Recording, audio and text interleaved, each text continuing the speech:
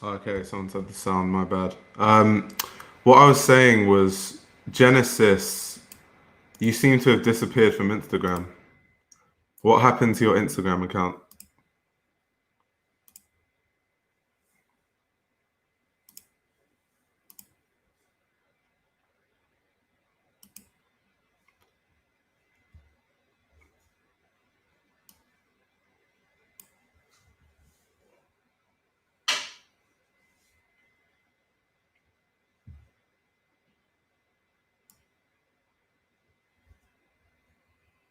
Wait, the guy still said there's no sound. Wait, can you guys hear me? Can you hear me now?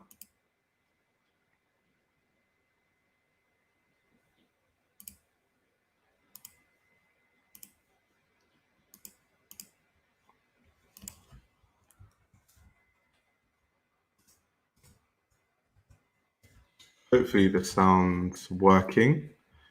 It'd be a disaster if it isn't.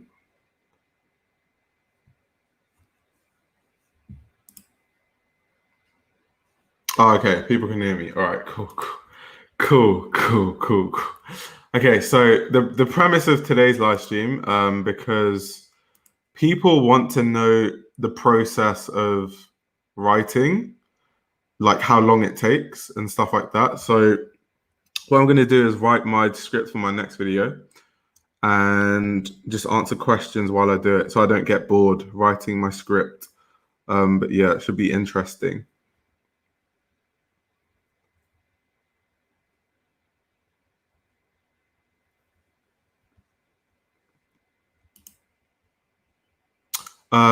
Genesis, I'd linked to you, by the way. Hopefully you can hop on the stream real quick. Ah, there he is. Yo, what's up? Oh yeah. How you been? Good. What's going on? I'm good. Bro, Yeah? you've been a ghost. What happened to you? Oh, sometimes I just delete my Instagram just because I just get shit with it. Because I'm literally like, I'll be bored and I'll just be like, you know what it's like. Yeah, that's fair enough. Everyone smashes their Instagram. But bro, I'm loving the outfit. You going out or somewhere? No, I just went for a ride. Oh, that's dope. What's going on? How's everything going? It's good. Just doing loads of research. Boring stuff. What's going on with school for you now? As far as CSM is concerned, they said they're starting in October, but they haven't really said anything after that, so I'm not too sure. Hopefully, school does start in September. Starting in September. Yeah, okay. Yeah. What else has been happening? How's it all going over there? Like, what, London? Yeah. It's cool. I mean, the COVID situation hasn't gotten any better, sorry. Like most places, so it's just a bit messed up. But what was I gonna say? On the fashion side, it's been good though. There's been loads of sample sales, like crazy sample sales. Like there was a Martine Rose one not too long ago. Did you go? Nah, couldn't make it. But I'm going to one today. It's a Hussein Chalayan one. Ooh. Yeah, should be dope. Should be fire. That's crazy. So like people are still getting out to go shopping and stuff. Yeah, literally. Like I haven't been for one of the sample sales yet. This is my first one, but I've heard the lines are like crazy. Yeah. Hectic. Yeah. I don't know. I think it's weird, hey, because like we've been doing these live streams now like for months, bro. For months, man. These live streams literally started because of quarantine. Like people don't even know. It's pretty sick, eh? Like, and now like I saw you. I just caught the tail end. I was driving the other day, and I just caught the tail end of you and Bliss like actually live. Oh yeah, on Instagram, yeah. How was that? What did you guys talk about? That was dope. We were just talking about the recent shows and like recent stuff that's been happening, like the Balenciaga thing. Did you see it? The whole thing about Balenciaga copying that design student. Yeah. Yeah, it's fucked, eh?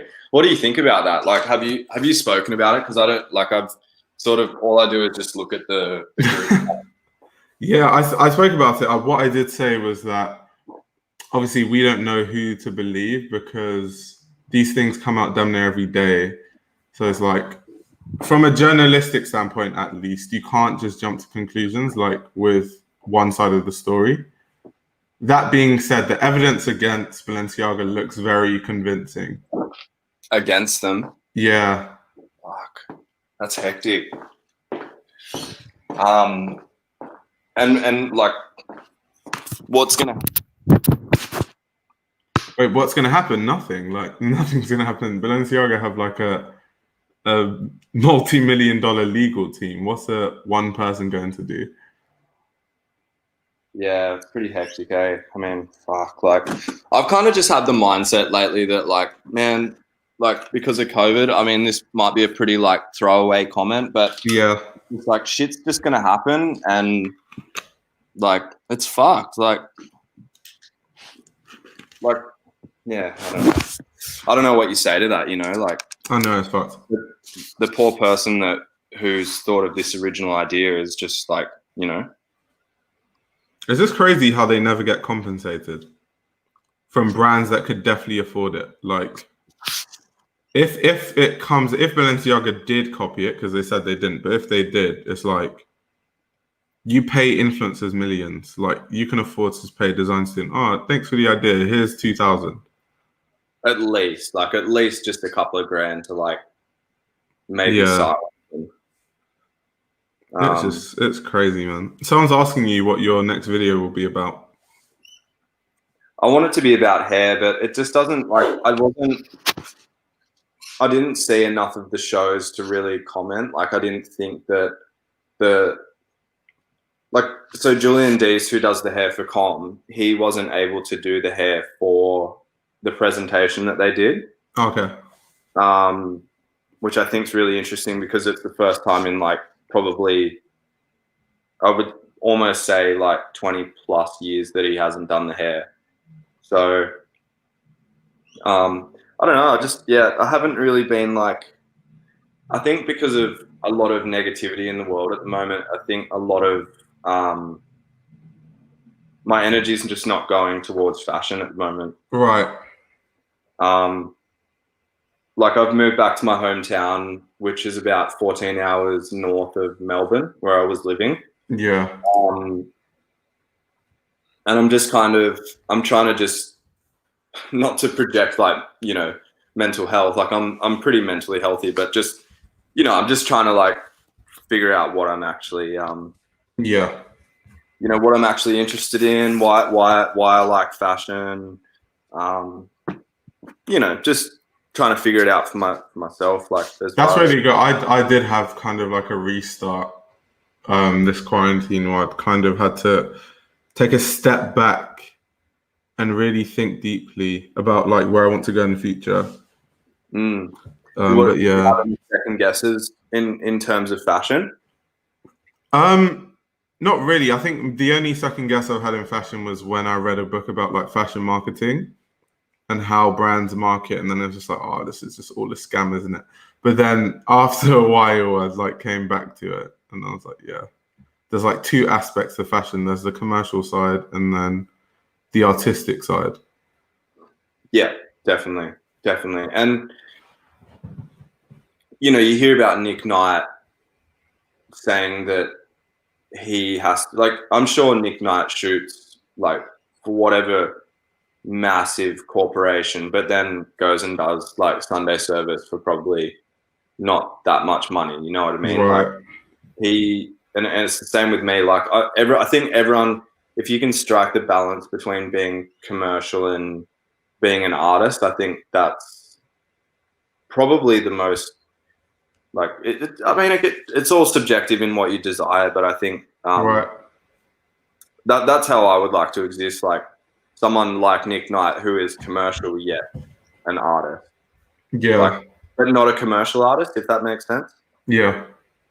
But I've been really enjoying some really good Instagram content. Like, it seems like a lot of people really want to go down the informative road now. Yeah, I've seen that. That's amazing, bro. I've been seeing it. Yeah.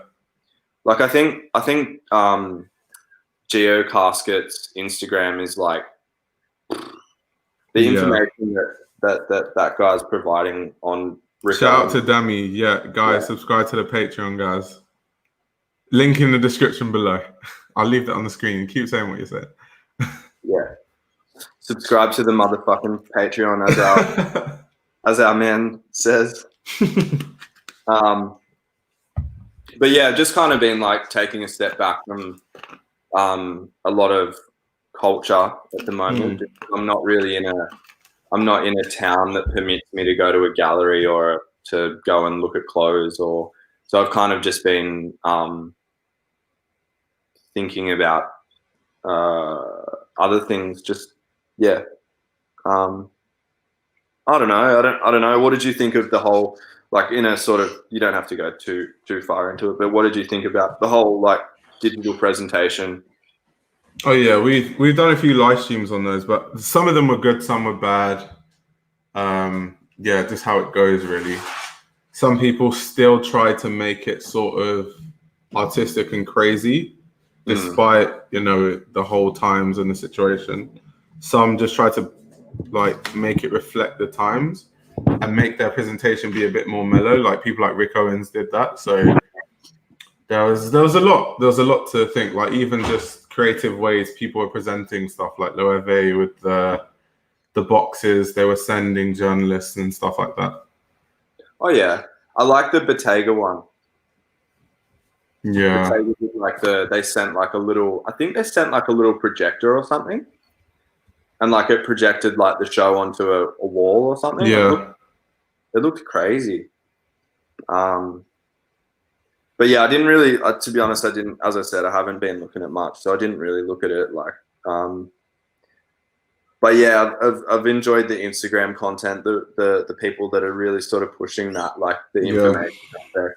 I think it's crazy, isn't it? Like we've kind of gone from that full gatekeeping thing that we always like, now it's like almost not a competition, but it's like who can present the most in-depth information. Yeah. That's fantastic though. That's great.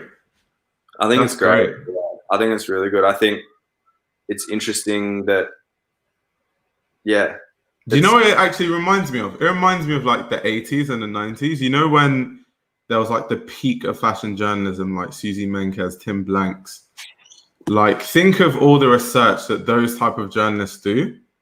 And then we had the 2000s where like no one cared. And then now we're kind of getting back into people really wanting to get educated before they like speak on stuff, which is amazing to me. Yeah, for sure. Yeah, I don't know when fashion's gonna, I don't know, resume as far as like the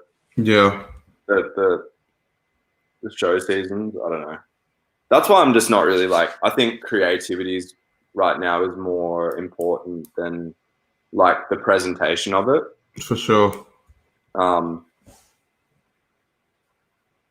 When I think about it, like I don't know.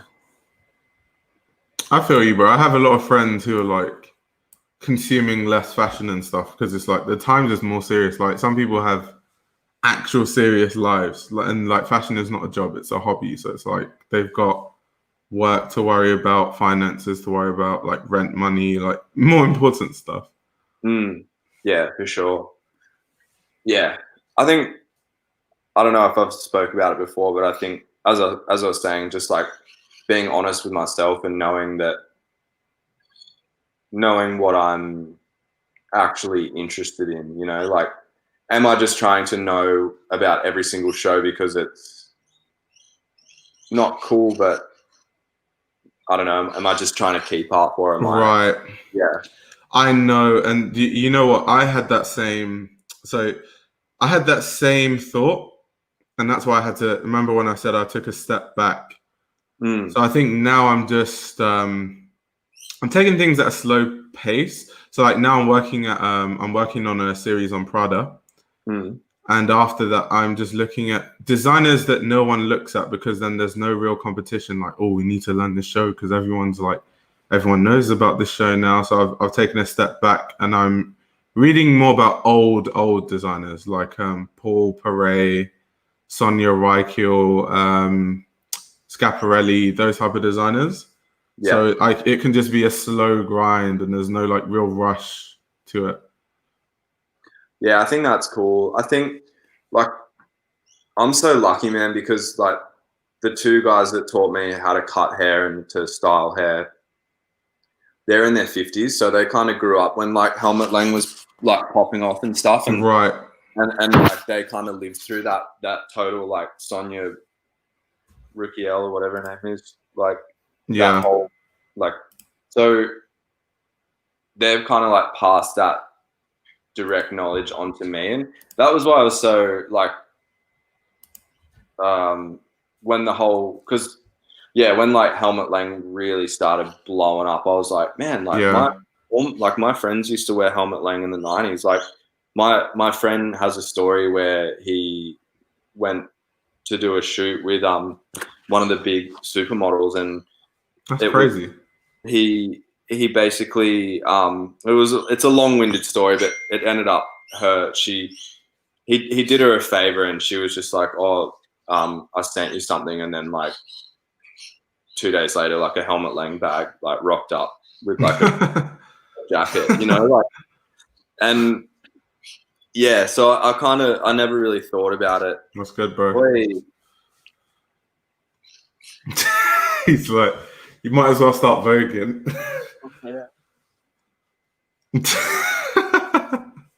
Don't know, I used to be a dancer, yeah? Don't know, I used to be a dancer, yeah? Oh, that Titan thing. Yeah, I remember that. You like... Yeah, that. Come on, you know... I remember that. I remember that.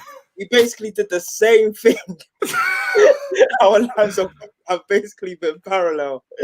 You did the jerkin, the tie, the skinny jeans.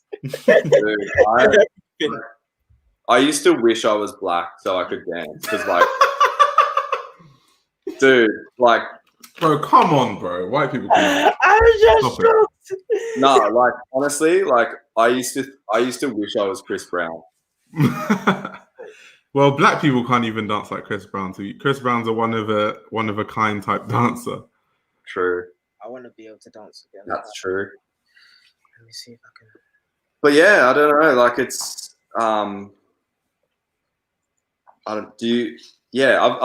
really been stuck in this last like period of time, because it's not like there's not really any.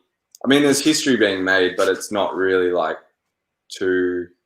Yeah, that's the thing. That's why I've been looking back as well. It's like obviously history being made in terms of like quarantine collections, but in terms of like the most iconic shows we've ever seen. I mean, look at the Celine shit we just saw. Like, okay, let me say like this, yeah, we are educating the next greatest designer.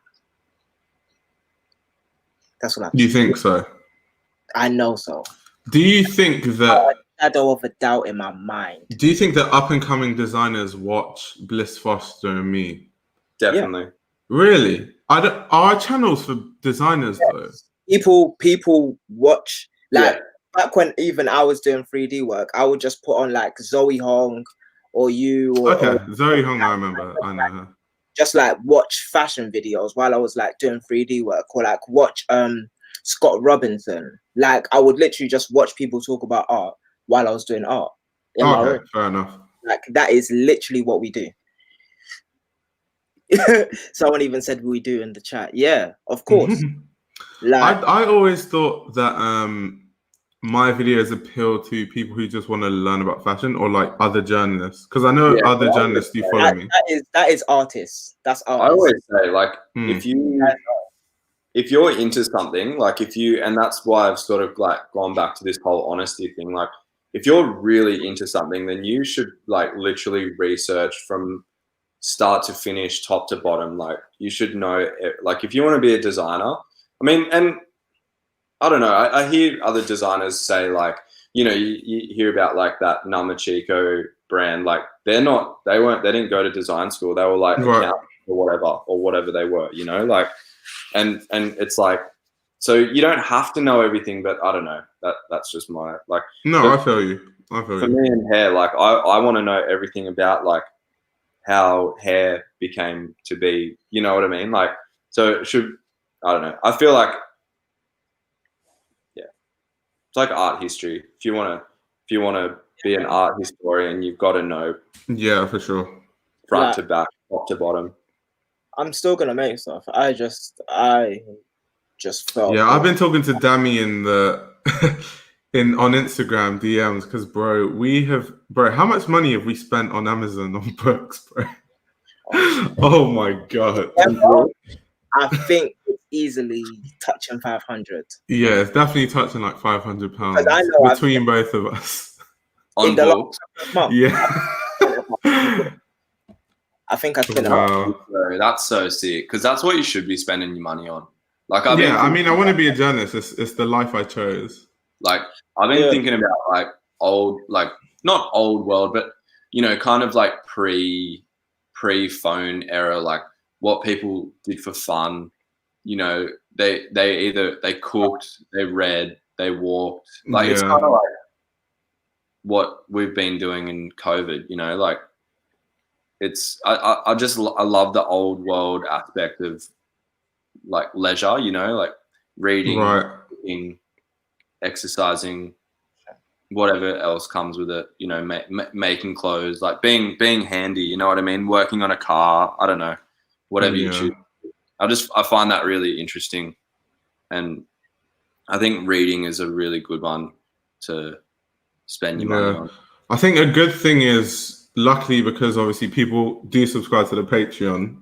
So what I do is like all my Patreon money I spend on like fashion resources. So that's books, magazines, stuff like that.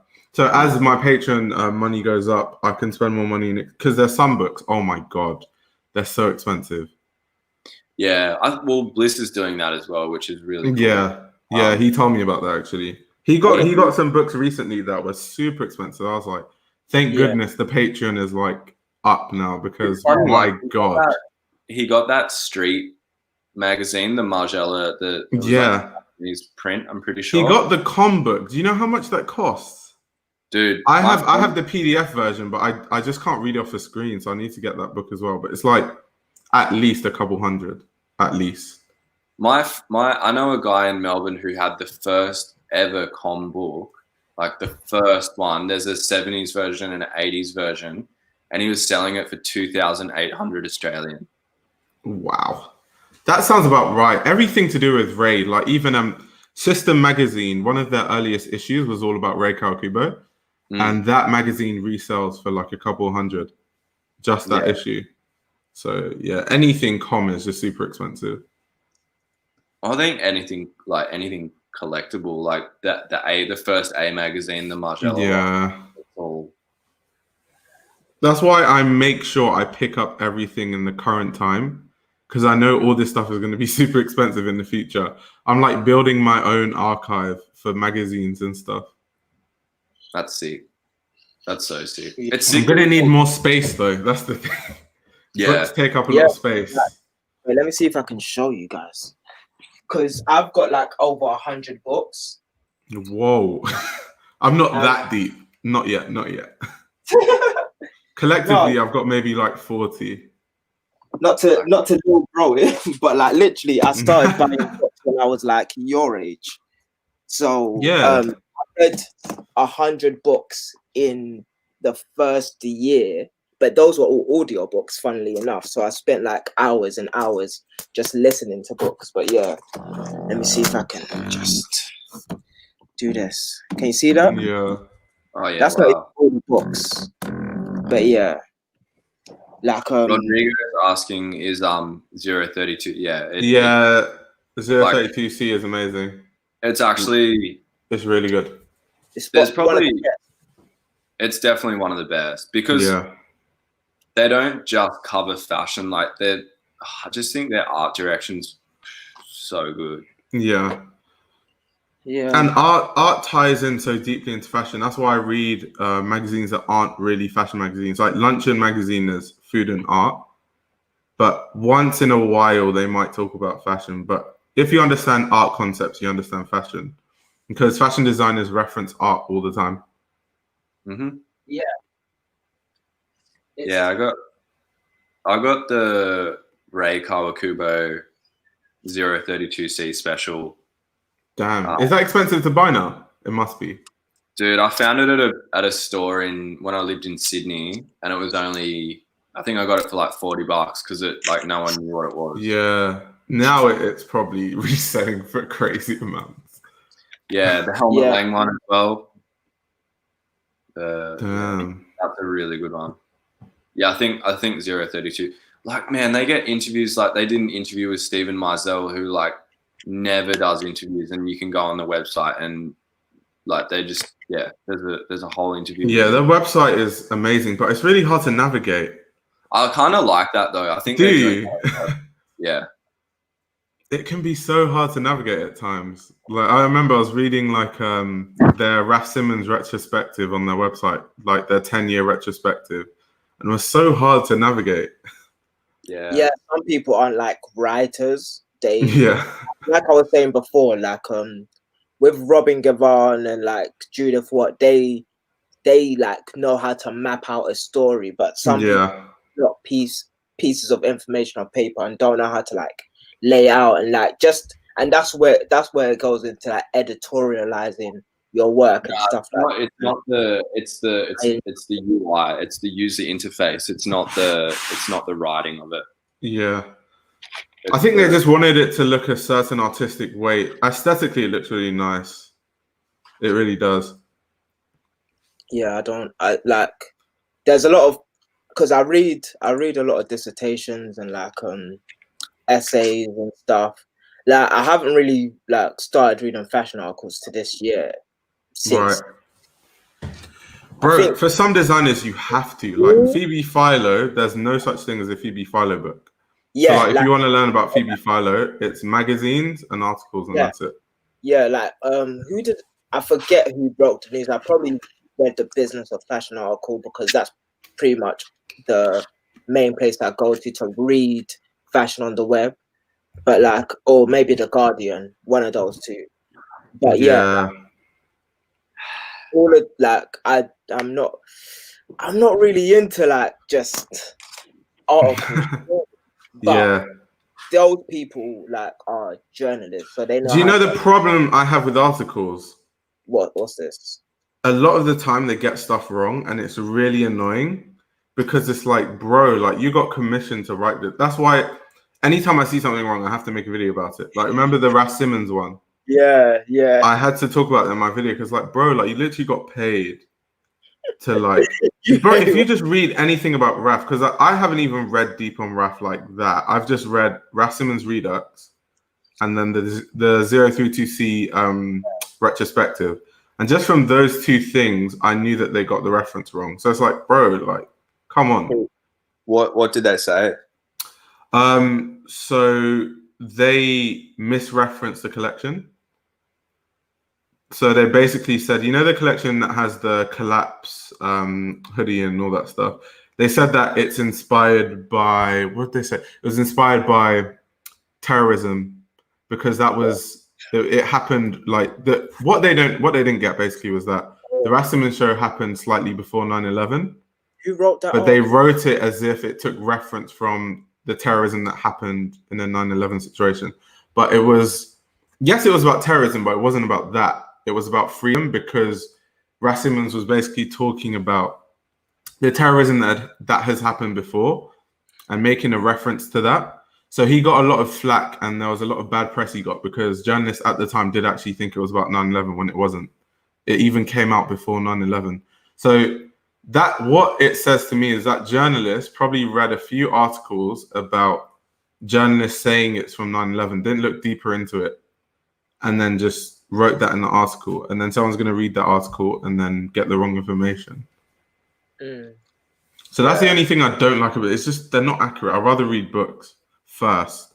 So at least I know if there's wrong information in an article, I'll be like, okay, that's just... Should be told.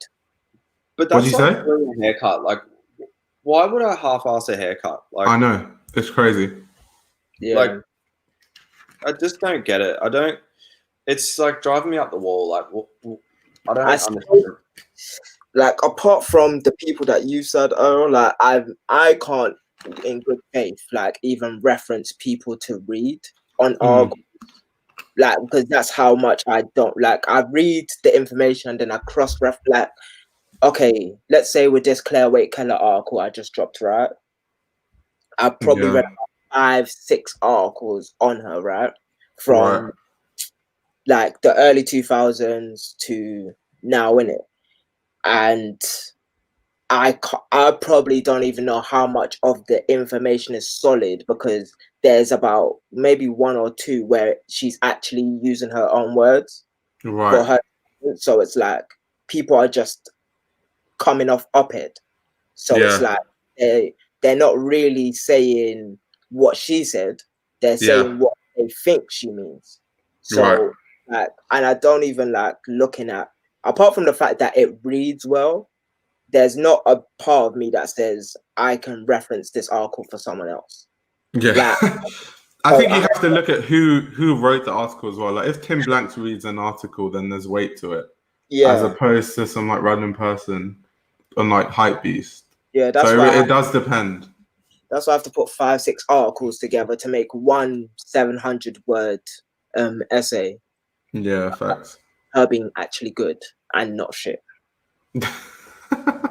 I dislike when people say Claire Waite Keller is rubbish, truth be told. No, but she isn't though. She's a good couturier. So obviously design skill wise, she's amazing. What people just assume because it didn't work at Givenchy, she's bad, when actually it was more a commercial thing. I don't know if it didn't work. No, it didn't. Apparently her ready-to-wear wasn't selling. I don't think she was there for ready-to-wear. Like, when I think about Galliano at Givenchy moving on with McQueen, he was meant to turn the house around. He was meant to turn the house into a new direction and hand it off, and then go to Dior, because he was doing that with all the house. So that was kind of the plan, and I think it even reflects now in like her doing that for what's the name, Matt Williams, which is coming out tomorrow. But yeah. And she sold commercially, like you can read this in my articles on my website, but she sold commercially 400 million. Was it Chloe? Chloe was the last one. And then even before, it's like the Scottish brand. I forgot the name of the Scottish brand, but that she turned that into a global brand, a global worldwide. So she can sell. But so those 2 examples show me that she probably just wasn't there to sell.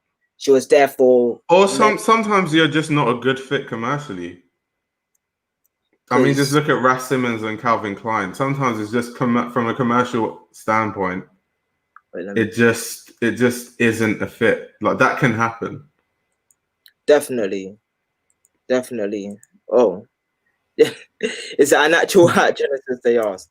But yeah, someone said Grailed articles are well written. Yeah, that's facts for sure. Grailed? I didn't even know they did articles. Yeah, they do. What do they call it? They have a name for it. I've forgotten.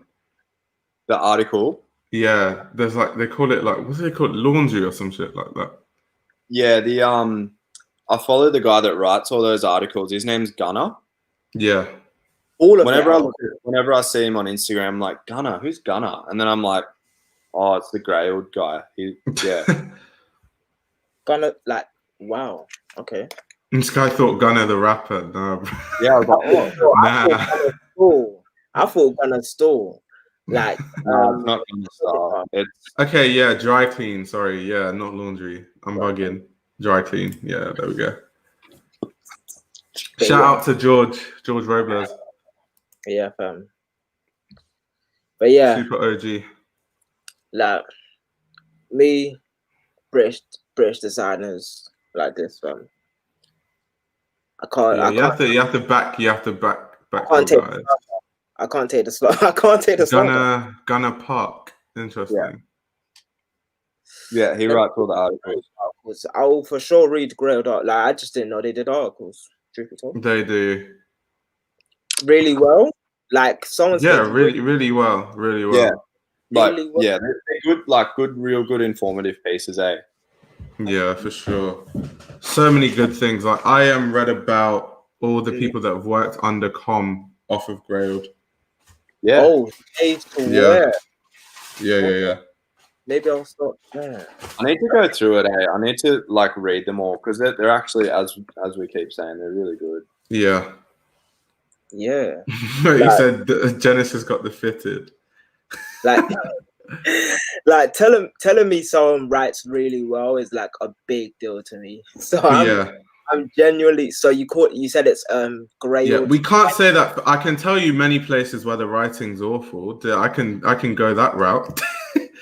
Days, the magazine as a magazine is nice, but if you go on their website, the articles, I don't think the website should even exist because they write articles like 6-year-olds. As in, what I mean by that, it's not shade. What I mean by that is their articles are like 5 sentences long. So it's like, what's the point of that? Oh, like they will break. So say news happen. Let me give you a good example. So say I'm just giving you a random scenario. Say John Galliano goes to like, I don't know, Gucci. That would be a big story, of course, right? So normal magazines and normal journalists, they will write a whole long ass article about why they think John Galliano at Gucci will be a good fit, what they expect to see. They'll maybe talk about some history of Galliano and try to tie it into the house of Gucci, like all their stuff. So if you read a good magazine, writing wise, is WWD. Their online platform is amazing for articles. But so WWD will write something like that, and then Days will just write new news, John Galliano at Gucci, and then they'll just put some images of like John Galliano's best moments and call it a day. It's like, why does that even exist? What's the point? No, I agree with that 100%. It was like when the Pornhub Margiela documentary thing happened. It was like, it was just some like naff writing. It was There's well, I can tell you where to go and where not to go. If you want good journalism, you've got Grailed, 032C, WWD, New York Times, Washington Post. Bad journalism, you've got Days. That's like the first one that comes to mind. Online, at least. Is ID bad online? I haven't really checked that online platform. Yeah, there's a lot of misinformation on, like, for at least I'll speak for the Australian sector of the website. It's crazy though, because the magazines are so good. Like, why don't they just get the same people to write for the online platforms, or maybe they just don't have time? Mark Richmond. What did you say the guy's name is? Grailed? Gunnar Park. Gunnar. Let me see if I can find. This guy said Days be writing bullet points. It's so true though. It's like, why? So what was the point of this article, really? Like when, like, I remember there was a time when I used to like click on trainer drops and see like what the information on the trainer was, and there would be no information. Like, I'll show you guys, just so you know I'm not like capping. Like, genuinely, I'll put on the screen like Days. Just watch. Give me a sec. You know what's good for variation that I check daily, and I'm checking right now, and it's pretty funny to say, but Hypebeast. Yeah, Hypebeast is where is the platform I ripped for that misinformation of RAF. But for the most part, they do have amazing stuff. Just look at this. It's like, how many paragraphs is this? And that's it. Like, why even write the article? Like, what is anyone going to learn from that? It's just so they can be deemed relevant. Like, what is the point of that? Searchable. They need the clicks. Like why? Like, why? Let me find another story. Okay, Fendi. Let's see what they're talking about here. Look at the length of that. Just look like why? Like, look at the length of it. Offending them. That's it. That's about 100 words. On to the next. Yeah. That's why I said it's like primary school. Because in primary school, when they ask you to write an essay, that's about the amount of words you write. His name was Gunnar G with an ER. Gunnar Park. Okay, look at this, for example. So, obviously, Kansai Yamamoto, RIP. Let's see what he wrote. what they wrote about Kansai. Yep. His whole career, they could have talked about his career in depth, but nope. Just a little brief, Kansai Yamamoto, David Bowie, goodbye, have some images.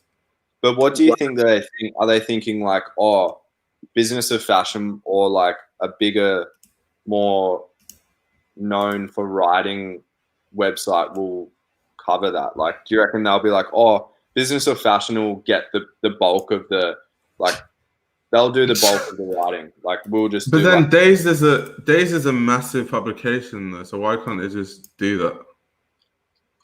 I just don't think that they're trying to have the same appeal as Business of Fashion. Like, Business of Fashion is like, it says it in their name, like their fashion, like it's just pure, right. like, pure, you know. Where Days is a little bit more like pop culture. You think so? You know, they're trying to do a bit of everything, bit of art, bit of fashion, bit of music, bit of, you know. I think maybe that's why they kind of do it so, not half-assed, but like bit slap happy. Like, oh yeah, we'll just get like a bit of the art world, bit of the fashion world, bit of the, you know. Interesting. It's just like writing 100 words. It's just so half-assed. It's just like, it is. Oh, something just happened. Let's get the first article out as quickly as possible. So when people search it, we come up. That's what it sounds like. That's what it seems like. Sorry. Yeah. It's kind of funny because like Hypebeast is pretty like I just go to them for like variation. Like I just go there for like, I'm not really that into sneakers, but like I'm interested in what's kind of relevant in sneakers, or like I'm not really into like what Takashi Murakami's up to today. Like I'll go and have like, I'll just see what's going on. Like, you know, I don't know. Yeah, I don't necessarily like reading about this stuff, to be honest with you. I like a nice, good chunk of information. Yeah, I think Hypebeast is kind of like the junk food of like the internet. Like, I'm not gonna lie, I'm not a day-to-day consumer. Like, I consume a lot of like art, a lot of history, and like so much design that it's like I don't think I could even fathom like small news like cycles. Yeah. I don't know whether I could do that.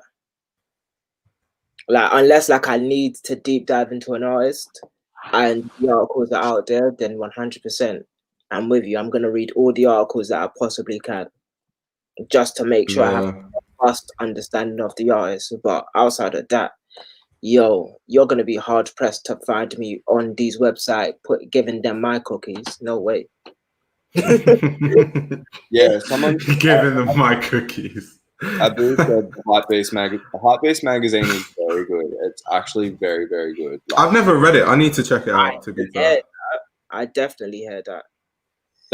That is a very good magazine. Like every time they do an issue, I'm like, whoa! Like they've done like a 10-page interview with Jun Takahashi, like, or like they've done a whole issue on Hiroshi Fujiwara. Like, yeah, that whether or not you're into those people, but I still think it's really interesting. Yeah. They did like a whole issue on Palace. Like, I think it's Lou Stoppard's a good writer. Yeah, I know who Lou is. Lou is really, really educated on fashion, like really knowledgeable. I didn't know she was a writer though. I thought she was like a presenter. Yeah, that's crazy. I think she's like first and foremost a writer. Like she's funny because I don't think she's really like, I think she kind of got to a point in her career at Show Studio where she was kind of maybe sick of fashion. Like, you're right. Everyone goes through that, I think. Yeah, I watched her in a few of and like I heard from like pretty good sources that she was just like done with fashion. She just wanted to like go and contribute to other things. And I think she was curating a couple of exhibitions and stuff. But I could sense like she, in a few of her like last panel discussions, that she was just kind of like, yeah, like, I don't know. She was just questioning the shows as if, I don't know, just being cynical for cynical's sake. You know? Yeah. Yeah, I go back and watch, like, because I feel like Lou Stoppard at Show Studio was like the heyday of Show Studio. 100%. Like, because of it's also the guests they used to bring on. Like, I was watching, I talked about this in a past live stream. I was watching a panel on Schiaparelli, and the guests they brought on were the most knowledgeable. Like, they brought a fashion historian, someone who worked at a museum of fashion, and then Judith Watt, like my CSM lecturer. And it was great. Like, the amount of information I learned just watching that panel was insane. Yeah. And now it's just like, I think the people that like, you know, I watched one and one was a curator of a museum. I think it was like one of Galliano's first shows for Margiela, and like, I don't know, it was like they were kind of tearing shreds off him, and I'm like, I don't know. I think that's fine, but you got to have. And man, Nick Knight, like, he should be in all the panels. Like, he should, because he's just like, he's a busy man though. That guy is so busy. He doesn't have time to be in all those panels for sure. But like, my gosh, like he the way he stood up for Galliano, because he knew like, he knows him personally. He knows how he works. He knows, like, this thing this lady was trying to say, like, oh, but I just find it's a little bit like, I don't know, whatever she was saying. And he was like, and you know, the whole bring it back. Let's have both, like you said, let's have both sides be equal. So what did she say? What did she say for him to say what he said? Like, not just out like, in John. I think it was like, it might have been even the race, like the racism thing, or the, you know, the anti-Semitism. Yeah. And she was kind of trying to have a go at him about it or something. And then, but that has nothing to do with his designs, though. At the end of the day.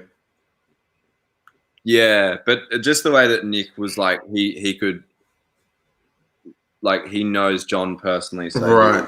It was really interesting, like, because you couldn't have asked for a more legitimate answer.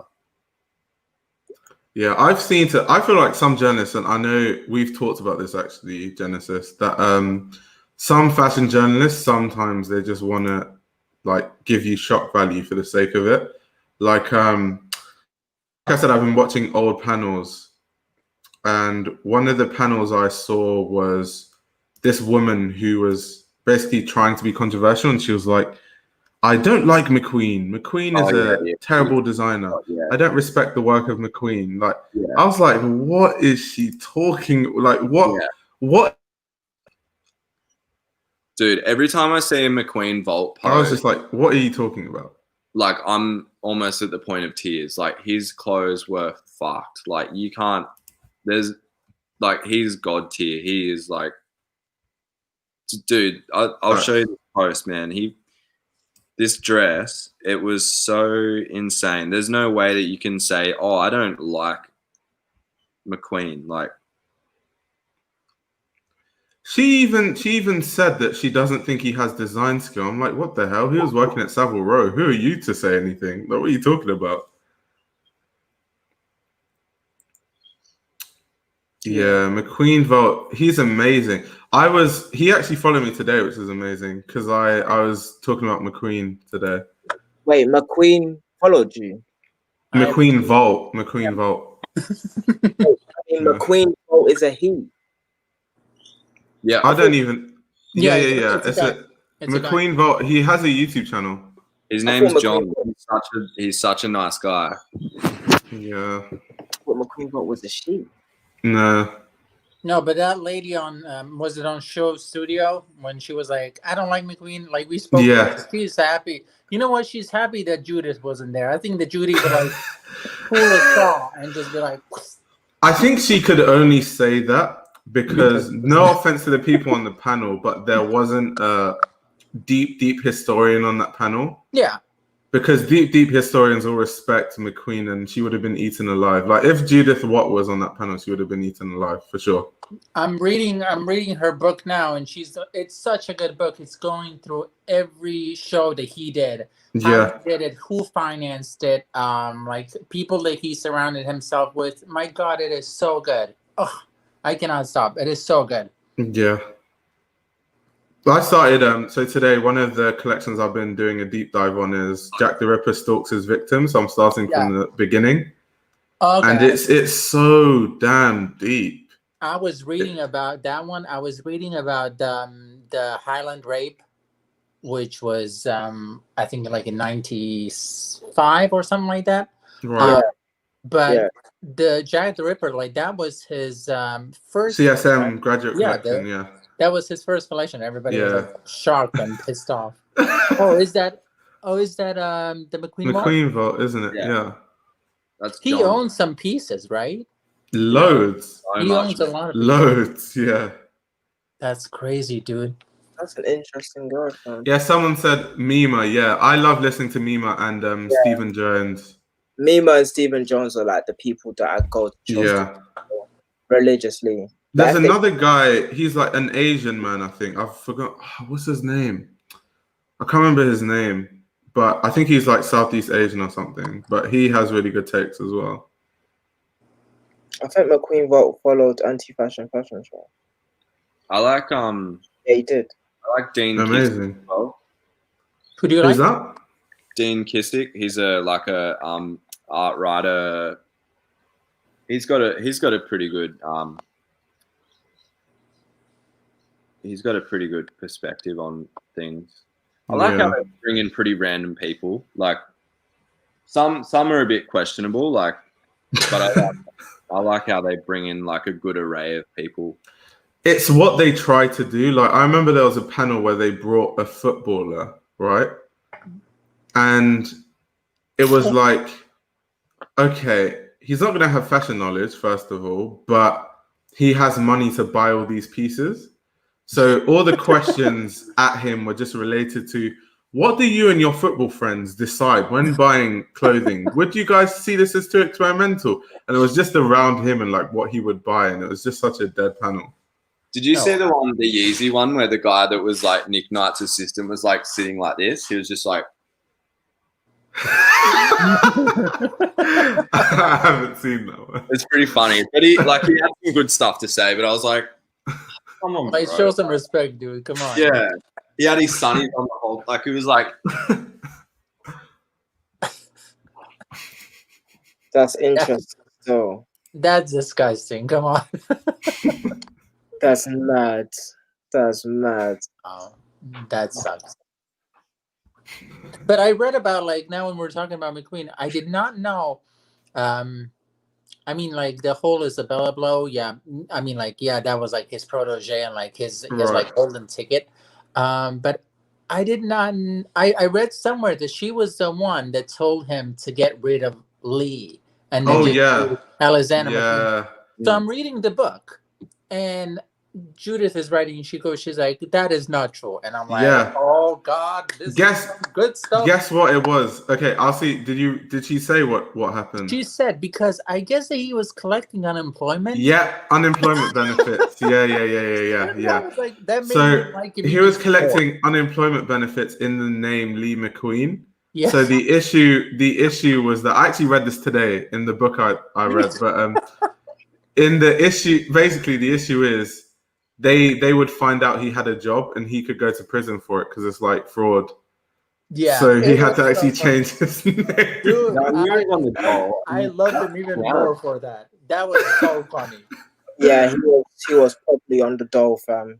That being said, Isabella Abloh did have an influence in it too, but the main reason was actually Yeah, definitely. But she's even writing when Isabella would like introduce him to someone, and then she would say like, "This is Lee McQueen," and he would be like, "Don't use my name. Don't use that name."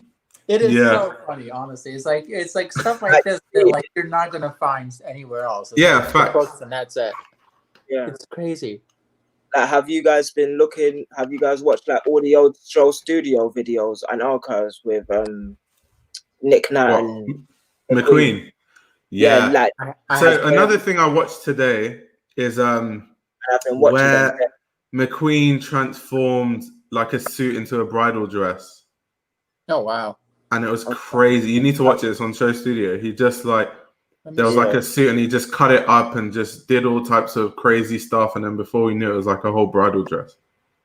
Dude, he skills. Like that's crazy skills. Like even just from the book I was reading today, like jeez, they even said that what made him so crazy was he was so confident in his ability because he knew he was such a good designer that he was so like arrogant about it, and I kind of like that. I love he was that. just so damn confident. He's like, even when he came to CSM, he said that like a lot of in the book it says that a lot of people didn't like him, especially the teachers, because he would be so cocky and just be like, well, you can actually do it this way. You don't have to do it that way. So like these teachers will get irritated because like there's a kid who's 21 has all this tailoring knowledge. Yeah. And like they're just be like, yeah, you can do it that way, but let's do it my way. It is so that would be such a tough pill to swallow. Like right. It is really good. I even read that that his partner Andrew, like very young, that he would be shocked that he would bring fabric to the apartment, and McQueen would just take fabric and just start cutting, and that's it. Like no pattern, nothing, no measurements. He would just like start draping, start cutting, start. The way they describe him is just so insane. They'll be like in this book. They'll be like, yeah, Sarah Burton. So they were talking about Sarah Burton, obviously, who was when she was working under McQueen, and she was just giving her thoughts on like what she thought of McQueen, and she basically said that she felt like she wasn't supposed, that she didn't belong there because he was too good. She was like, what am I doing here? Because he would just like be like, he'll make a dress, then he doesn't like it, and then he'll just like go on the floor and make a quick pattern on the floor, and then make something completely new in like a few hours. And they're like, how is that even possible? Like, that's crazy. I love stuff. I love hearing stuff like that. Did you read about like his? You read it, like you posted it on your story that like obsessed with Galliano. That's jokes, man. It just like what I love about the fact it just humanizes him. You know, like everybody when they talk about McQueen, they're like, oh my god, he was like this like dark, you know, like But now when you read stories about him when he was in his 20s, like he was laughing and he was having a good time. It just like gives him like even more character, and I love that. I love that. I think so in this book I was reading, it's all fresh in my head because I read it today, which is dope. But his mum was an anthropologist, so she could look into their heritage for like hundreds of years. So he knew about his heritage for hundreds of years back. So a lot of his collections took reference to just different facets of his heritage. So like Highland Rape was the Scottish heritage. I think the 1997 collection, I can't remember what it's called, because he has French heritage from like 200-300 years ago. So it was inspired by the war against the French. So he just at every single point in time, he just used to reference different sectors of his heritage. It's crazy. But now when you mention Highland Rape, and I'm actually going to write a post about it because I find it extremely interesting. I did not know that this happened. So what he had a problem, like he's Scottish, and he's like, they even asked him, they're like, what does it mean to be Scottish for you? And he says like everything. So he knows his history. So the Highland Rape was inspired by Scottish and influence and everything. Doesn't matter. But the thing that I read that she wrote is that, was it Vivienne Westwood that called him zero talent because because he said during the Highland Rape, he said there is nothing romantic about Scottish history. Yeah, I remember that. And she was, I guess that she did a collection, which I want to find.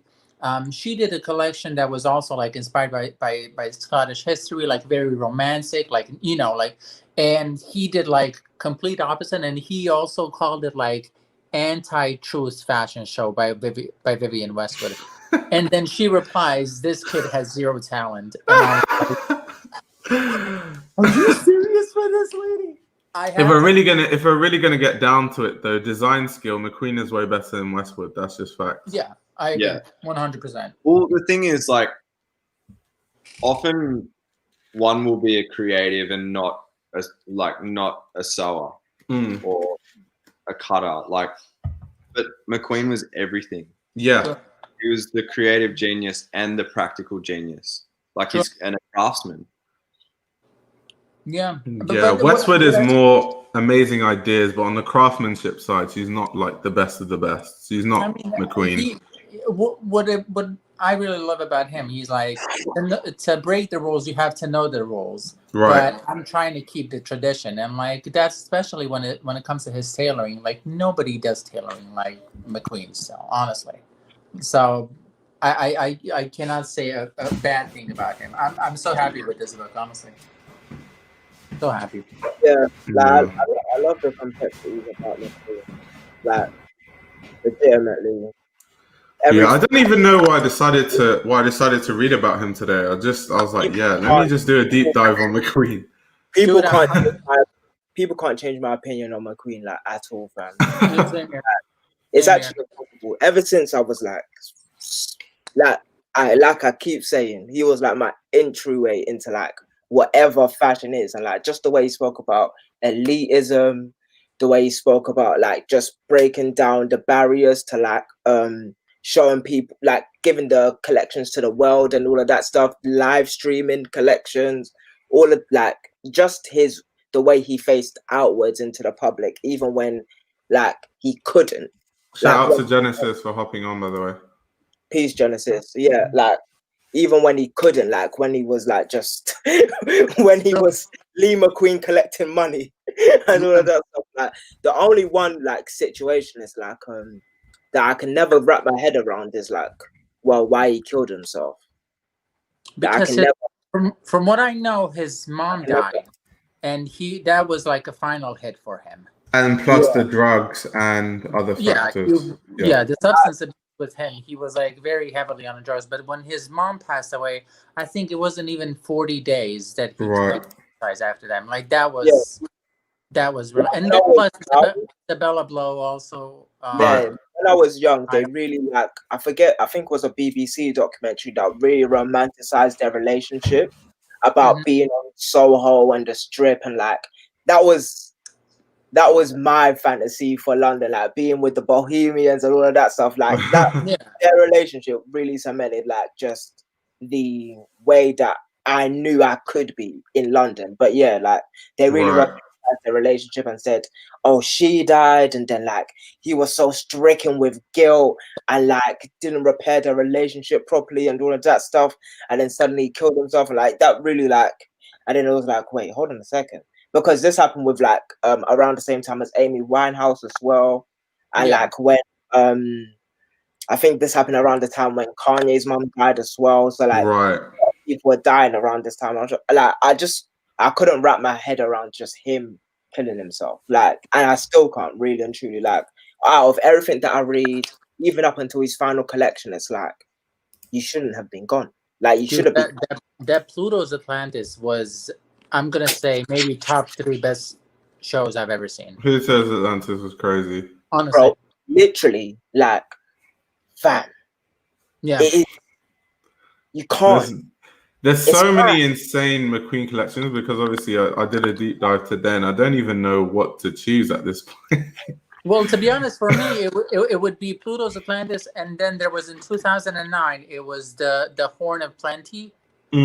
For me, it was ready to wear, but it looked like a tour for me. You know, like like the silhouettes, everything. Like those 2 collections, in my opinion, are his best collections ever. Yeah. I don't know. It just gave me everything. Let me answer this question actually. So, Sean said the McQueen documentary on Netflix is informative. So, I've actually watched this documentary like 4 times in the past, but because I didn't read about McQueen, so many things like flew over my head. So, like now that I have all the information, because I retain information better when I read. So, like now I'm gonna watch the documentary again tomorrow.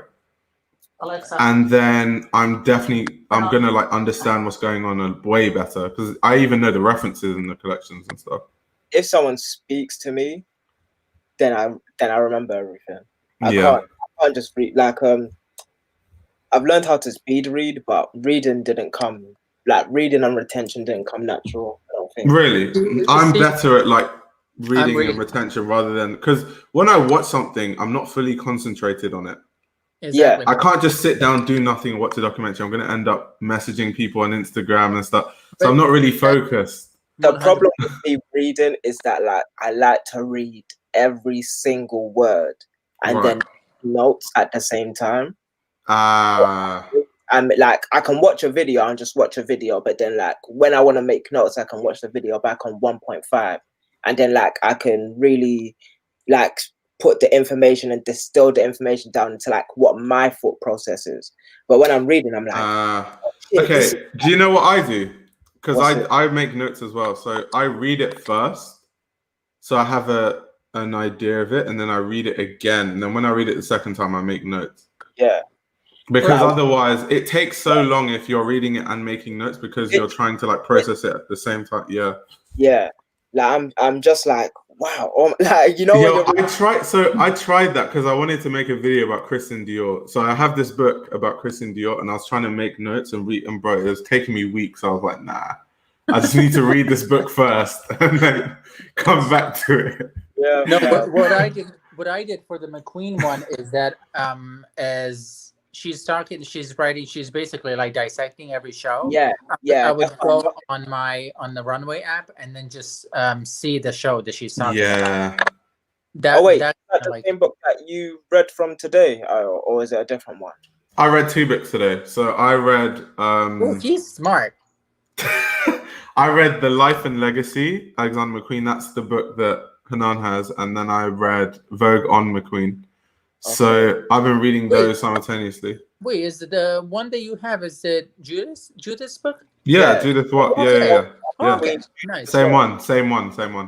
Yeah. And then I'm gonna buy Gods and Kings. So I ordered that.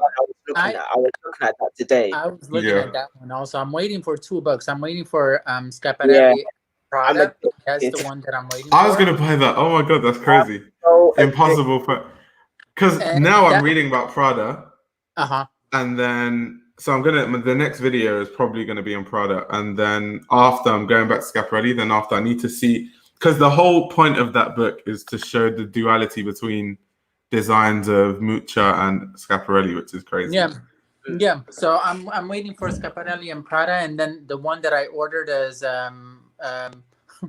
listen to my French accent, Claude Montana. You know what? Better than me.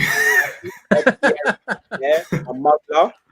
I need a Thierry Mugler. That's my French accent. That's Muggler. Mugler. Thierry Mugler. Yeah, I need a Thierry Mugler book. Well, I'm expecting for them to mention Mugler in the Montana book, just because 2 of them they share the studio. In the 80s, and then like 2 of them are like very often compared. Yeah. So I'm kind of like excited about that book. Yeah. So we'll see. I'm gonna wait for my books to come and then read them. I want to read them. Yeah, read them first before I go and buy more, because otherwise it's gonna be like overlooked. Because I saw a really good book on Jill Sander. And I was like, should I buy it? No, I haven't read these books that I just ordered. Let me give it a rest first. Let me just wait. Give me a bit of time. I think I might start with British designers and then like work outwards. I don't know. But I just wanna like find a space, because like I'm kind of like this right now. So like 1900s, like Paul Poiret, and then like skipping forwards, Dior, and then skipping forwards again, Oscar de la Renta. There's some great books in between, like that just cover the whole. So I have a book called The Glass of Fashion. Okay. And I have to get. Yeah, that covers 20th century fashion the best, like as an overview. Yeah, like I've been like really like overlapping all the information that books have been giving me. I have to have 1 book and then just read it. I cannot mix 2 books at the same time. I'm like, this is McQueen time, everybody aside, and then when I get a Schiaparelli, it's gonna be Schiaparelli. No problem. Screw that. My first time right now is reading multiple books at the same time. Like that is the most easiest thing I can do. I'm crazy. I read So 2 days ago, I was reading about Jean-Paul Gaultier. Today was McQueen. Tomorrow it might be Burberry. Like, I'm crazy. I'm all over the place. What are you reading on? I like to write notes because the information might bash all into one, and like I won't remember. Right. So like, if I can read like 10 pages and like write notes on that, right. Wait, which one are you reading about Jean-Paul Gaultier? What, Jean-Paul Gaultier book? It's called The Fashion World of Jean-Paul Gaultier, I think. Mm-hmm. Yeah. Is it good? And then, so I'm gonna buy. There's another Jean-Paul Gaultier book I want to read, which is after I finish this one. It's by Colin McDowell or someone like that, but I've heard it's really good. What was the 20th century fashion book? This might be the final. The Glass of Fashion. It's a red book. I'll bring it actually. I'll show you. Wait, give me a sec. This might be the last book I buy for a minute.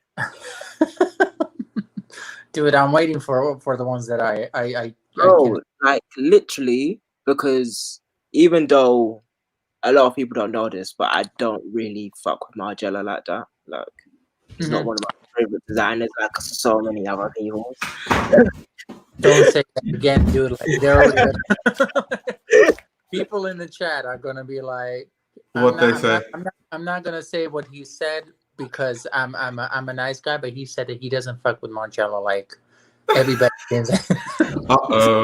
Yeah, this is the book, by the way. Glass of Fashion. £15. Yeah. I don't feel like Margiela's a god. Like, to be honest with you, I feel like that's the queen. Amazing book. What I like about it, he has like illustrations in it as well, so you can see. Nice. So it's pretty cool. Like, there's little illustrations. I like Margiela. I said I don't think he's a god. There's a difference. Okay. They're already. Someone wrote in the comment already said that like I don't like Margiela. Wait, I didn't. After you. They're coming after you in the chat. They're about the comments are about to. I just like. Oh my god. Oh, I see it. But there's a thread on Twitter. They're gonna cancel. Oh wow! He's gonna get cancelled. Oh my god! Cancel culture in full swing. Oh my god! Oh my god! Wait, I deserve. I don't know your. Calm down. It's fine. It's fine. We're gonna get through this. We're gonna get through this. Oh my gosh! What's the name of the book? Of what book? I'm reading. Which one? Which book? I think the one that he showed is the Glass of Fashion. Is that the one that you want? Oh yeah, it's George. Yeah, he's talking about. Oh, he said get Terry McQueen, the Fashion Universe of Jean-Paul Gaultier, which is the best JPG. Okay, amazing. I'll still get the Colin one, and then I'll read this after for sure. Oh man, why do I feel like I have to learn? Like, this is the problem. You don't have to. Don't give yourself pressure. This is one by one. I get so addicted to like reading and having books and like reading multiple books at the same time and like writing notes. That's like, Theo, just so you know, we saw what you wrote. He wrote, "Oh my God, he doesn't like Margiela," and then he took it back, which I did not. You can't do this. Let me try and save you. So I think what you meant is, let's put it this way. I think what you meant, you know how Mucha Prada is an amazing designer and she has innovative designs, but she did take some tropes from Elsa Schiaparelli. Yeah. So that's the same way. Margiela is an amazing designer and he has crazy unique designs, but he did take some ideas from Sonia Rykiel. So maybe because Sonia Rykiel doesn't get any of the credit from influencing Margiela, so you're saying that some people rate him as this like guy who just came up with every single idea in the world. Just say yes. Just say yes. Say yes. I'm trying to say yes. You'll be fair. That is it. Okay. Theo I wasn't going to say that. I wasn't going to extend it. I was going to say, yeah, that's why I don't see him as a deity. I don't. Theo said, nah, get me in the chat. I'm throwing some hands. And plus, I'm from Brit. but you know, I cannot. That's hilarious. I can't not say that I don't have a McQueen bias, because I do. Oh, the book I put on camera, The Glass of Fashion by Cecile Beaton. Oh, amazing book. It's by Cecile. Oh, I thought her name was Cecil. Cecile. He's the GOAT, man. He's truly Bro, you think so many men are women? That's a unisex name. I didn't know that. Well, Cecil is a wild name. Yeah. I didn't know that. I didn't know it was a unisex name. His actual title is Sir Cecil Walter Hardy Beaton. So yeah. Oh, look who was working on the pronunciation. Yes. Leading the war against Margiela boys. I probably will, you know. Low key. I probably will. Wait, Amaz, yo, you made him mad. I'm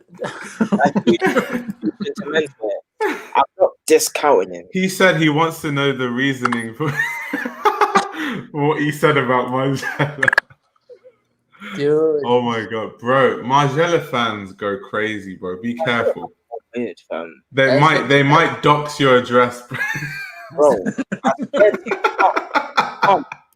Are we gonna get a post? I think I'm some get a post tomorrow just being like, somebody hacked my Instagram, just so you know that all the stuff that posting me. I said it on the livest of live streams. Somebody hacked my IG.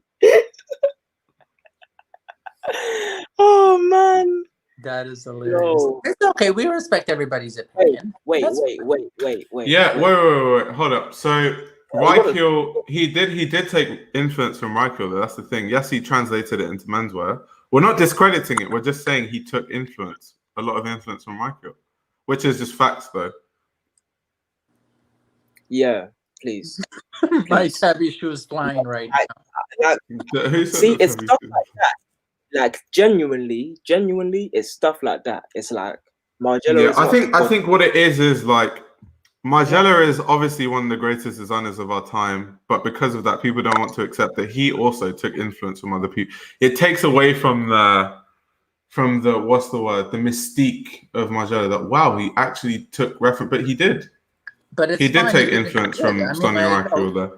A lot of designers do that. I mean, like it shouldn't be a big deal. Yeah, it isn't. If you're not say, wait, people saying I dislike a designer. Who said I disliked Margiela? Wait, what exactly did you say about Margiela? Because I wasn't here when you made the statement. I wasn't that serious. The same way all of these other guys on the streets like him. Like, okay, fair enough. Yeah, he didn't say literally what I said. Yeah, he did. So people took what you said and then took it as you don't like Margiela. Okay. As if he's some god of fashion. Yeah. Woo! You guys don't know They came hard for you, bro. Oh my god. Guys, in the chat, it's fine. He still likes him. We're all good. Yeah, man. Now let's talk about Celine's new. Yeah, but that's why I said take reference. Referencing is not taking something one of one though. So Kiko takes reference from Yoji, but it's not one of one. Same thing. That was Margiela, fam. He's a proper Margiela boy, isn't it? He wants to. No, but it's regardless, it's not one of one though. Like I never said that either. So yeah, like no, but he's like really fighting a battle that nobody is like. We're not even against Margiela. That's the funniest part about this. Like, bro, we're on your side. We're just saying he's been influenced by people too. Yeah, but look, it's the thing about like being subjective about a designer. It's like also see the objective parts. Like I can hear McQueen is a dick and like understand that. Like, but I can also understand I still love McQueen because even if he's a dick. Right. And like I can hear he did drugs, he did all of he fucked over his friend, not so alive, and like he done all of these other things, but that's part of the human characteristics of a person. Like that's humanity, and I can't take that away from his humanity as if I'm perfect. So that's just what But it is. I think it's just the fact that, I mean, like, just because it's Margiela, not everybody has to be a fan. It's not like, oh, you like fashion, you have to like Margiela. Do you know the problem with fashion, though? I think people decide who the greatest designer of all time is in their heads, which for a lot of people is Margiela. Obviously, I've already said there's no such thing. No, it's and not then even, oh, wait, what happens is you can never say anything objective about Margiela, which is where they go wrong, because it's like, and the problem with modern fashion is like, so many designers have paved the way for Margiela to even exist. True. But they just discount it because it's not their era. So like, no one's going to talk about Charles James in the same way that they talk about Margiela, but they're just as influential as each other. That's the thing. 100%. That is wow. That was the most fuegoest fact that was ever. It's true though. They're not going to understand what you just said, because their history isn't like, it doesn't have the breadth and the depth, like, but we're building real foundational knowledge here. So when I say I don't regale Margiela as this god of fashion, that's not saying he's not a great designer. That's saying that I'm not going to argue him blindly. Like, he's not my god of fashion. Like, right. That's fine. That's fine. I mean, like, which is fine if he's not your personal god of fashion. I mean, exactly. I mean, like, there's hundreds of more great designers that you can put on a similar level, like Chris Balenciaga, Christian Dior, Schiaparelli. Like, we could go down the list. As I do. So, and Chris Balenciaga was probably like racist or some shit. Like, bruv. Probably. He was definitely elitist. I know that as a Fendi fact. Like, when I say elitist, he was the most elitist of elite. Like, he's part of the reason why Charles James didn't get any shine. Like, after the fact that he did sculptural art like Charles James, like, his elitism outshined anything Charles James was ever trying to do. Right. Yeah, like, he was, but that's for a Balenciaga video. Like, this doesn't even matter. Let's switch the subject, because this is getting like whatever. Okay, let's talk about Off-White. Let's go. Oh no. No, I'm joking. I'm so joking. What did you say? Oh no. I'm joking. Oh no. I'm joking. This is the part where I sign out. Okay, wait, what did you say? Live. You want to know what he did? Okay, hold on. Let me just post this tweet on my screen, and I won't even say anything. Wait, cool. Now I'm curious, dude. Oh wow, no, actually, I really wish Virgil Abloh would just hire me as a like PR consultant. I was thinking this the first because it's like, bro, he's really out of touch, and I like Virgil. I respect everything you've done in fashion, but bro, like, wait, is this something new or? Like semi new. Wait, he just needs to hire me as a consultant at this point. Okay, just look at this. I won't even say anything. What does it say? I support young black businesses. Oh, businesses. I support young black businesses. Oh, fun. That's foul. And is that under Off-White or? Yeah, Off-White for $440. The young black businesses can't even buy the hoodie. Right, and it's ridiculous. It's just like, this is not his year, definitely. It really isn't. I want to shoot him some bail, like I always shoot Virgil some bail, and say it's probably a New Guards experiment, considering he doesn't own a lot of Off-White. Right. They use the name Off-White and put something underneath it, and because. But he has to have a say in it, because do you know why this was bad timing? And because apparently he gave a lecture recently. Yeah. And one of the statements he made in the lecture, I can't remember it word for word, but the quote was basically that like activism for black people can also be profitable and fun, and like He was basically like taking the seriousness away from. Wait, hold on. Let me try to find this quote real quick. Hold up. Correcting systemic racism is not hostile takeover. It can be fun, yield more profits. That one. Yeah. So he said that, and then this comes out. So it agrees. This hoodie agrees with what the lecture he gave. You know what? You're so totally right. Which is why it just looks like Virgil Abloh did this. That's just ridiculous. Not even like in the cool Pyrex, like it's what font is that? Looks like Myriad Pro. Right. Like if you guys don't know your fonts, sorry. I told you he needs to just hire me as a PR manager. Bro, I will win back your career, bro. Like the public opinion will be so good. I'll even do it as a discount. Just give me like 6 months. Virgil, if you're watching, I need 6 months. If it doesn't get improved, you can fire me. Yeah. Because I know any decision you make that's public, just run it through me. That's all. Exactly. Pay me just a bit, every decision you make, just run it through me. Even when the whole thing with Black Lives Matter happened, somebody did right. I mean, like just for him being around, like being in Louis Vuitton, he kind of like lost touch with reality, and this is like hurting him so bad. He just needs to be around a few black people. I think he's a bit. 100%. He just needs to. You need a real one. Yeah, he just needs.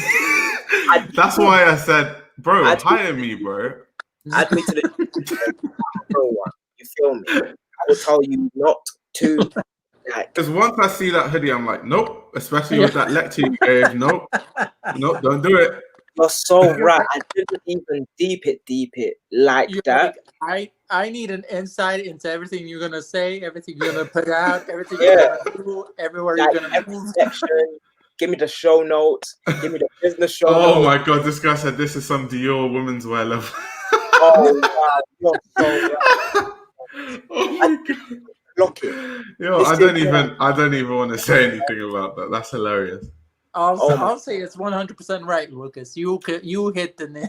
All I will say is the feminism of Dior is the most hypocritical thing I've ever seen in human history. It's the fakest thing I've ever seen in my life. Like it's gonna make you a feminist that on the shirt it says everybody should be a feminist. Ding, oh ding, my ding, god! Ding, points for everybody. No, but good lord. I'm so upset at Virgil, man. Virgil, bro, and I respect Virgil highly because he has made so many contributions to fashion. The problem with Virgil is for every good thing he does, he takes himself 2 steps back. True. And then people don't take him seriously, and that's what's really frustrating. He should have hired me. Oh, what's good? He should have dropped it. Oh shit! Yo, what'd you say?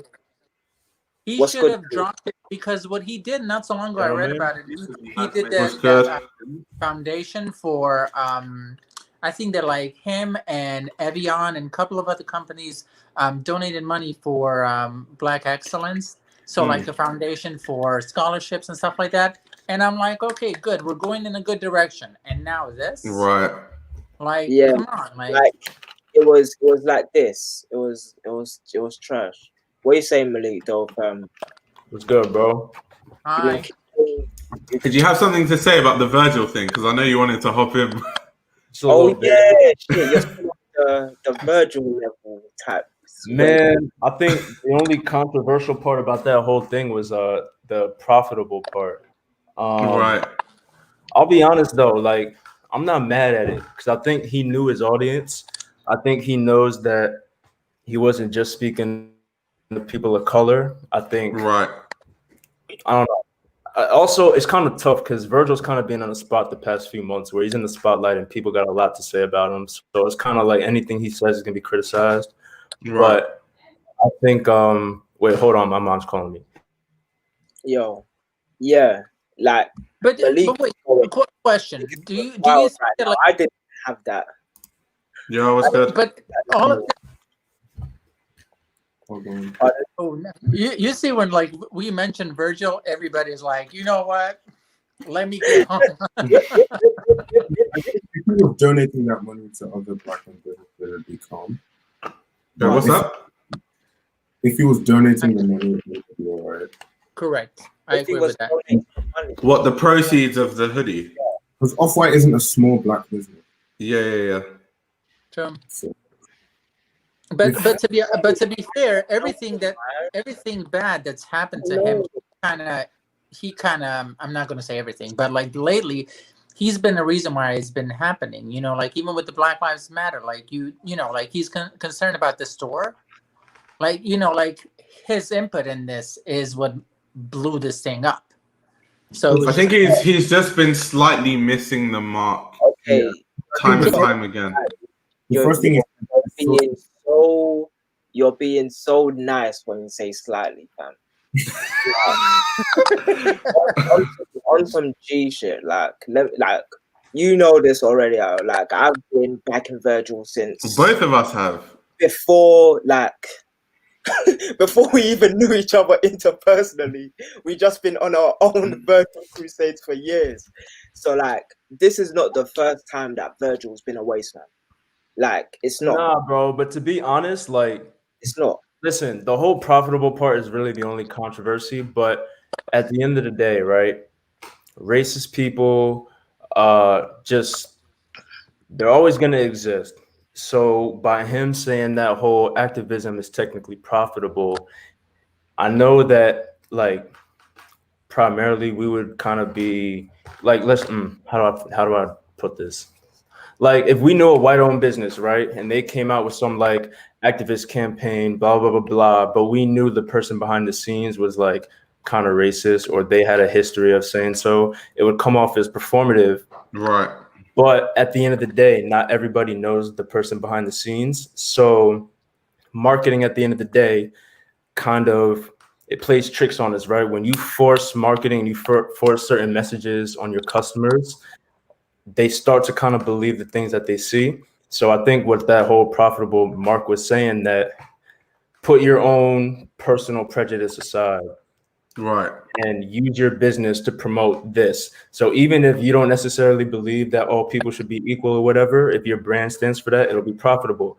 And it doesn't really matter what your personal beliefs are, because at the end of the day, your message to the thousands or millions of people that back your brand is a positive message.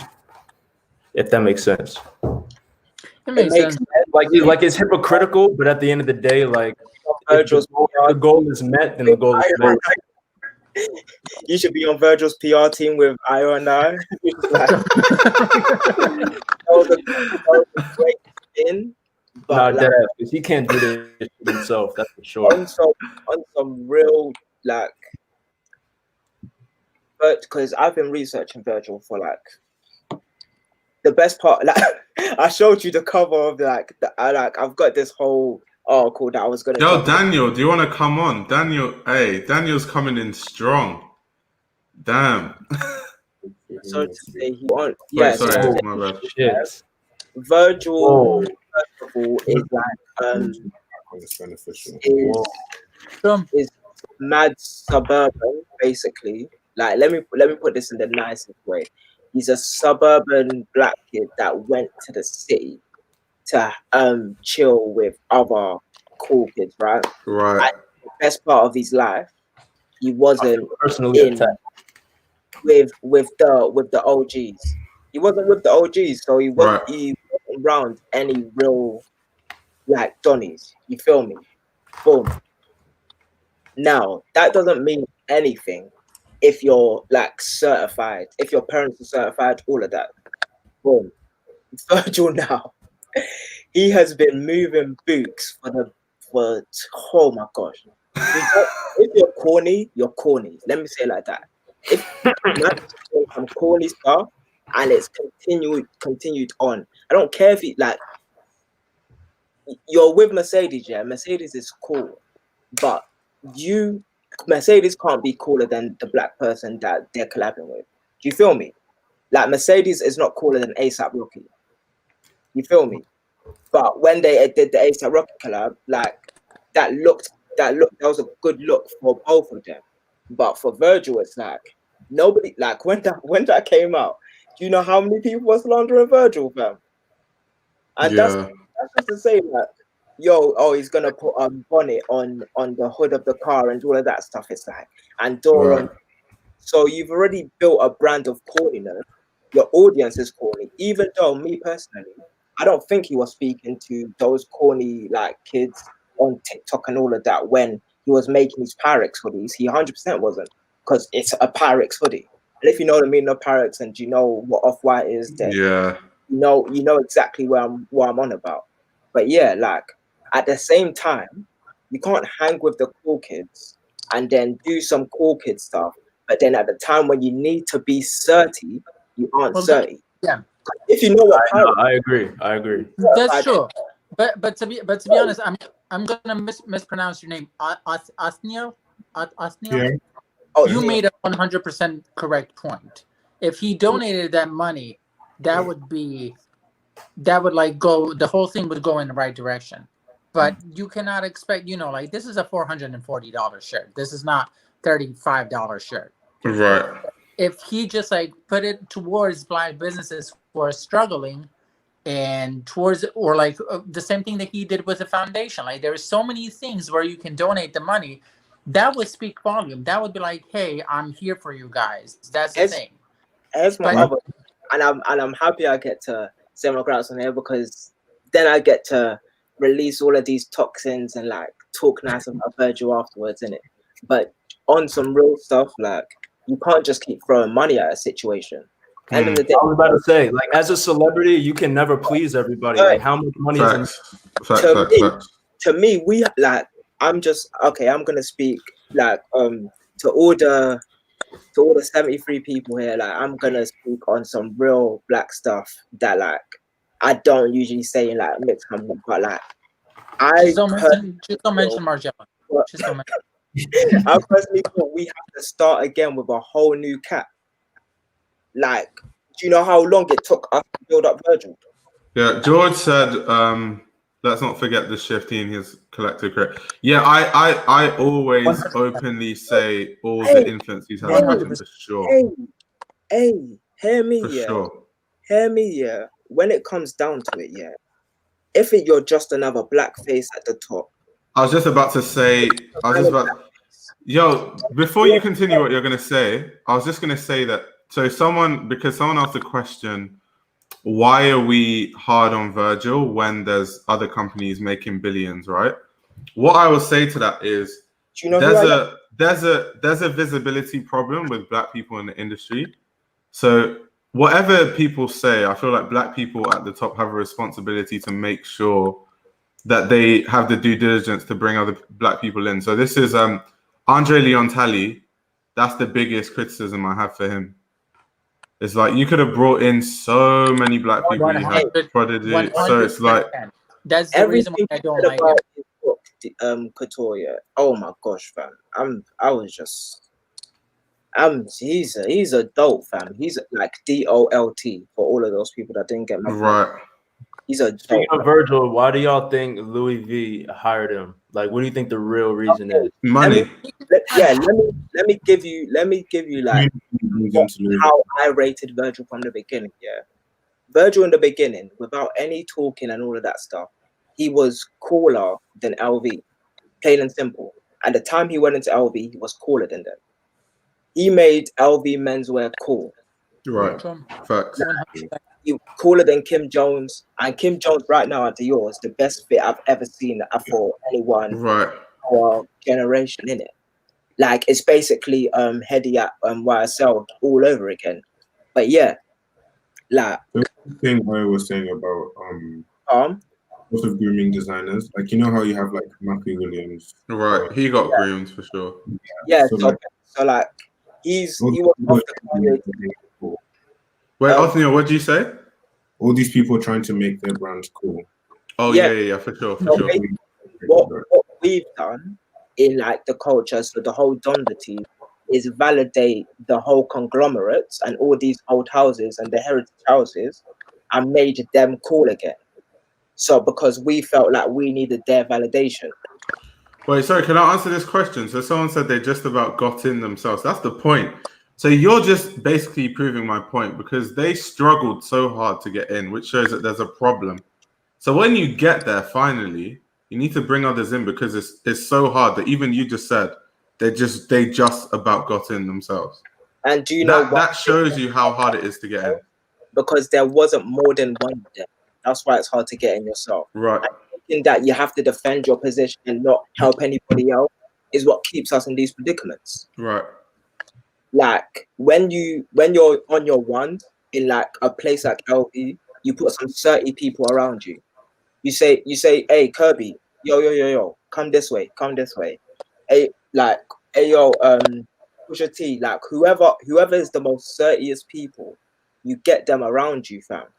Because at the end of the day, if you're now like effing up the community's image, because at the end of the day, whether we like or not, it's a global community.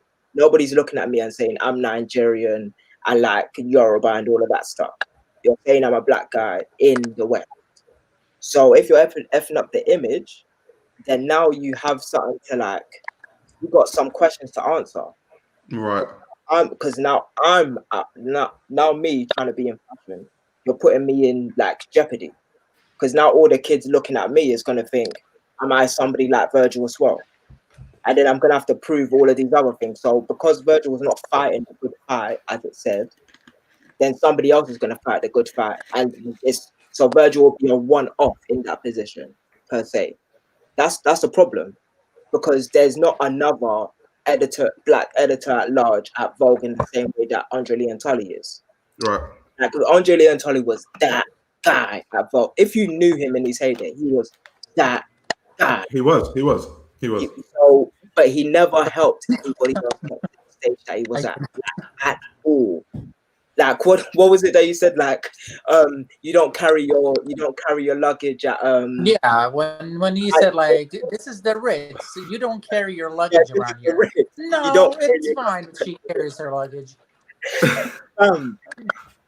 See, this is just what Ayo said. Like, this is my problem with Andre. It's just because when you have so much, and I think that this is the reason why I'm kind of more critical towards Virgil, because I'm rooting for him. That's the problem. Right. I'm rooting for him very strong because he's got the power that like none of the person of color had, you know, and that's why I want him to do so good. You know, I am overly critical, but it's just because I want him to be, because like this is what fashion world is gonna see. It's gonna be like, oh, Virgil can do it. He's a person of color. Let's get more people. You know, it's more. Then it's gonna be like, oh yeah, he's a cool guy. Get in, do your thing. That's the thing, and that's why I'm critical of him. But what you have to do is, it's not any old black person you're bringing in. It's the best of the best. That's the thing. So you're showcasing the ones that are good enough. It's not like you're just getting some random guy off the street. Like, yeah, let me. That's not what you're doing. If Virgil doesn't do well, then wait, Othniel, what are you gonna say? If Virgil doesn't do very well, then people have this idea that black people aren't good designers, right? Really important that Virgil does. People have already been trashing the idea or the existence of Virgil's design acumen from the beginning since he went into LV, and that is what I've been defending, and that's what I continue to defend. I think like the most frustrating thing as a black person is how community. Like once one black person makes it, they become the face of like the entire race. Yeah. So it's like anything that they do or say just completely discredits everybody else. It's I know. I don't understand it. True. Yeah, just to explain further, because it's not like we're just like only put black people. So for example, if I was an editor of a huge magazine, hopefully this happens one day, how it's gonna work is, if this collection is inspired by African print or whatever, we're using African photographers from that country. That has to be genuine. I don't like all these. Why am I bringing white photographers from America? How can they possibly bring to life a vision that's based on like Ghanaian culture? That is not genuine. And the issue is the editors don't get this. So I expect black people in positions of power to correct this, but they don't. Okay, there's a couple of comments in the chat. Except Kirby is. Yeah, Kirby's Kirby's Kirby cares. Yes, there's people that think that Virgil represents all black designers. There are people like that, to be fair. There's people that literally think that Virgil is the best black designer to have ever existed, and that is the height that any black designer can go. They think Virgil is the limit of the black creativity in fashion. That's wild. So if they think that nobody else can be better than Virgil, then the question is like, who else can be wherever else in another house? Right. No, there's gonna be like, the sentiment will be, Virgil is not that great of a designer. He makes great accessories, but he's not that great of a designer. So why would we want another black person at our house? And the only way that Mo Lala got a creative director gig was because Kanye like lifted her up into that position. Right. The thing is, we don't even need to talk about contemporary designers. We can talk about great. The problem is people don't take the time out to learn about great black fashion designers. So like people like Patrick Kelly, or so the likes of those type of people. So that's the issue, I think. That's the biggest problem. Like literally, Patrick Kelly at one point was big. Well, it wasn't at one point. It was at that point. He was bigger than YSL. He was bigger than Eve. But nobody talks about that. But he was bigger than Eve. Like Eve was just the smoking jacket. Like that was it. That was his one-hit wonder, and they kept pumping Eve's. But Patrick Kelly was killing it with the colors. Even who's another one? Anne Lowe. Yeah. Anne Lowe was another iconic black fashion designer. It's just people aren't educated on black designers, so they just see Virgil and they're like, and start talking rubbish like about him being the height of like fashion design skill and creativity. Exactly. Wasn't Anne Lowe the one that never got credit for her work? What, Anne Lowe? Yeah, she made. Wife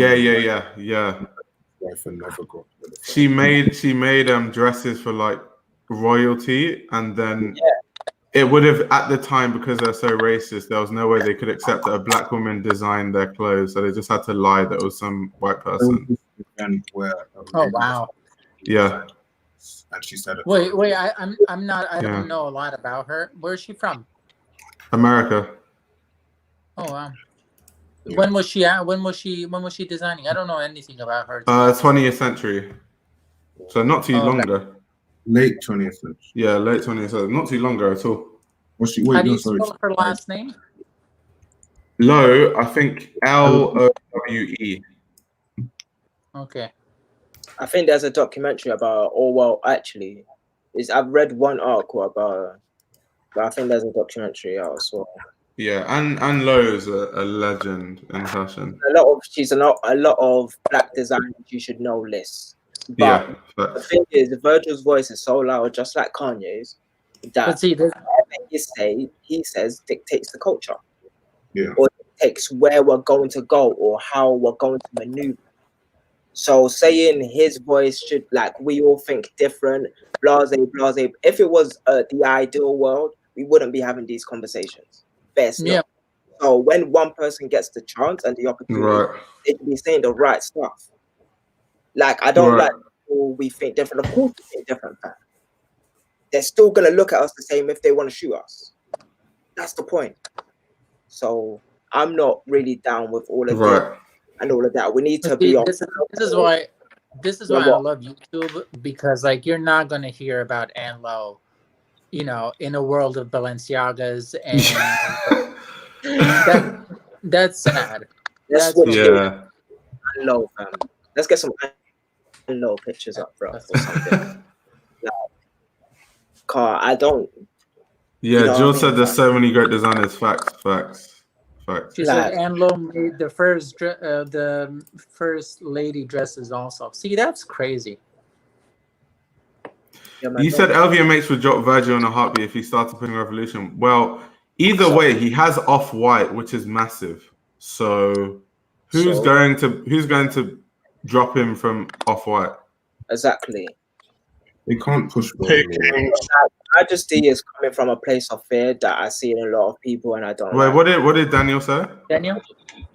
I said, hey, Kings.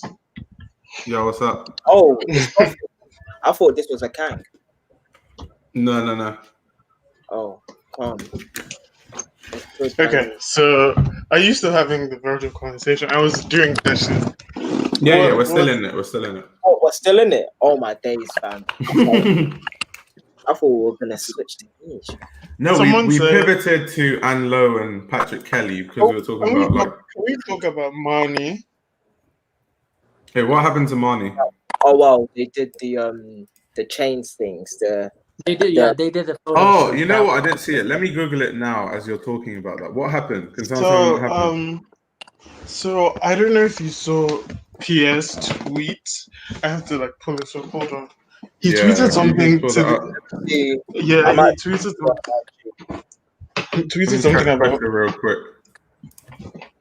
About how being black doesn't like exclude you from your lack of diversity and inclusivity. Something. Hold on, let me find it. Right. He was like, FYI, you can be black and still do poorly in terms of diversity, such inclusivity, which relates heavily to Virgil, in my opinion. But he wasn't talking about Virgil, and I think he was talking about because someone on the Marnie team, I think I don't know what he does. I don't know but he's black. His name is Lawrence Steele. I think he's dating Francesco Risso. Right. And if he's like, the conversation is like, if he's black, why would he let that out? Right. Being a black person, it was just off. And I was like, when you guys were talking about like Virgil, that's what came to mind, that tweet especially, because that's one of my problems with Virgil, coupled with the other stuff. But the whole like him not hiring black people, and you all can dispute this if you want, but talk about certain, I believe like we're not disputing it. If I was in Virgil's position, I would be doing more for black people, black creative people. Doing more. Exactly. Wouldn't that just paint him out as like people would just see him as like a black rights activist, and they keep that idea in their head of not really. Because you know how you don't, if you're a designer, if you're Virgil, you don't want to be seen as a black designer. You want to be seen as, you know what I mean? So if but at this point, like, he's fair enough. But at this point, he's not seen as a black. First of all, I don't even see him as a fashion designer. Let's start there. Damilare and I have had this conversation before. I don't see him as a fashion designer, but for the intent of this conversation, I'll say, okay, he is. At this point, people don't look at him as a black designer. Like, if we're being real, they do not. And obviously, the things. Wait, okay, fair enough. He did the whole LV thing where he started it with like all black models and stuff, which is very good on him. But you aren't actually hiring people. Like, you want like people who work in Off-White. They are not black people. They don't look like me. They don't look like me. They look like the people who work at. They look white, but they are like white. Me. And you, yeah, essentially.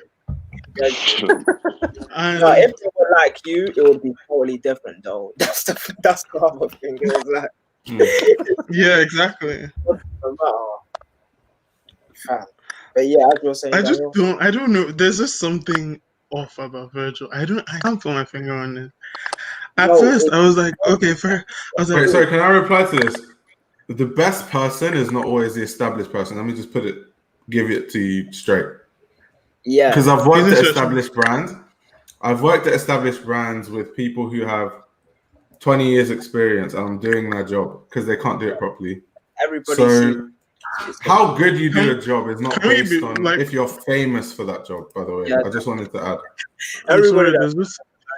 When it comes to like white people and jobs, there's a lot of white mediocrity. Like in every field, you see there's so many white people who cannot do the job that they're supposed to do, but they're there because they're white. That's happened to me though. I've done people's jobs before.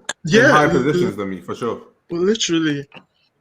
And literally, I was the managing director of my last firm, basically, but I have worked in a business development situation.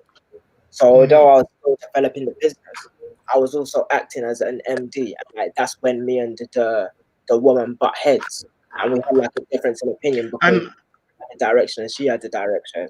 And obviously, I was having a conversation with. Sorry to cut you off. Continue. Sorry. No, continue. No, I was just saying, like, when you are moving the company upwards, and the person above you sees that you're doing better than them, they're gonna want to cut the legs under you, and then like that's what happens when like you like overshine in someone that's in a higher position than you.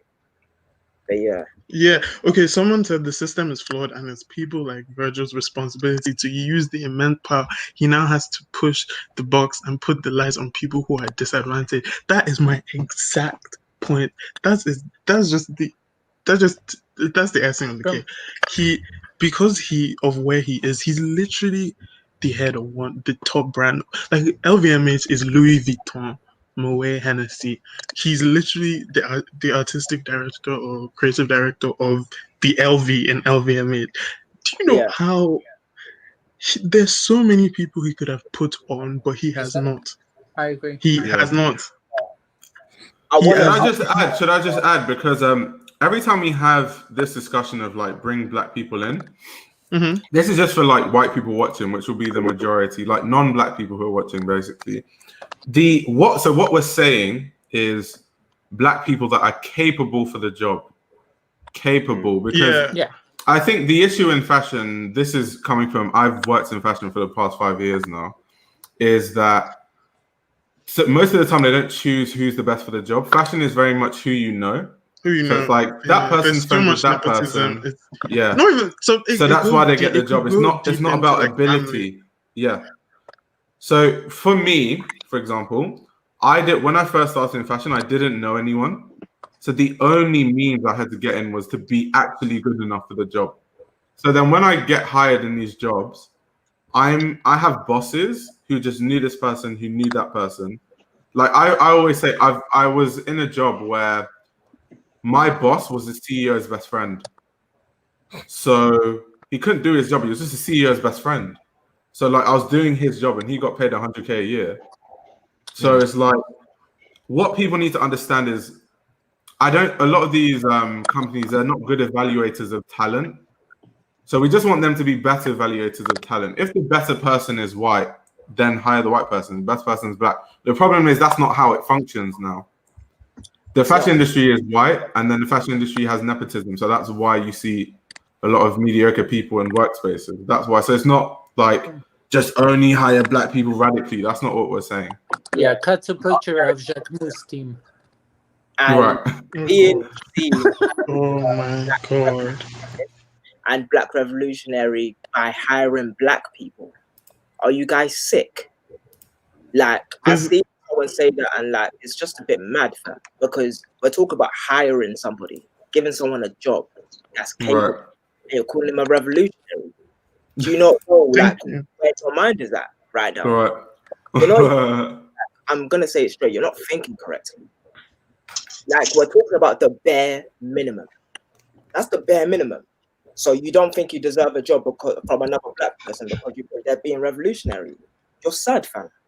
You're sad. That's that. That's a whole another conversation, bro. I know it's deep, bro. Anytime a person of color tries to help a person of color, it's an issue. Fam, is it even help? They always make the assumption. What's so annoying is like, if I hire a black person, I'm an activist. If a white person hires a white person, normal. Right. Like, and what's the difference? Like, what? I'm just hiring the best person for the job. Like, I have a big issue with like black-owned brands being labeled as black-owned. Like, well, like, what I'm trying to say is you like, have to say black-owned. Being known just no. I wasn't trying to go that route. But I mean, like, a black brand or a brand owned by a black person, people all of a sudden, or they automatically think of it as like this black activist brand or whatever. Like for example, Motorola, right? In that collection where she had the oh yeah, I know where this is going. Bullet hole. Yep. Like everybody thought it was like Black Lives Matter, this blah blah blah. Like she's such an activist, and then she in an interview, and she was just like, pretty much, not verbatim. Black people can't even express it was literally themselves. about heartbreak, and it was a single bullet. Like it's not that deep. Like not everything that a black person pushes out creatively is about activism or Africa or some shit like that. That's really annoying. They just want to see themselves in something, or like express what they're feeling. It doesn't have to be like it takes activism, exactly. It doesn't have to be activism. They just want to express what they're feeling, and this whole like race thing is so because it's childish, but at the same time, it's like with stuff like that, then even when you're trying to be just an artist, you can't necessarily be just an artist. So people are now putting you into spaces. Right.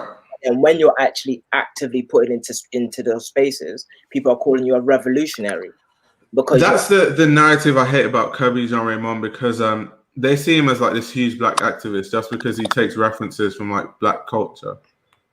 Oh, because he put mostly majority black women. Yeah, like that's just how he decides to express himself. That's all it is. Right. Like, I mean, it's no different than a white person speaking on their European culture, whatever. It's like if that's what you grew up around and that's all you know, then that's going to be a part of your. I mean, if you make a collection that's inspired by the French Revolution, no one's going to call you an activist. Right. They're just going to be like, cool, it took reference from the French Revolution. Like, but as soon as you talk about Africa or some shit, all of a sudden it's a whole other story. Yeah, right. It's this whole soliloquy about wanting to go back to Africa or like. Also, who was the person someone was arguing with me in the comments saying that Virgil has done stuff for black people, and I said name one thing, and the person told me to search.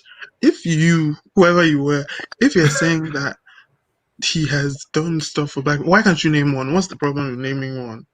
Come on. I'm gonna name one, which I did give him credit earlier. About the foundation. Still, but the foundation, he only did that based on the backlash he had already gotten from the whole. Yes. There's no. It was disingenuous. There's no. It wasn't genuine, especially. Yeah. I see what you mean. We know I'm not as mad at Daniel the said stuff he did before this hoodie. Daniel said it in the chat. He said it was me. Oh yes, well I'm talking to you, Daniel. I hate that we have the same name because it's just Daniel, weird. we're waiting for you. You have to name. Wait, Othniel, what did you say? You know the thing that Virgil said about round 2 getting looted and stuff. Right. He was saying like you're taking from your own community. I don't think he meant anything bad by that. It's no, he didn't. No, he definitely didn't. But read the room. You're time. a 40-year-old. That's why I said he needs to hire me and Malik for PR, because he didn't mean harm by it, but he just didn't have the awareness to realize how it would be perceived. Yeah. A lot of people that commented on it weren't even a part of the community. Right. They didn't really understand.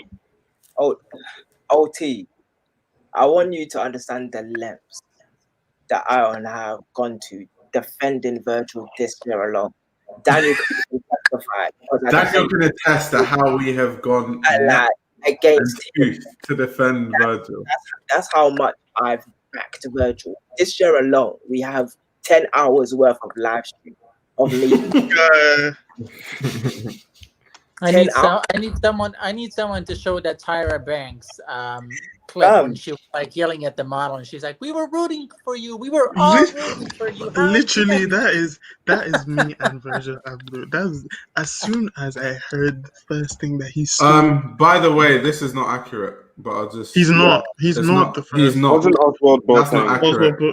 Oswald Boateng is, but yeah. So saying duh, I mean.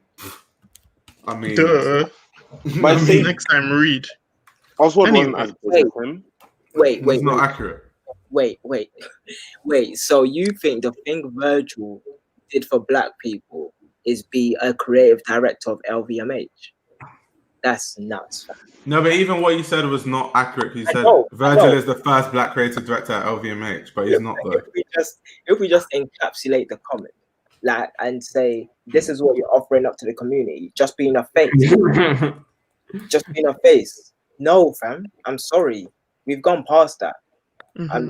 Gone past token. And this is another exact. Oh no, let's not even get into that tokenism conversation, because this is the exact reason why I hate automation. Because he is not like hate him. I don't really care. But he enjoys being tokenized. Like you always see him, he's always dancing to them. I was just like, what are you doing? What do you think you're actually doing? What do you think you're actually doing? Same thing with Virgil. Virgil does the exact same thing. Like he enjoys being tokenized, which is such a weird. Like imagine enjoying being tokenized and fetishized. Like, are you? Wait, hold up. This Majesty, he said earlier that we sounded young, and then he doesn't even have his history right. So if you're older, I mean, damn. Yeah. Yeah. If it's older, you would. He said, "Come kill me." Catch it. Oh wow, Alma's still in the chat, fam. Shout out to you, Alma. Even though like this whole tokenism thing is next level, and the fact that he started, I'll never forgive. That's when I was like, okay, Virgil is not dead to me. Like, I'm sure if his next collection is sick, I'll definitely be like, oh, it's good. But creative direction. When he did that thing where he started listing the names of the things he has done for black people, putting black model. These are things you're supposed to do. Come on. The straw for me. That one thing made me so angry. That story, that day that he put the story up, I was like, right. You know what? I mean, I'm gonna go against everybody, but his collection that had those clouds in it. Whatever you want about him, a masterpiece. Oh yeah, those are really good. I like that. That was we're like not saying that his work isn't good. After hit after hit after hit. Yeah. Nobody can deny talent. This is definitely. I have a video. I felt it was all extremely wearable. Of me explaining even how much I love that LV show. However, that was like, for me, that was perfect. I like to be. But the things he does to me, it's just it just taints everything. I know, that's what we said. I said earlier that Virgil Abloh will do an amazing thing, make an amazing collection, and he'll just do two things that bring it 2 steps back. So he takes 1 step forward and 2 steps back, like almost every time. Unfortunately, though, I feel like after all of this, like it doesn't matter what he does going forward, he's going to be criticized, because let's just say tomorrow he donates $60K to, like, I don't know, the young soup kitchen. I don't know, just whatever. Right. He'll be criticized either for not posting about it if he doesn't tell us, or if he does tell us, they're gonna be like, "Oh, it's performative. He's trying." Yeah, that's true. That's true. Yeah, I mean, he cannot win at this. Too many times and thrown money too many times at problems. He literally can't talk. He can't open his mouth and say the right things. Like, all of us should be on the same understanding. One, hiring a black person isn't it's not revolutionary. Yeah. It should be normalized. It should be normalized. 2, understanding what systemic racism comes to black people and the time that we're in, when a lot of people are rioting and looting and protesting about a specific thing. The first thing to talk about is not the story of your friend. Like, these are quite simple things. Like I said, he just can't read the room. I don't know if because of his social circle right now, but because he's like ultra successful. I don't know what it is, but he can't read the room. I think this is why I don't want to meet famous people, because I know the ones I like will say something dumb. Get lost in the sauce. Oh my god. Oh my god. You're gonna get disappointed. Virgil was not one of them ones there, fam. Virgil was the guy that I had to protect from being bullied. I can tell. I know what I look like. I know for a fact that It would have got shifted a massive. So, I can tell. Oh my god. I can tell that someone just ain't 30. Yeah. So when you're not 30 and then you're not around, you never grew up in the right environment. If you wasn't paid correctly, you're gonna come out half baked. He wasn't like This is a good comment. This is a really good comment. Virgil doesn't seem strong in his blackness. He feels like he just happens to be black. And that's deep. I remember like 2 years ago. I remember vividly, like it will be like he will be hanging out with like the Kendall Jenners and the Gigi Hadid, and then Gigi and Kendall will close his show, and then Bella will close his show, and I'm like, okay, but there are dudes, there's Selena Forrest, there's Banks Walton, there's so many people. A man, and if you want to even go back, I will call you a colorist. I don't care, fam. But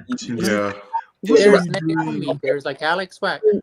Like there's so many girls. Exactly, like, there's so many people, and then you'll be doing Kendall and Gigi. I'm like, okay, and like, what's he trying to do here? Like, why them?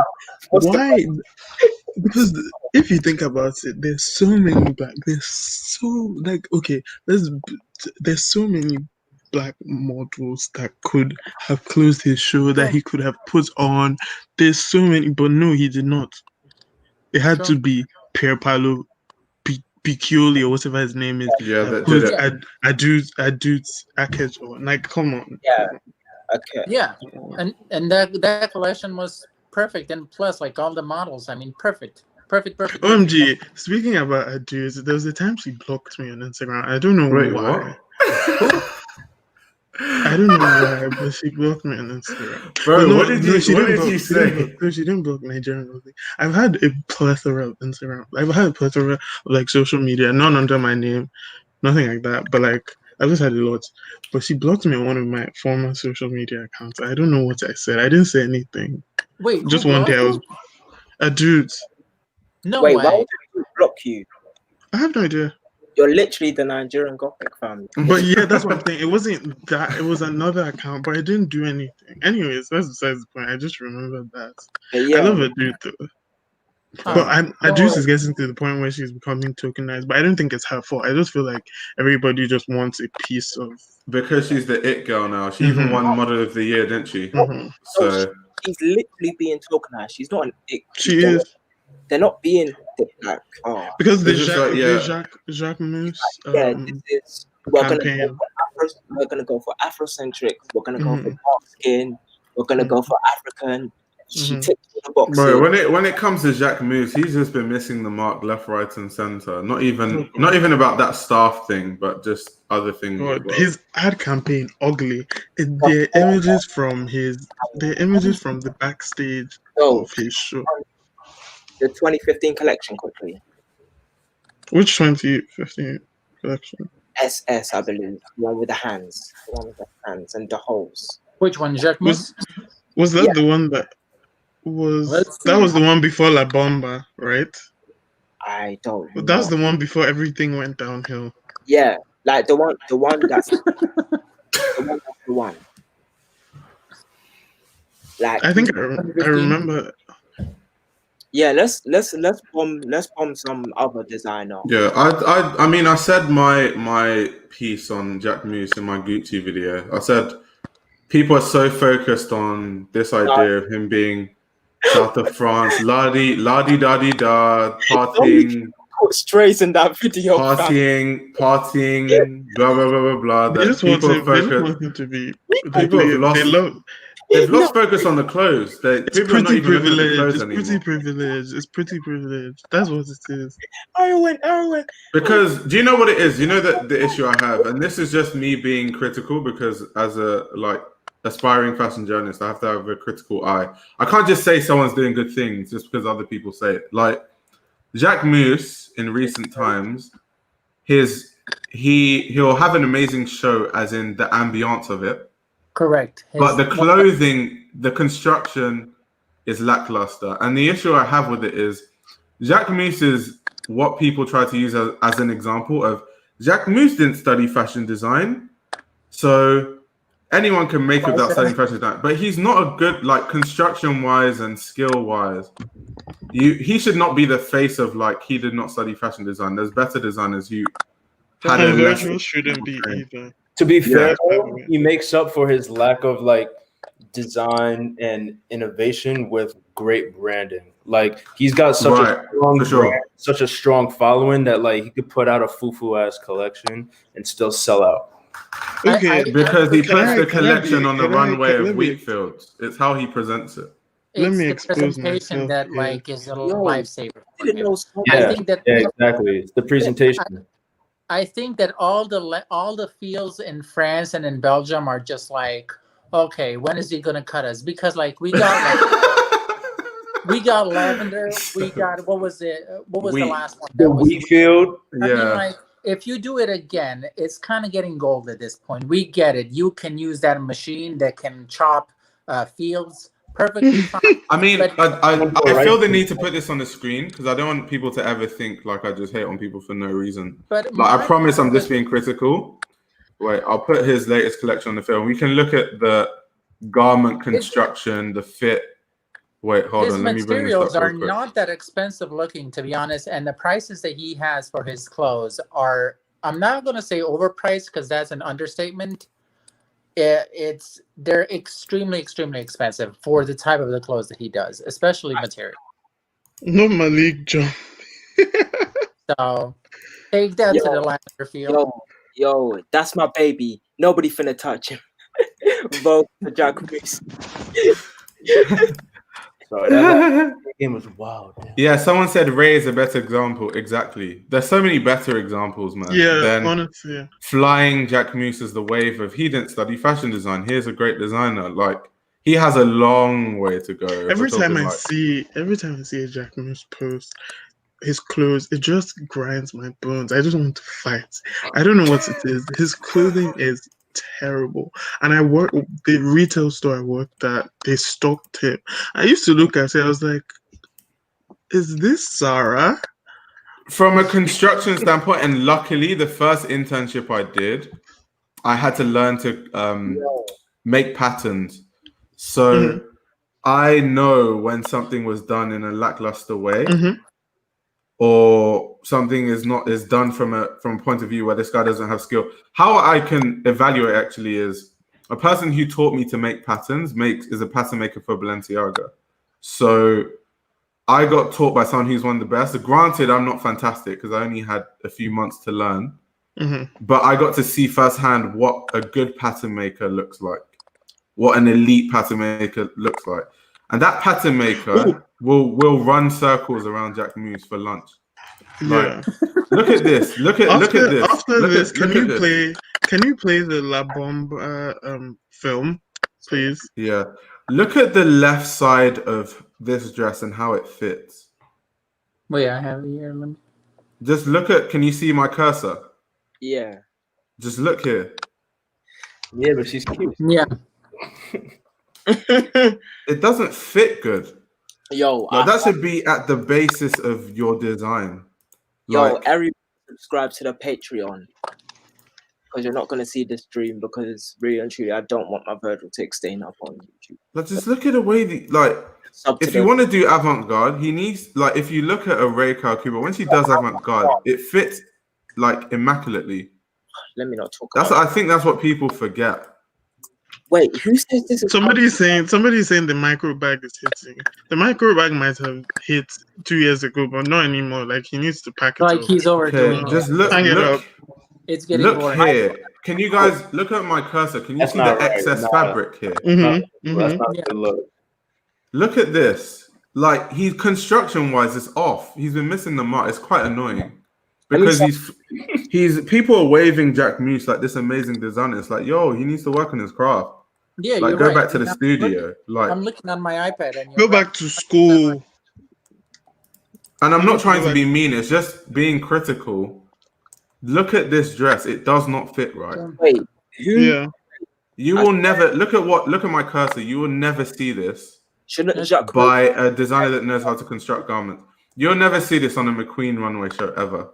Yeah, like I'm not jumping in on this because I don't like talking about people I dislike. You know. Oh, can we watch the La Bomba video? Because that after that whole video, everything just went downhill. Like his brand just started plummeting. It was terrible. Right. Everything after that was.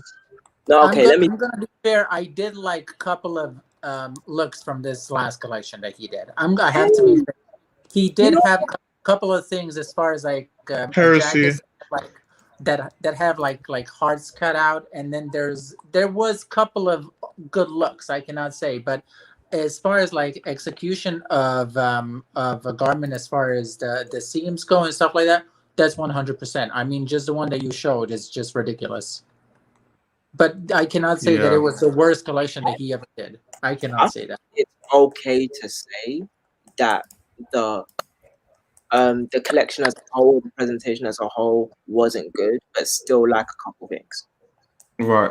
Like the presentation sells it for everybody. That's the thing. The way that he does it in a lavender field, that's cool. It's getting old at this point, the same way as his little bags are getting old. Yeah. Like like if you're gonna create something, give us something new. Like this is this last collection is like the rerun of the fall. Right. It's getting repetitive. It's getting boring.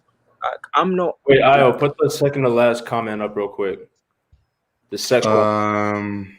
Okay, so for me, I hate how Jacquemus sexualizes his brand and always has naked people. That's what he's successful at, though. Like, right. When you think, like, I think about like a Tom Ford, and I was just about to say, I'm not comparing the two at all. But because I was going to say, Tom Ford was you can't compare.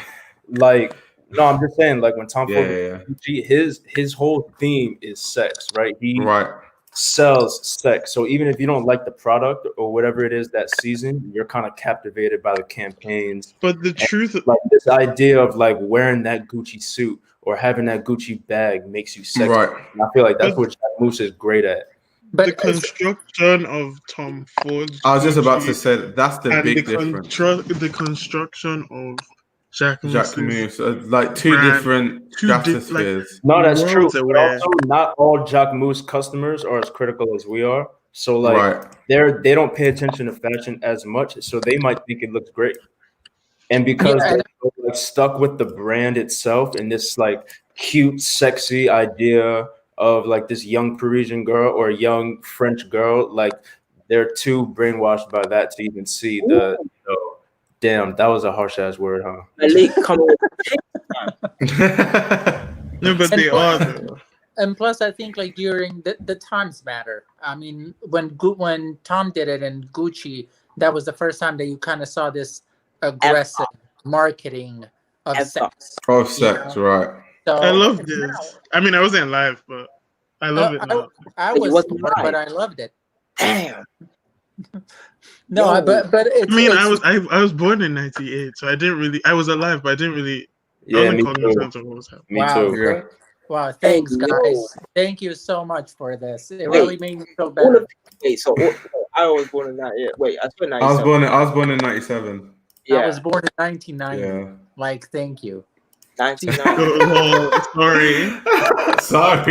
I was the only one that was alive during like Tom being in I know. Okay, so this video, not this video, the video I sent into the chat, sorry, my bad. The film.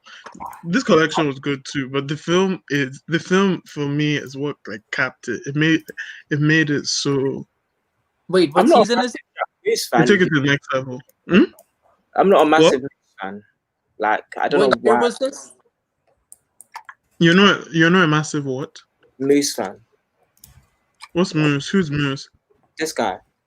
I'm not a fan at all, but the film is good. Like the film it's like it plays on like music and movement. Right. It really sounds because I'm not. This is the big hat that he had. Okay. Yeah, this is spring summer 2018, by the way. If I break this down, everybody's gonna hate me. The people that came after me, like Mama Angelou, are gonna come to me again. No, but people don't care about that. Like, just say it. No, fam. Like, No. And I need to stop calling by. People don't care about Simon. Thank you, but next, innit? That's what I have to Oh say. Lord. So wait, was this the first time that the small bag was shown? I think so. Yeah, this was definitely the first one. Do you have the film loaded up? I want to see what. Yeah, wait, hold on. I'll switch to the film and then I'll come back to this. Give me a sec. Number isn't hitting. No, thank you. This is actually pretty good, honestly. For who, fam? Lol. Like Poochie. That's so funny because the way people are going to hate me for this, but the way you feel about like the collection is exactly how I feel about Pierre Moss collections. What's that? What collection? Like, you hate Pierre Moss? I don't hate. Like, let's not. Be real careful because I might snap on you. Dude, let's not. 2020 was one of my favorite collections last year. Don't even compare Pierre Moss to Jacquemus because actually. No, I'm not comparing them at all. Pierre Moss is definitely a more developed designer than Jacquemus. Yeah, exactly. I'm just not a fan of. I don't know what it is. The woman that he's creating. No. That he's alluding to. No.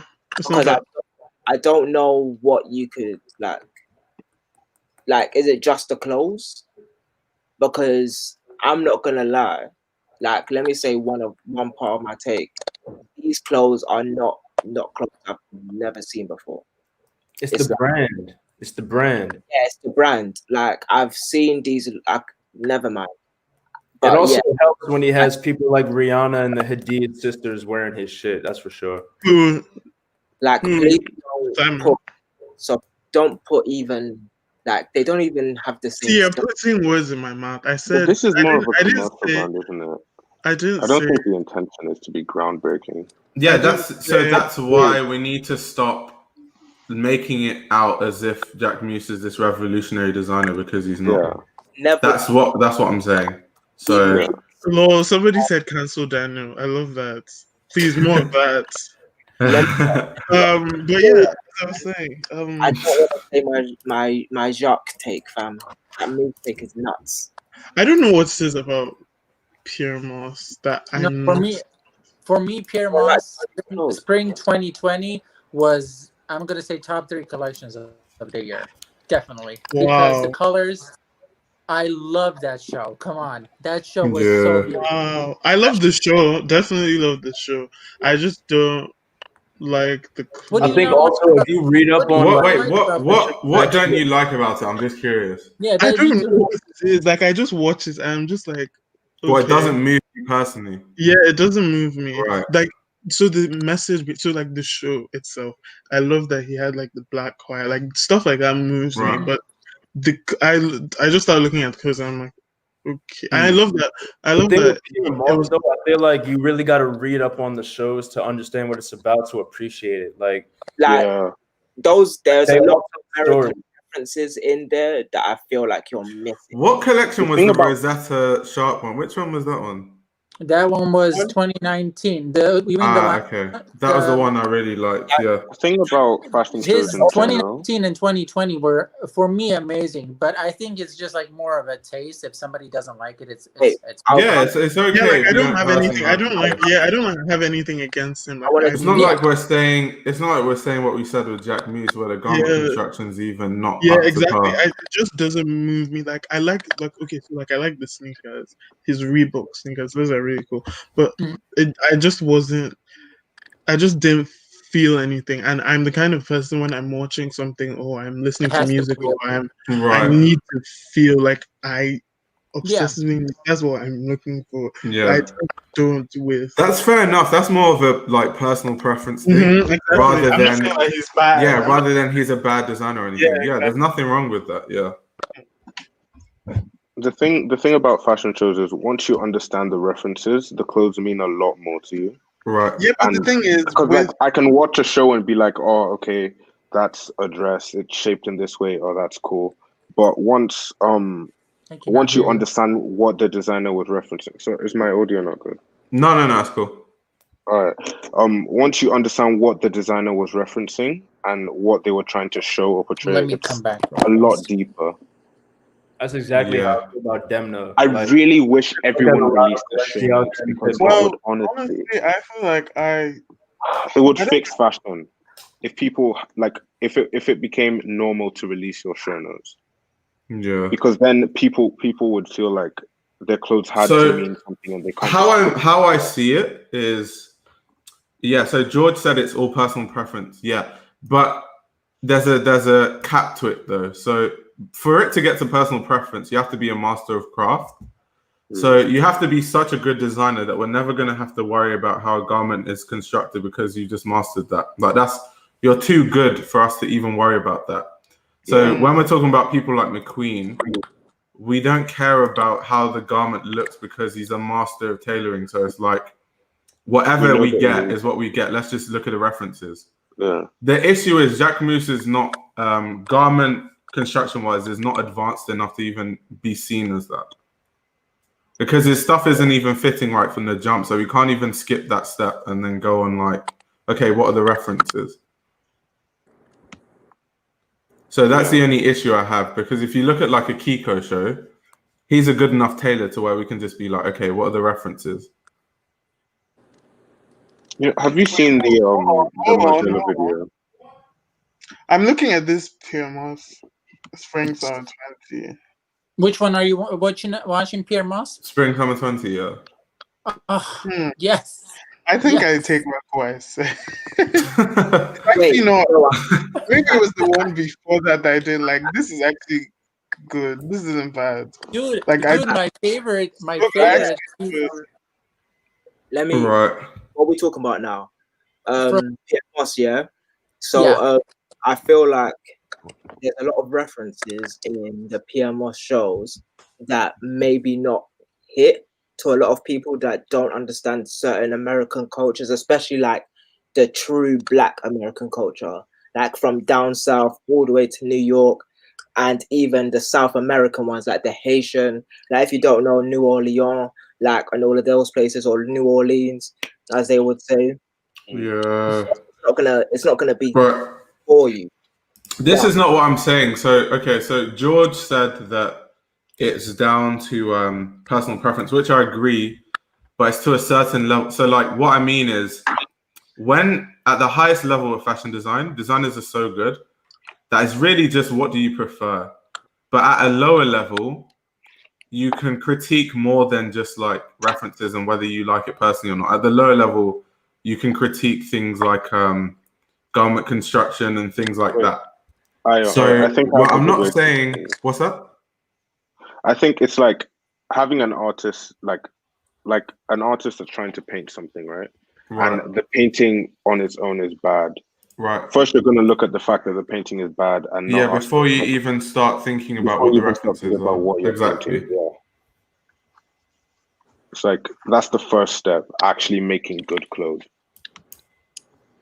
I think people forget. So this is another thing that happens in the artistic world. When people get too lost in like references, they forget the garments itself. And I think Jacquemus might benefit off of that.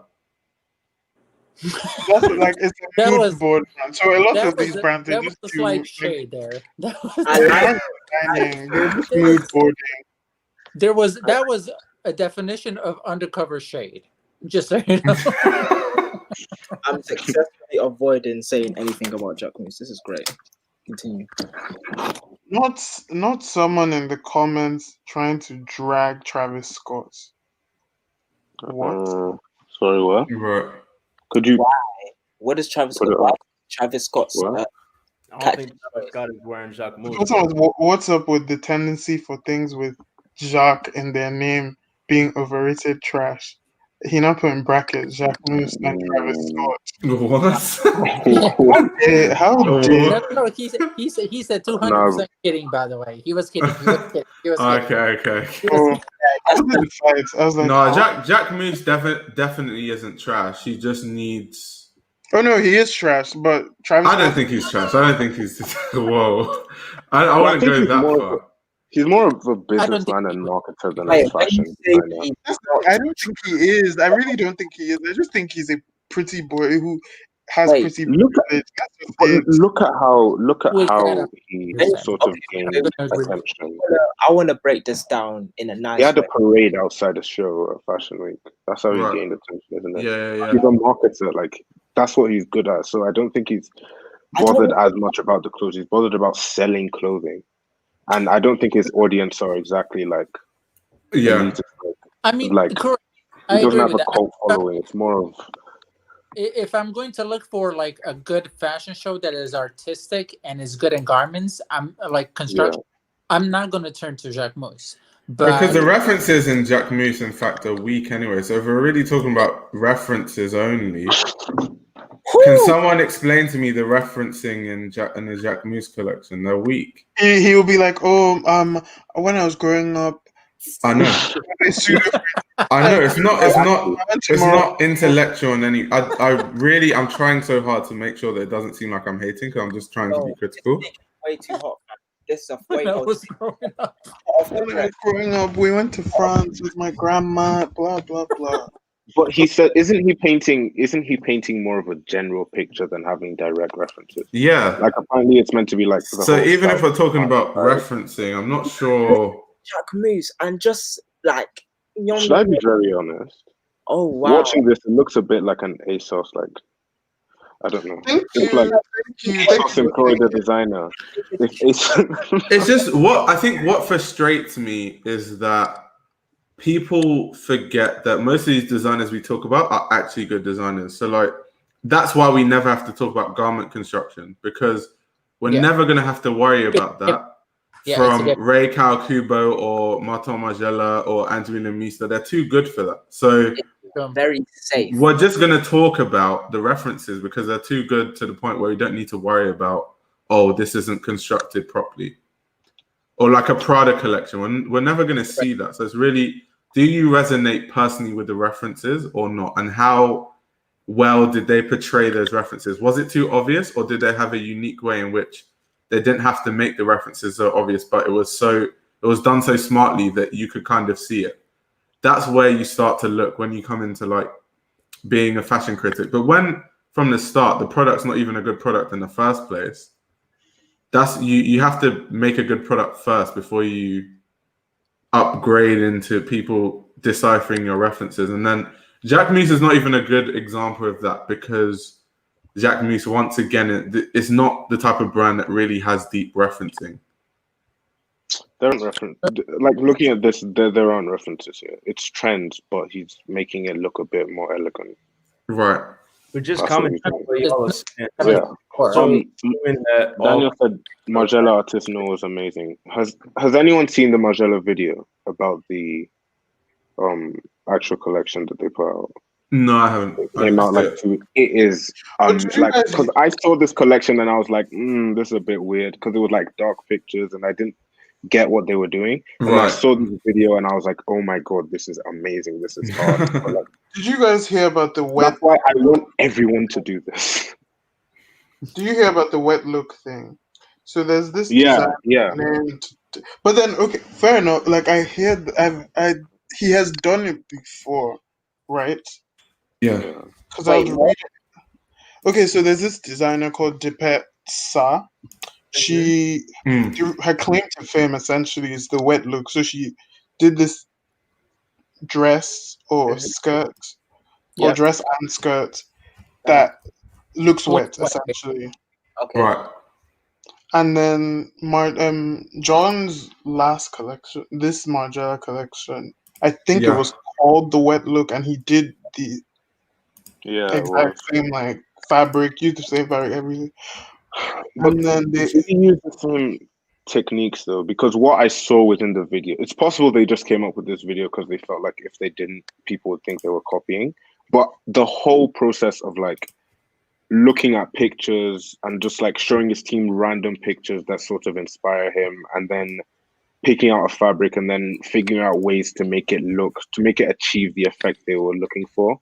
And there was a dress literally modeled after like a wet dress on a statue, and it was like, but that's literally what Dipet does. Like, look at her. If you go on her Instagram, her dress. Dipet It's DIPETSA. Literally everyone has won that. Wait, so someone said, isn't garment construction just a matter of best production team? No.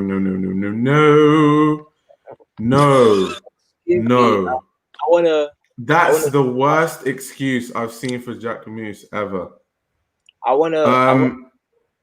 Look at the construction from Alexander McQueen CSM Graduate Collection, Jack the Ripper Stalks His Victims, and tell me about production team. Like what? If you're a good designer, you're a good designer. It's not about production team.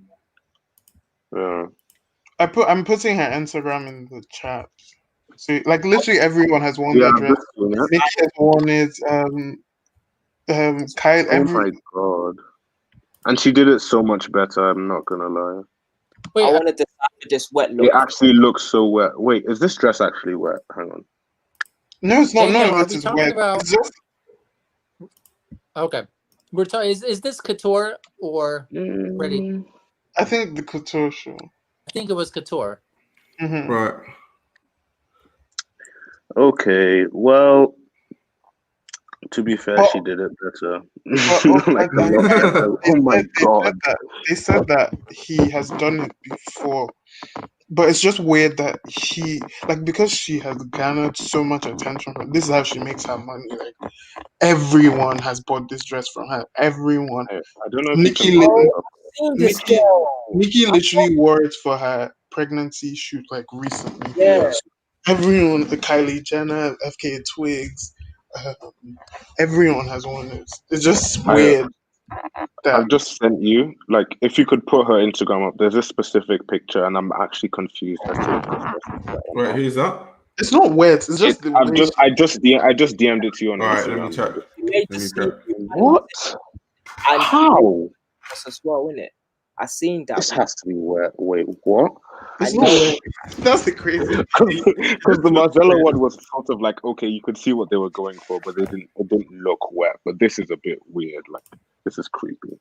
She done the underwear as well. Give me a sec. And my friend emailed her. Oh, she did Kylie as well. My friend wanted to buy one of the dresses, and she emailed her asking her the price. And she said that the dress is 1,200 or something pounds or so, which I guess because of that's cool. You know, Kylie did a photo shoot in them as well. Yeah, in the dress as well. FK Twigs performed in the dress, and her that she was using that as her sword. It was crazy. Wow. Okay, I'm a bit mad at John Galliano now. Dude, every time I see him, he looks like Captain Hook, like a cartoon. Yes. Wow. I'm missing a hat and a little feather up here. You know when he had that amazing moustache that was curly? He did remind me of Captain Hook. I'm telling you, every time that I see him, I'm like, "Where's Peter?" But then I realize it's not. Have you guys seen the wet look wedding dress? Yeah. I've seen that. I'm a huge follower of this babe, Dimitri. You like her a lot? I didn't even know that. Oh wait, look, you do. You follow her.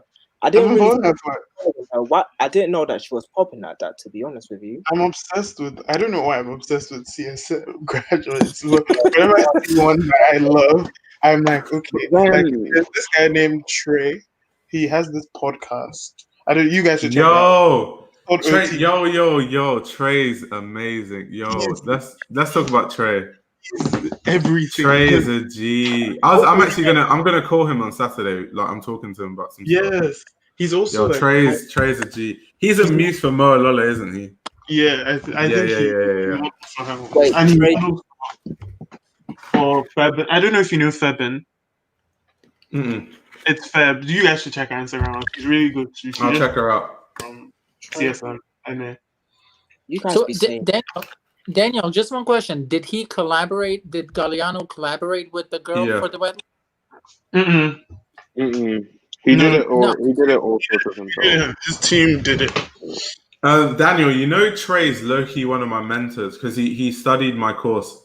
Yeah, I know he studied your course, but yeah. So I'm talking to him on tips and stuff.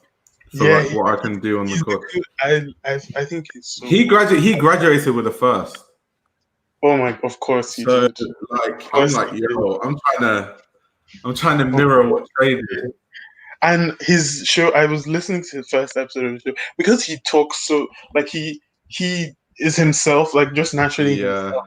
It's just so easy to like him or like what he's talking about. And the first episode, he interviewed Saul Nash and Jawara Allen, who's another CSM MA guy who's also, his clothing is really good too. Yeah, you guys should check him out. But like that CSM network is crazy. Yeah. Oh wait, hang on. Wait, this was one of John Galliano's shows. Actually, wait, no, John Galliano did this before that girl, I think. Yeah, that's what I'm saying. So they're saying he has done it before. Like that was in the 90s, but it's still weird. It doesn't change the fact that it's weird because he's referencing himself. I don't think it's. I mean, you know, there's a certain point in your career that you get to that you just have to start like referencing yourself. Raph Simmons has started doing that. Yeah. I think in recent times, Raph has been referencing himself. I think it was one of those things that just kind of happens, to be honest with you. Right. Yeah, his doesn't even look. Maybe. Let's say, what's it called? Because time has passed. Because I think that was in the 90s, and obviously she started doing this recently. So technology has advanced, I guess. She went to see it. She definitely knew that show existed. Yeah, of course. There's no way. There's no way she. So, you know what I mean? Like, I don't think we can just rule it out and say, "Oh, she copied him," because because also, why did he call the collection the wet look? That's because because that's what it's called when women would jump in the fountain in Italy and like have their clothes stick on them, like when you have like those white t-shirt contests. Yeah. Like that. The thing is, we can't criticize people too strongly for doing something similar to what something else has done. Yeah. As long as it's not. That's why I literally have this video on the screen. Like what Rohan said, Galliano referenced himself and showed all the research. Yeah. Because like if someone comes out and like does a doll collection or does something that has something to do with dolls' clothing, people are gonna say, "Oh, it's a copy of Margiela." But what if that person also just has an infatuation with like doll clothing? Yeah. You know what I mean? So does that mean that now nobody else can ever make doll clothing? Wasn't that even like the time when they accused Mark Jacobs of stealing? Was it a code or something like that? And then he was like, "Yeah, I stole it. Oscar De La Renta stole it from this person." So it's like always they're always referencing something. I'm not saying like I don't have a problem with referencing. Clearly, like I don't like that's my job, I guess. But I don't know. It just felt weird. The whole situation. But obviously, in researching myself, I found out that he had done it. But I was still like, I still don't feel comfortable with a white. I don't know. It just I don't know. It just felt weird to me, Sha. But obviously, he referenced himself. Yeah, someone said just because Dark Prada points it out doesn't. Well, I mean, Dark Prada's whole job is on pointing things out, because if they had nothing to point out. The funniest thing is Dark Prada did not point this out, and Dark Prada made a Patreon. Yeah, that someone wanted us to talk about it. What are you guys? Yo, I actually need to piss, but I'm gonna stay partially just to talk about this. Can I talk about Dark Prada for What do you think about Dark Prada starting a Patreon? Wait, but before the Patreon, can I just talk about this Yeezy Gap thing that they did the mock-ups of those shirts? Yeah. Them. I took it a step further and dragged them on like their personal accounts, and then one of the Dark Prada guys DM'd me, and he was like, "Oh, we're sorry that we didn't like mean to do, like we left the post up so we can learn from our mistakes." I was like, okay. And they deleted it though, didn't they? They deleted. So when that's some BS. He sent it to me. What post was it? They made like these mock-ups of Yeezy Gap, and they were like, "Oh, this is what Yeezy Gap looks like," and it was like things that slavery is a choice. And I was like, as non-black people, it doesn't sit right with my spirit. You people like, no. So I went to their page. I was like, I wish obviously they deleted the post, so I don't have my comment, but I was like, at your big ages of like 50, how dare you like undermine Mo? Because at the end of the day, Mo is the design director, so it's her work that they're kind of undermining. I was like, how can you like undermine her work and all of that? And obviously a lot of people were dragging them, like they were oh no, it was crazy. It was all over. Wasn't that the post that they apologized on Twitter where they have 9,000 people? Yeah. So they posted the apology on everything they did was not genuine. It was not. They posted the apology on Twitter, not Instagram. Like it just wasn't genuine. Like it was just BS. No one tweeted at them, and she was like, "Fight me at Diet Prada." It was like that was the funniest day. That was such a funny. That was such a funny day. That's such a problem. When you have an Galliano though. I can't wait for the whole fashion industry and community to come together and collectively just remove Diet Prada from relevance. It's not gonna happen. It's not gonna happen.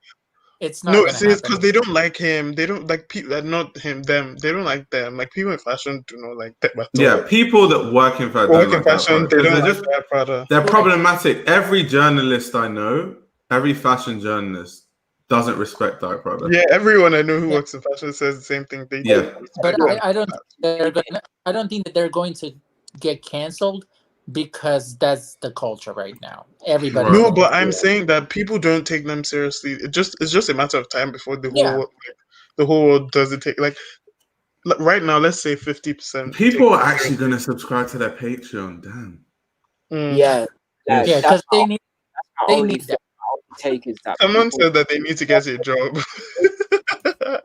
My basic take is that they're content creators and there are people that are dedicated to their content, so people are going to sub to their Patreon. Right.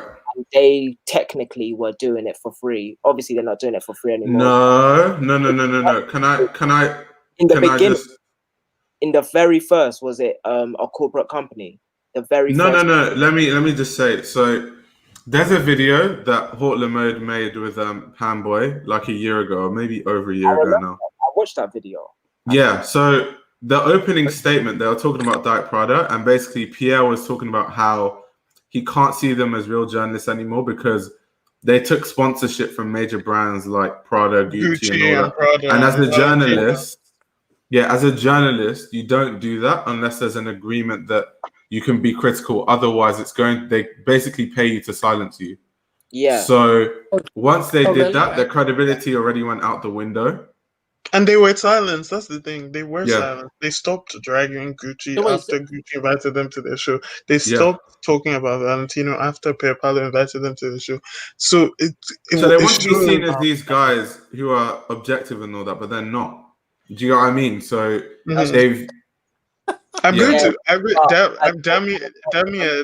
going to send you my conversation with that brother guy. It's the funniest thing I've ever.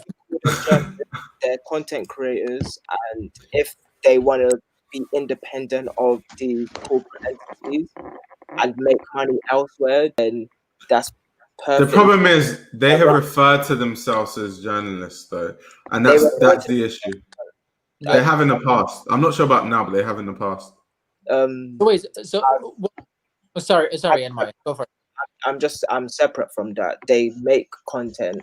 They have done it for free, made money through corporate ties, and want to have money away from corporate ties, and they're big enough to do that. And let's see how much of their actual fan base actually takes to it, because a lot of their fan base isn't made to pay a Patreon.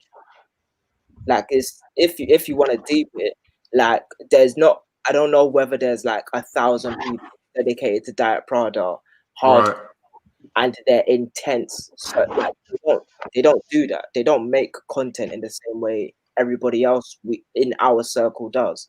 So it's just one of those things that it's like Yo, okay. Galliano and the Supreme up tempos. Yeah. Please. I'm tired. That's it, man. Can you like hide his face? I really can't. Right. So his face irritates me. Has anyone seen Celine's new collection? Yeah. You know what? Let me piss and come back because, bro, I have a lot to say about that. At least it's just made e-boards. Shit, he left it on the screen. They just made honestly. But yeah, dude, like I didn't know the Diet Prada and the Gucci. I did not know that. Oh yeah, I knew that Prada type, but didn't Gucci just invite them to a show? Yeah. Did they like? I don't think Gucci gave them money. No, Gucci gave them stuff, and they were silenced because they stopped talking about Gucci. Gucci Group gave them money. So I don't know if they gave them money. They gave them clothes. I'm pretty sure they got clothing. Gucci Group. Okay, if the Gucci Group gave them money, obviously, then like one that just goes against my personal principles. Then, like, it goes against my personal principles to like understand yourself as a source and take money or funds from people and not hold yourself true to where you came from. No, but you know the thing is, sorry, with someone like Vogue, pardon? With someone like Vogue, I'm not as mad at that because Vogue doesn't claim to be like for the people, by the people. But Diet Prada, if they claim to be like, oh, we're exposing the truth about this industry, then they start taking money from brands. It sort of defeats the whole purpose. Here's my thing. It's like one, all of us are gonna have to make money one way or the other, and it's either consumer facing or it's corporate facing. And at the end of the day, if you're really big enough, then you can have a corporate face where you make money, and you have a consumer face where you make money. So a lot of us, IR and I Deserve Couture and even Daniel, that like Nigerian Gothic, will be taking money from a corporate entity at one point or another further down the line, or a consumer that further down the line. And that's what you do as somebody that makes content. No, so it's how you collect the money. Okay, let me give you a good example, right? I'm not gonna put in like whether how your principles are attached to it is totally different. Like I already said that Prada go like what they did with Gucci Group, that goes against my personal principles. But if you're someone that makes content or has an audience for that specific purpose, then there's some way somehow you're going to need to make your money. How principled you are in making your money determines everything about looking. And that's how what consumers think after that is what they think. But to me, if we're just looking at it objectively, they have to get their bread or else they can't keep running. But there are other ways they can do that. And not the merch. Principles. Like, that's now your principle. They want this collection. Like be their business development manager and tell them how to make money in a different way. But the way they saw fit was through Prada and Gucci. And like I said, personally, that isn't me. My point is though, it takes away from the credibility. That's just my point. Sure. Personally, I wouldn't. I like if I was taking money from a corporate entity, especially the ones that I would be talking about. There's be a clause in there that says I can still say whatever the fuck I want. Yeah, that's what I'm saying. That's what I'm on. So the fact that they were silent after is what takes the credibility away. Because someone like me, if I take money from Prada, before I take it, I'm gonna message them back genuinely, like, like if one day this is just I don't like a Prada collection, like I'm gonna say like don't think because I'm taking money now that like that's it. Yeah, business has to run as usual, and like you said, and like my personal point is how they conducted themselves. It goes against what I would do, but that's us principled. That's us personally. But we know at the end of the day, there's somehow we're gonna have to make our money, and a lot of the times it looks like that. It looks like a corporate entity, right? But it's basically paying your style much. Pardon? It's basically paying for your silence, and that's it. I mean, like, trust me, I come from Croatia. If anybody knows anything about corruption, that's me. The 3 Nigerians. I swear. 4 Nigerians. Man. You are 100%. Actually, no, wait. Apparently, Croatia's. Yeah, we're in Oh the my same. God. We are in the same boat. Can you close this thing?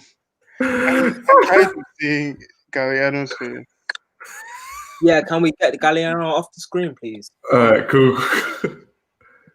Wait. Don't get me wrong. This doesn't take away from. Please, if you guys see me posting Galliano and Nigerian Gothic, all of you, this doesn't take away from like his older collections. I just don't like personally.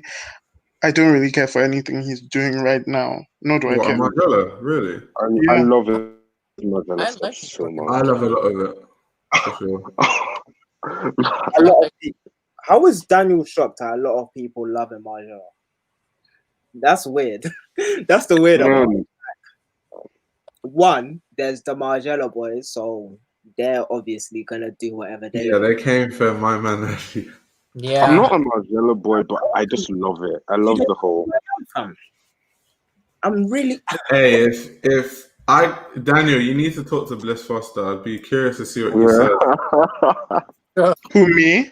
Yeah, about like you not caring for his stuff and Margiela is Bliss Foster's favorite brand. Oh, I love like Margiela's Margiela. I just don't care for Galliano. Well, when he started, I was like, oh wow, it's amazing seeing him back. But I don't. As time went on, I just didn't care anymore. He did one collaboration that I'm gonna say was one of the best ones that I've seen.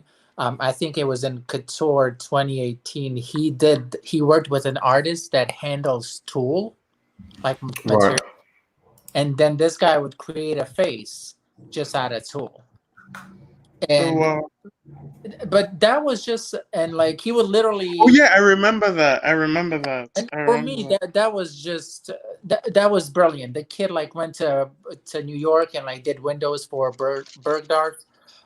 So that was for me really good. There was like a red dress or a red suit or something with the it was that one, but then there was a white long jacket and a black tulle, where like you can literally see a face made out of tulle, which was amazing. Oh, yeah, I know which one you're talking about. Yeah, that was perfect. And this kid, his name is I think Benjamin Shine, something like that. And he handles tool and he manipulates it to create shapes. It's amazing. So I kind of like his Margiela. I don't know. For me, like he hits the spot. Wait, are you talking about? I like his interpretation of it. Collection? I'm sorry. The first haute couture collection with the change in fabric, the one that became a trend for the next year. I think it was. Let me tell you exactly.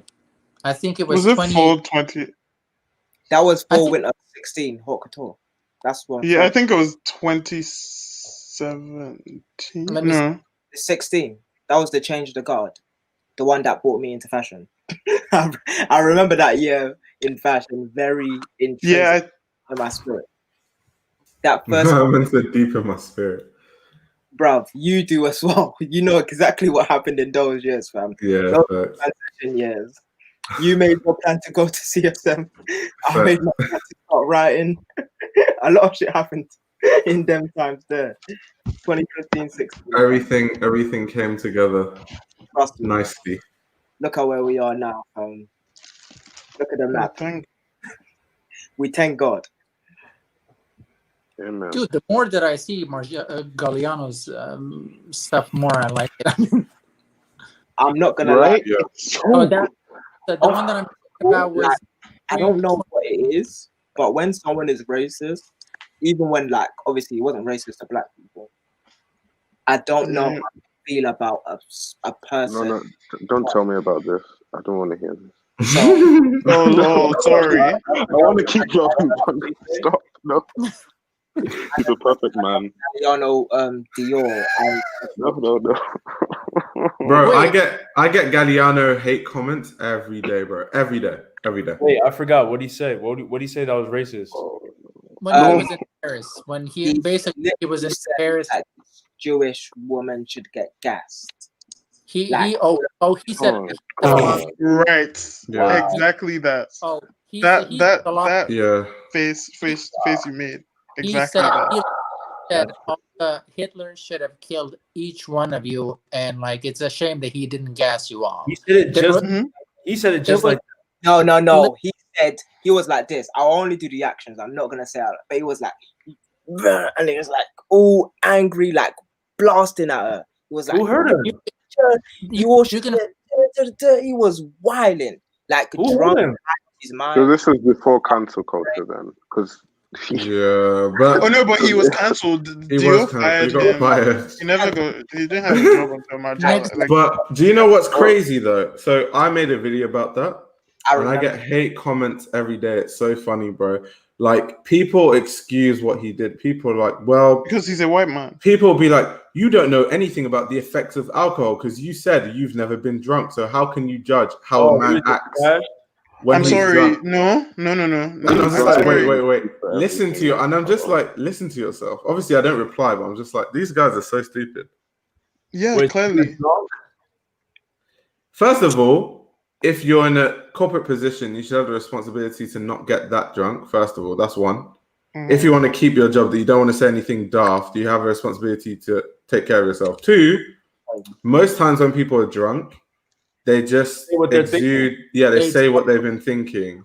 Wait, speaking to somebody, or was he talking like on social media or some shit? No, it was in person. Check YouTube. The clip is there all over YouTube. Yeah, it was like in a French bistro. He said that to somebody's face. Yeah, he was blasting her. Roll out. It was the woman. It's not funny. But nobody stepped up and just gave him like a quick little. Do you know the other excuse that people give when they comment on my video? So they'll be like, John Galliano did nothing wrong. He was provoked.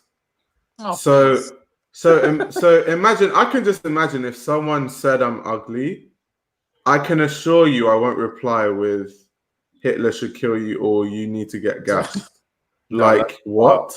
That's wild. The length that people will go to defend what he did is insane. There is no excuse for what he did. I get the fact that like he was under influence. That does not excuse it for a second.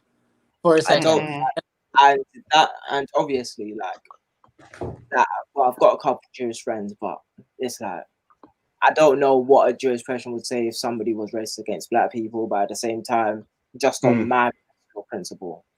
It's like, human right though. Like you can't say stuff like it's just you can't say stuff like that. Like come on. To even have opinions like that brewing in your head is even more problematic because I don't even think about things like that to even say it in the first place. So exactly. It's just crazy to even have that thought in his head in the first place. Right. I mean, it's his right to believe that, but it's also everybody else's right to give him consequences and not agree with, Yeah, of course. So at first I was like, "Oh, okay, fine."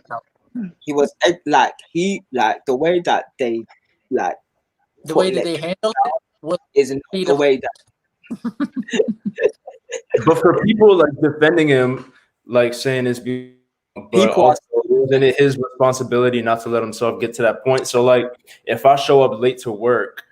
And I said, "Oh, it's because I'm hungover. I got drunk last night." They're gonna be like, "Okay, but you knew you had work, so don't." Exactly, which is why the excuse makes no sense.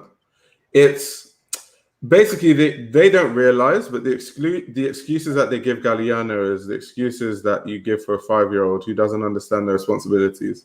They don't know by saying those type of things, you're reducing him to a 5-year-old. That basically the way they make it seem is like he has no responsibility of himself. The way they give excuses for him. They don't realize they're doing that, but that's what they're doing. Yeah, I want to also say that I'm not a perfect person. I'm not saying that I've been perfect. Yeah, none of us are, but personally, I've never been drunk in my whole life. I've never done drugs in my whole life, so it's not that bad. Oh, I've been the first one, but I don't spew hate. But I'm I've just never been the person to spew hate. Like I've not been. I've just not been. Oh no! Wait. Oh no, I can spew hate, but I'll never. I can spew hate, but I'm not going to cross that line. I can definitely spew hate, like, but the way we say hate is quite loose. Like I'm talking about the real deep-rooted, seeded, like wishing death on that shit. Yeah, that was real hate.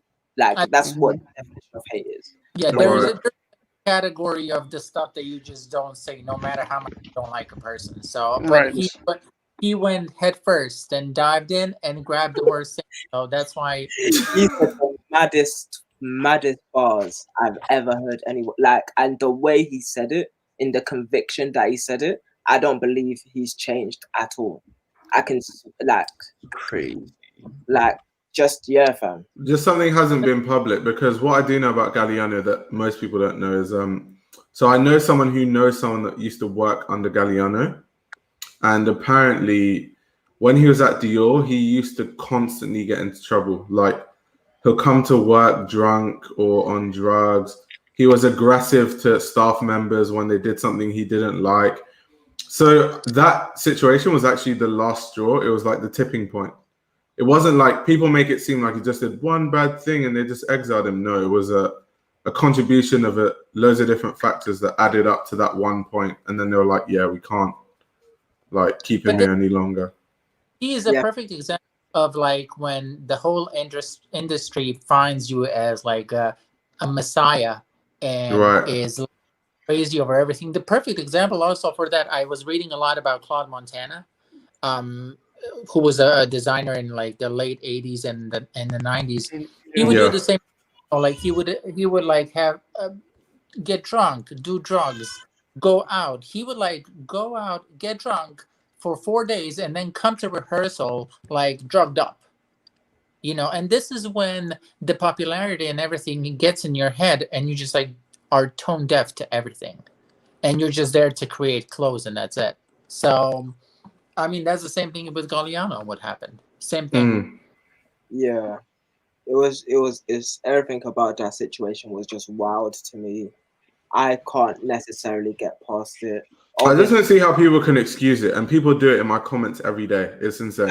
I can definitely objectively look at clothes and say, yeah, they're great clothes. Exactly, and he's a great designer. No one will ever tell you that Galliano isn't a great designer. That's the thing, though. He's beyond talented, honestly. Yeah. And he really is like the man who really like went above and beyond as far as fashion goes, and nobody can take that away from him. Right. But what you can take away from him is the likability. I mean, like if you're okay with saying stuff like that, I do not want to support you. Can not like him as a person, but at the same time be like, wow, he's an amazing designer. Correct. Like it's possible. Correct. Yo, I can't believe it. Topic, guys. I don't want to repeat what you said, truth be told. Someone else tell me. Oh my god. Oh yeah, guys, subscribe to my Patreon, by the way. Mine, not diet product. No, I'm joking. Definitely not diet product. I'm playing. So wait, I don't want to get cancelled by diet product, but yeah, subscribe to my Patreon. Exclusive content on my Patreon. The link to that is in the description below. But yeah. Yeah, what questions do you guys have? Apart from what did he say? Talk about Celine. Oh yeah, the E-boys. Yeah. Let's go. Yeah. Show notes probably say took reference from TikTok. I mean, wow. Took reference. You know what? I'm gonna. I think that collection. Okay, let me just put it this way. I think that collection is going to go down as Adi Simon's worst piece of work. Yo, people were liking that collection. Though. I'm just saying, relative to other things we've seen from Adi Simon. Yeah, that's the worst thing I've ever seen from Adi Simon in my whole life.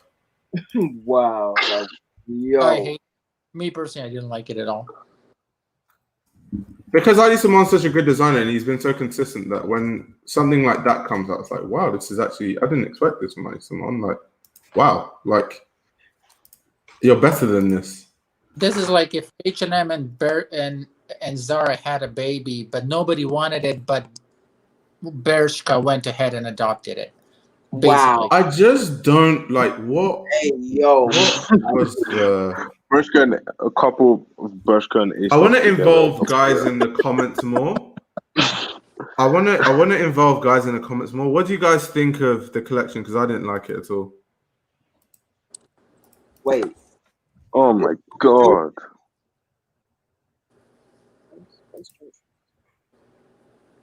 The thing is, the porcelain collections were quite nice, though. Why did he just go a complete 180 and just be like... Yeah, it's such a... Almost like give up. Because he's trying to sell. He's trying to sell. That's Do you think... So, on my Patreon, someone's asking, I post fashion resources. Now I have 2 Patreon exclusive videos. And sometimes I also post... videos early on my Patreon, and then also all the live streams go on Patreon. So yeah.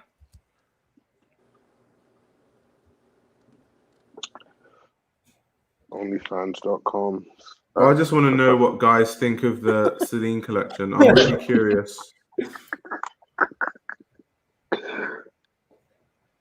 It's gonna sell though. So when is Diet opening the OnlyFans? I'm kidding. Maybe this is it. What I'm curious, what is Diet Prada going to post in the Patreon? Are they just gonna support me if you can type of thing? They're not gonna post anything. Oh, I just looked at it and there's like one article they have up about an article. Wow. Yeah, just writing apparently. I don't think they're making Diet Prada has an article up. What, they want to be journalists now? I was just right. Okay, they have articles on their page. Do they? They can. You have about what? You have responses about the Celine show. Sorry, guys. Oh, wait, I don't $30 a month. For less than 3 chain tops, you'll get access to all of our articles in the VIP room, plus a quarterly goodie package of merch shipped to your door. Can you put Jesus? Imagine having that track of merch. Imagine that terrible Prada merch sending. Oh my god! Oh wait, they didn't even take the natural steps to get this for the band. Apart from Instagram, they didn't even do YouTube content. They didn't do none of that. They just went straight boop, Patreon. Are they going to post all the stuff about Gucci that they're not supposed to? An Instagram Patreon. You're going to support an Instagram. What does that even mean? I got a real fashion history. Since when do you die? I don't know about. Sounds the PLC young people, I guess, I think amazing things lately, to be honest, not interesting at all.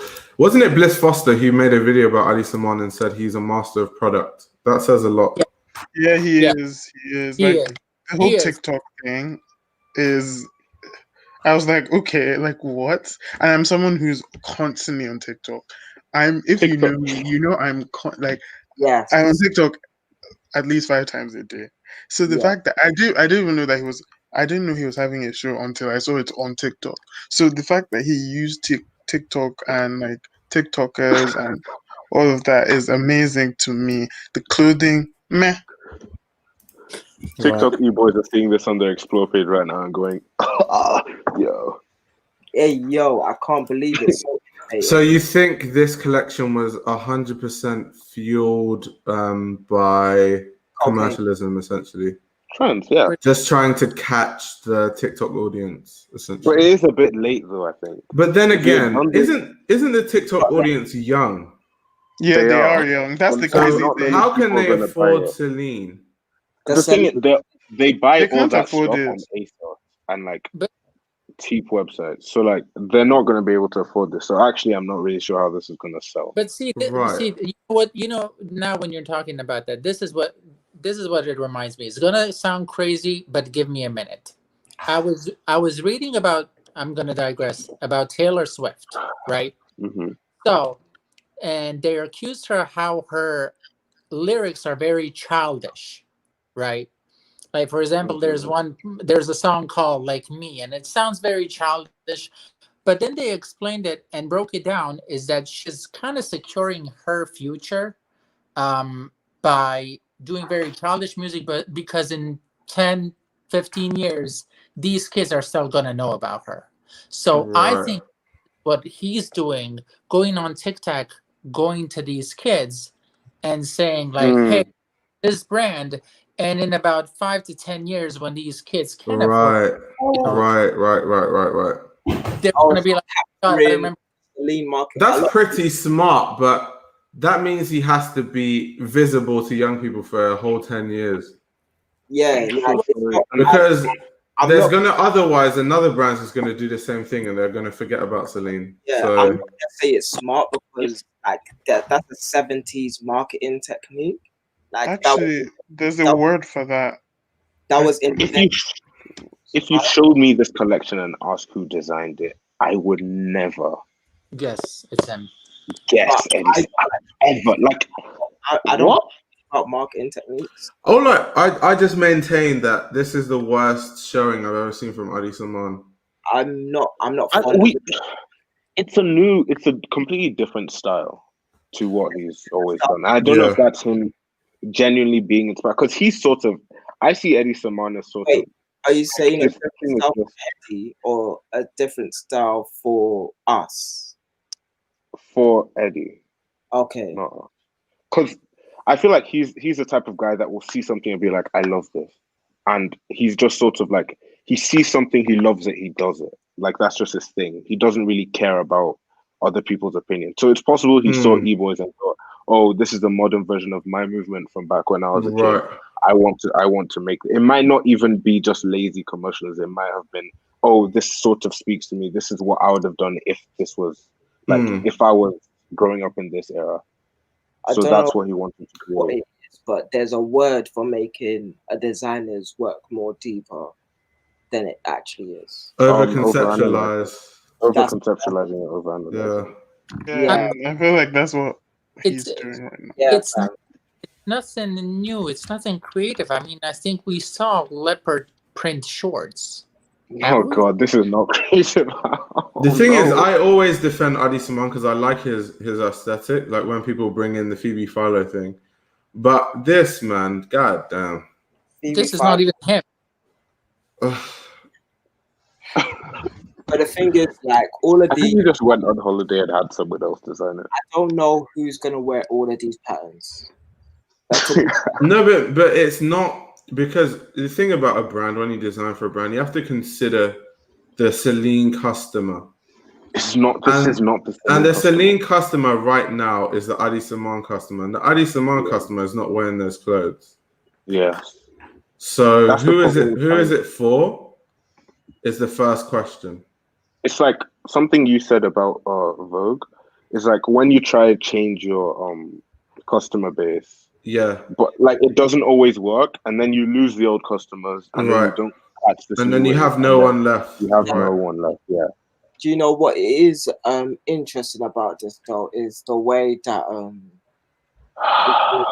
the kids, whereby all of these patterns that they're putting together is so like infused with a total like new landscape of even how to pair clothes together, because like what you say, the design language is solid, where it's like these are patterns that work with each other on them for the most part, right?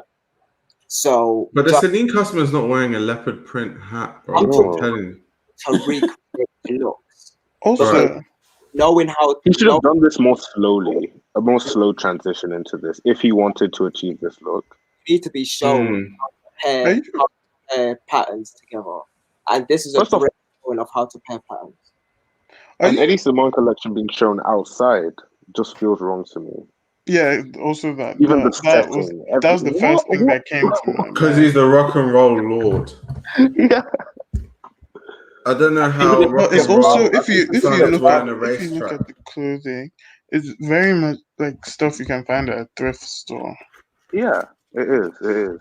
So is he trying? Because also like a lot of these, he's trying to Alessandro Michele, but yeah, exactly. A lot of these e-boys, they shop at thrift stores and stuff. It's like because he has like a cult following.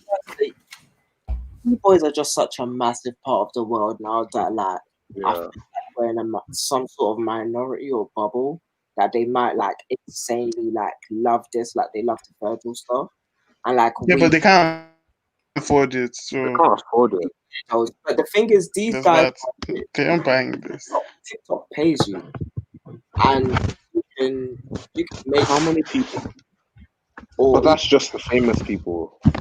And what I'm saying is that like the Off-White customer is rich, so can the Celine customer's parents be rich?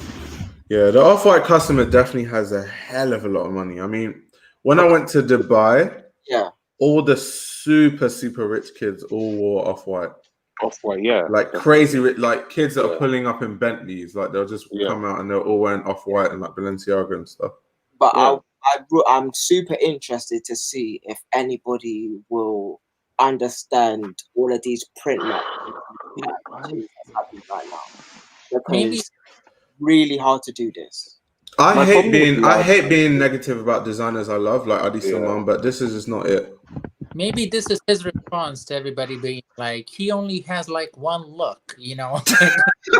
Yeah.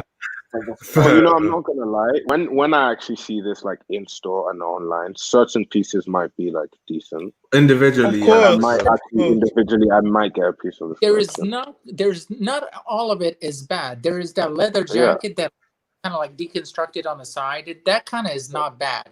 Majority of it. Also, someone commented, I thought Celine was a mixed bag.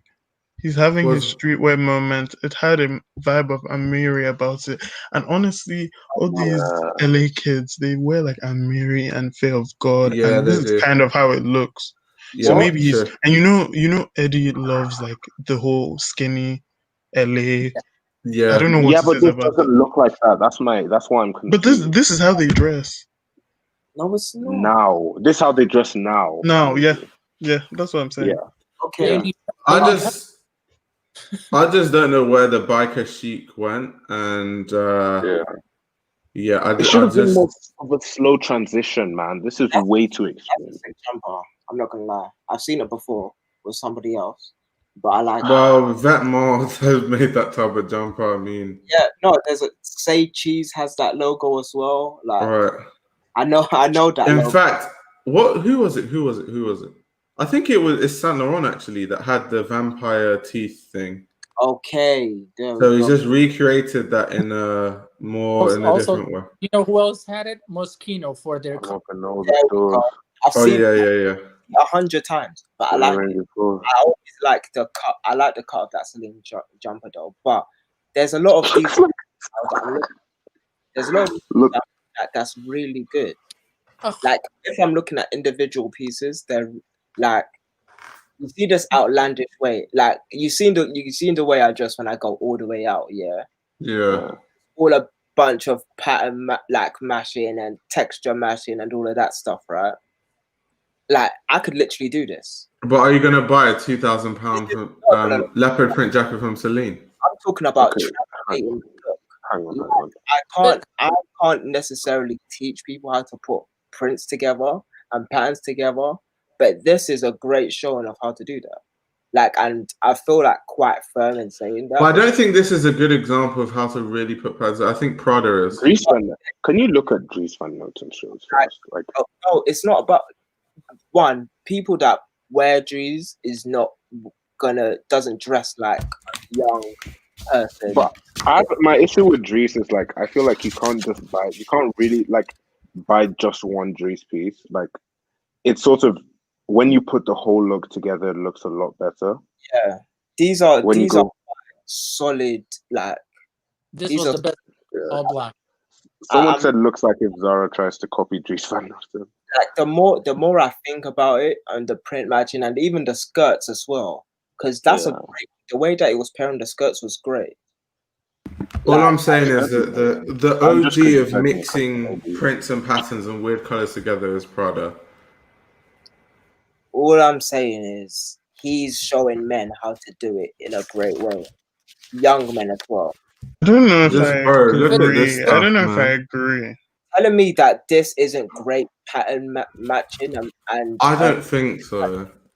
If I individually saw some of these pieces, I would confuse them with Jeremy.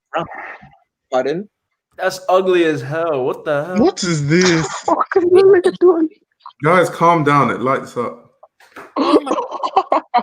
No. Why does it? This is a reaction vid. This is funny. Oh, You guys, no. Okay, that's hard. No, you know why? You know why I get that? Editing No, is that tough. light up logo. The editing is tough. No, I don't like these like dots. My man's but the one looking with like the huge Flash. light up logo. You know, the light up logo I like because it fits that vibe to me. Like I don't know what generation that's from. You know, like Las Vegas, like the huge. Oh, sorry, like, I'm not saying no light up to you. I'm sign. saying no to what I'm watching because this is the first time I'm seeing this, and I'm Oh, just that was kind of fire. I know, but that was kind of fire. That logo, just the one with the words, that was alright to me because it reminds me of like something that reminds me of that aesthetic. Oh, fam, you guys. So wait, do you have to buy separate cheese or they come with the jacket? I don't know. That was. But I'm sorry. There's a lot of things that he was showing there with like the styling that I can't just say to certain people. There's a lot of things that are shown there, like the way that you that when I was thinking about skirts and stuff and like how you match them as a guy, he's shown some of the ways that you can do that, because a lot of guys think about that. A lot of guys think about wearing outlandish prints as a guy with guy cuts as well. Because a lot of the things when we're talking about power matching and all of that stuff, it's more androgyny type clothes that you're gonna see somebody wearing. But when you talk about jeans, jacket, vest, hoodie, and the layering and all of that stuff, like he's given that simple straight line towards that, and you can recreate that. Like I can find a lot of things on retail sites and recreate some of those looks. I know I can. But my issue with this is it's not something new. And not everything has to be new, but this is like in trend. That's my issue with it. It's not only not new, but it's the trend. It's the current trend. So it feels like a designer to me is not meant to look at the trend and pull out from, or like, I don't know, base a whole fashion show on a trend or on what's trending completely. Because and not you come set out with new stuff. trends. You don't follow you're them. meant to set trends. Oh, you know, it just wasn't. I don't know. It wasn't interesting to me. Like it's not. It wasn't. It's not interesting at all. There's nothing like. There's nothing to think. It didn't make me think. It didn't make me feel. I mean, it made me feel like what the is this? But I didn't really. It's clothes, bro. Now, if I want to be an e-boy, I'll just go to Celine. That's jokes. I didn't like the collection to begin with. I'm not gonna say I like it now, but there was some interesting sentiments. Oh yeah, and I feel like when it comes out, like it's at stores and stuff, there'll be pieces that will look good, but just the styling. Oh, wait, who styled the show? The styling of this is off. Like it was just. I need someone. A man that can rock a skirt hot. The skirt is hot. If you still, I'm sure you will. I'll be back. But yeah, cool beans. Cool. Yeah, exactly. It's very. So I'm reading the comments on the Celine page. So like, oh, so now Celine is street. Oh, this is just embarrassing. Hetty is completely lost. And then someone was like, it's not streets, it's Cali chic, which is honestly, this is how they dress there. That's not really facts. I don't think anybody in LA is really dressing like that. I can show you people in my Instagram that dress exactly like this. I think that's like the extreme left exaggerated ass style for LA. I think that's a tiny minority though. I don't think like that's it's a loud minority, but I don't think that's there you go. It's a loud minority. Yeah. I still stand by what I said. I agree with that. Show me somebody that dressed like that, but that's not a general thing. Okay. I think I wear a skirt, but there's some great ideas of how to wear skirts and oversized and a lot of styles. Have any of you heard of the brand? I'm gonna butcher this name, but in France, Richer is Oh yeah, and France Rich. Oh, Yeah. That's what this reminds me of. Hell no. For the sole reason of it being just expensive, basic LA clothing. I would give Henry what it is. It's basic. It's clothes. Like credit. It's stupidly wearable to the point. Like that's my only issue with Eddie is I don't see.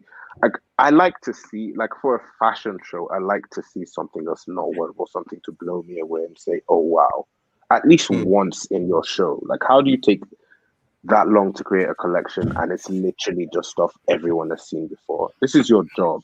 Find inspiration somewhere. No, this is your job. Like, go somewhere. Travel to like Germany and like I don't know, like wherever you need to go, do something, man. Like you have the resources to do that. You don't have to just like.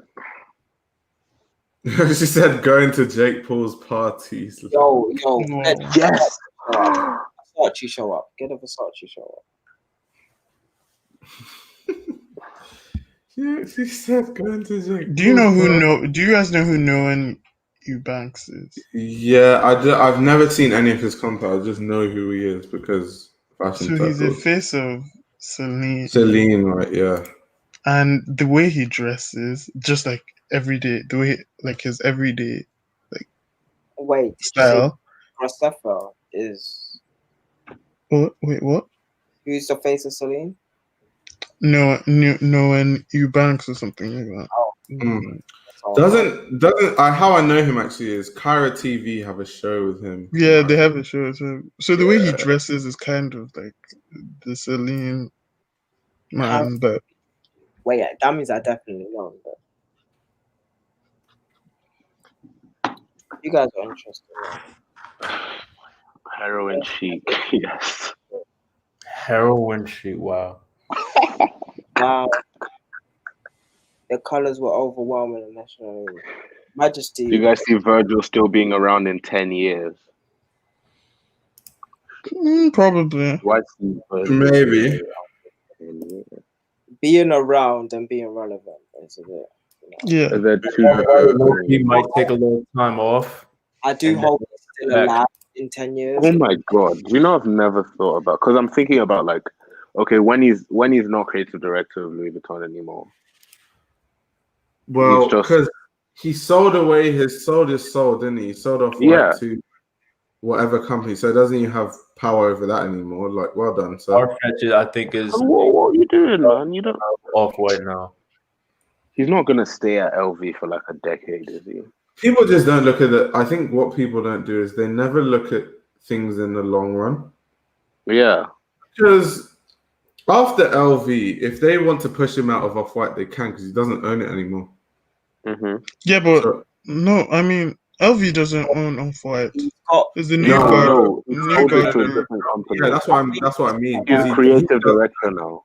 He's creative director of Off-White, and I don't know whether they can just push him out. I think he's got a clause in there somewhere. Has he? Yeah, no way. If you own the company, you can't really be still minority owner though too. Yeah. Yeah, I think it will be when he chooses to stop or retire. I just can't see. But New Guards is so tough. I don't see him anywhere else. Because New Guards Group, their focus is so commercial that like once he leaves LV, I think that's it from like anything aspirational or fantastic we're gonna see from him on the fashion runway. Virgil, to me, and you might not agree with me. I feel like Virgil has to be our brand with like a famous monogram and a famous logo, because that's what he's like. He's good at marketing, and that's how he sells clothes. I feel like he sells more T-shirts than anything. I really don't know. I feel like the Off-White customer is the best marketer for Virgil. Like, they do not let you forget that they own Off-White shit in their closet. Yeah, that's a way to say it. I don't think Virgil is good at marketing. I don't know if I can say that. Hype is not rooted in anything. You know? Yeah. If you mean Yes, hype isn't. So it's hype, and hype will die. Yeah, so hype always dies. That's why I said he's not looking at the big picture, because it's like, yo, if you want to have longevity, you need to like do something that's very like inspiring. Virgil doesn't have the right principles for me as a man, so I can't get as a man. Damn. Wait. You know, like if Virgil was at a brand that doesn't have like, okay, they have like the logo, but they don't have like a monogram, right? He's not going to do well, because if he's built on hype, people only want to wear him so that other people know they're wearing him. So if there's no logo, no one knows they're wearing him, so people will just not be interested in it. Do you think Virgil needs because they can't flex it. Is that what you're saying? Pardon? Yeah. You think Virgil needs a heritage brand to survive? No, not definitely needing a heritage brand, but other than Off-White, because Off-White isn't a heritage. It's just that it has a recognizable logo. He needs to be our brand with a recognizable logo. He built that. Oh. Yeah, he's built that, but what I'm saying is he can't be creative director of I'm trying to think of a brand that doesn't. A brand that isn't based on a logo, I feel you. Yeah. Like Jill Sander. Like Jill Sander, that's what I was thinking, but I thought it might not. Okay. He can't. But then can he is the question. I don't think he can. Everyone's gonna scream at me for this. Because Virgil's like, I think he's a bit of a deconstruction person as well. Is he? Although because what he's done with the Off-White Jordan 1. I mean, if that was a Nike and Margiela collaboration, would you be surprised? Would you say, "Oh no, that doesn't look like Margiela"? I mean, the only difference though is that the only difference is that. Why do people go straight to Margiela when you think deconstruction? Yeah, but I was even going to say the only difference is that that's one of Virgil's highest levels of deconstruction. Yeah, whereas in Margiela's case, that would be a low level of deconstruction. Yeah, so like he doesn't actually have he's not that strong at it. I don't know. I mean, there's so many deconstructivists anyway. Like, I mean, Ray Kawakubo, Yoji Yamamoto, Sonia Raiki. I mean, it's not just Margiela. Yeah, I like us mixing it up, man. I like us mixing It's like, okay, I was thinking about something, but I didn't say it. The Celine show we just saw? Like, it's like, when you have a cult following, you can't change your style too quickly. Because if Rick Owens suddenly started making insane print, and he does sometimes, like, he just released GeoBasket with like a crazy print on it. But like, if he suddenly just started making really loud clothing, he wouldn't have anyone to really market to. I don't know. What Adi Simon did is basically, if Rick Owens makes a collection and the whole collection is just Savile Row looking suits, we'll see if he made a whole collection and the collection just looked like Savile Row type of suits. Yeah. We'll see the reactions to that collection. Yeah. But no one will like it because he's ostracizing his customer base, and the customer base he's going for aren't looking to Rick for that.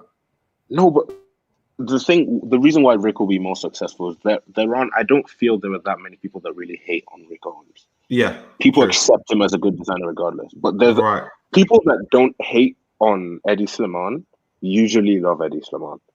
So if you move away from those people that love Eddie Slimane, you're turning to the people that hate Eddie Slimane. They're just gonna call it trash, and then he has no one to market. But Rick can actually. He might not be as successful as he is now, but he will still find some success if he changes his customer base. Right, because you're saying also his customer base is so loyal to the point where they'll buy whatever. They'll just buy whatever it is. And he doesn't have that specific of a customer base. How did I know? I can't find my. I like if I'm not wearing. I don't wear all Rick every day, right? But I still accept Rick Owens as a good designer. So if Rick Owens makes something if Rick Owens makes something that I would wear, I will buy it because I like Rick. If Eddie Slimane made something that I would wear, if I hated Eddie Slimane, I would not buy it. Right. And a lot of people hate Eddie Slimane. Do you accept Virgil as a good designer? Yes. My issue with this is I like the stuff he puts out, but I can't be sure that he's made, because I can't picture Virgil cutting patterns and If we say designer, I'll say yes, he's a good designer. Can I tell you guys what I think Does Virgil make his office? suits or his dresses? Does he make it? But Can I tell you what? When people say Virgil can't cut, I don't know why. I'm just always offended. No, I didn't Have say you he seen can't. him cut? I can't picture it. I haven't. I'm always offended. This is what I think Virgil does, honestly. And I feel like he gives it can this be the last? like, oh, make this dress with this like thing on. Yes, like, exactly. Like, oh, look at Molly Goddard with a tool dress. Let's do that. Or look at Lola with this print. By good designer, I mean he has good design acumen. But ideas. If we talk about highly skilled fashion designer, then hell no. Yeah. Because I have also ideas, but I would never like. It's actually because I feel like if I had the team that Virgil had, or if any of us had the team that Virgil had, we put out good shit. We just would. I don't know. That's like saying somebody with. Okay, I'm not saying I will. I'm saying I will. I'm sorry. I'm not saying it would be as good. I'm not saying it would be as good, but it would be acceptable as like decent clothes. Because if you have Louis Vuitton, you can't really fuck up. The thing, okay, this goes back to the whole hiring black people. If he had black people on his team, I feel like his clothing would be next level. Wait, pardon? What did you say, Daniel? I said if he had black people, huh? If he had black people, what? On his team, I feel like his clothing will be next level. And I don't know to say that though, but because they're black doesn't necessarily mean they're better. Yeah, I don't know. Wait, I think. See, I hate when people say that. We're already talking about people that are already good. Exactly. That's why I'm not saying that. Oh, I'm saying that these are people who are good. Like, do you know how many black CSM students are like amazing, or black I was just about to drop that. So, are you saying that he doesn't? Black says, but they have to be good. Of course, they're good. That's why we're talking about them. There's good black people that make clothes. I think Kanye is a better scout of good talent than Virgil. Kanye is way better. Kanye scouted Virgil. Kanye picked Virgil up from university and said, "Make my merch." And I've seen too many examples in history of people having a bunch of resources, as I was gonna say, and squander all of them. So I can't say having LV team would just make things better. I wasn't Virgil. I'm not saying we'd all make better stuff than Virgil. I'm just saying we would make decent stuff. Like it's not like it would be presentable clothing. So would you have people questioning whether you cut patterns or not? I wouldn't because I'll go to CSM. Yeah, like I don't. Knowing me, I just have that. Being a fashion designer. Wait, sorry. Can you ask the question again? I said, one, would you have people questioning whether you cut patterns or not? I wouldn't because I would. I said I wouldn't because I would have gone CSM. I still didn't hear the question. No, he said if you're a designer, would you have people questioning your pattern cutting and stuff like that? I said just the same way I want to be a fashion journalist and I'm going to CSM for it is the same way if I wanted to be a fashion designer, I'll go to CSM for it. It's just the mentality I have. I wouldn't have that because I'm just like that. Don't rate CSM like that for my personal taste. Which is fair. Which is fair, but I mean, if just going off designers that come out of CSM, we just look at them like all the graduates: Bradley Sharp, Alexandra Schipper, like Yasmin. Like graduate is rated on a high level. Are we saying every single graduate is rated? Not every single, but I'm saying if you look across the board, but just this year alone, like if you look like MA and BA. Like what's this guy's name? Yo, I literally have a lot of them on my phone. Like I follow a lot of them now because they made amazing stuff this year. You know the thing about being a creative Paulina director. Russo, there's Paulina. Yeah. Like there's the proof is in the pudding. How many people misunderstand? Make it on there. Make it CSM.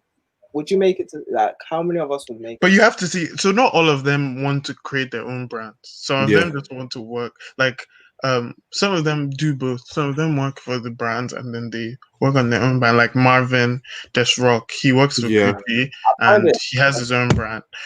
The slight tendencies that we like, there's a little bit of a glitch when it comes to thinking about Black people and making things, and CSM and the quality of people and all of that stuff is, it's a nice little wormhole glitch. No, I'm not even saying CSM in general. I'm just saying, sorry, continue.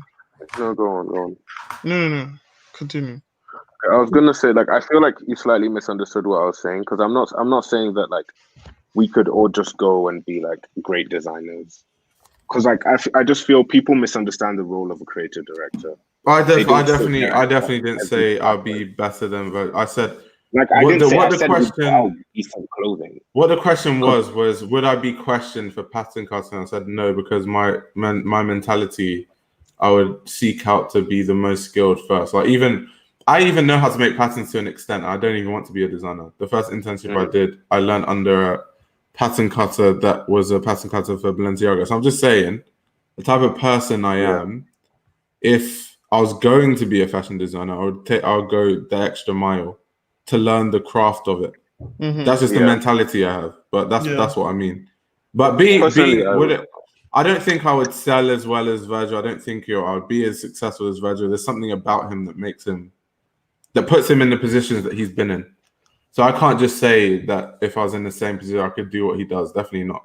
Yeah, like to me, Virgil. Wait, someone said, I hate this about ethnic culture. We always attack our own instead of respecting one another's opinion. I'll criticize what is the opinion that we're respecting?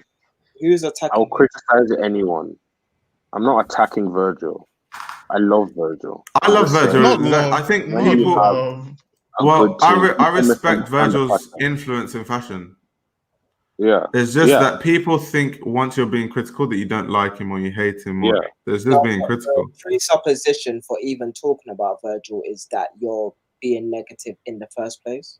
Yeah. So, like, to me, I said the presupposition. So the thing people like, once a Virgil conversation starts, people think it's innately negative. When really, like when I start a Virgil conversation, I'm never coming from a negative place. Like I respect his want and need to design. I won't question him as an artist and like question where he got his skills from, where his pedigree is from.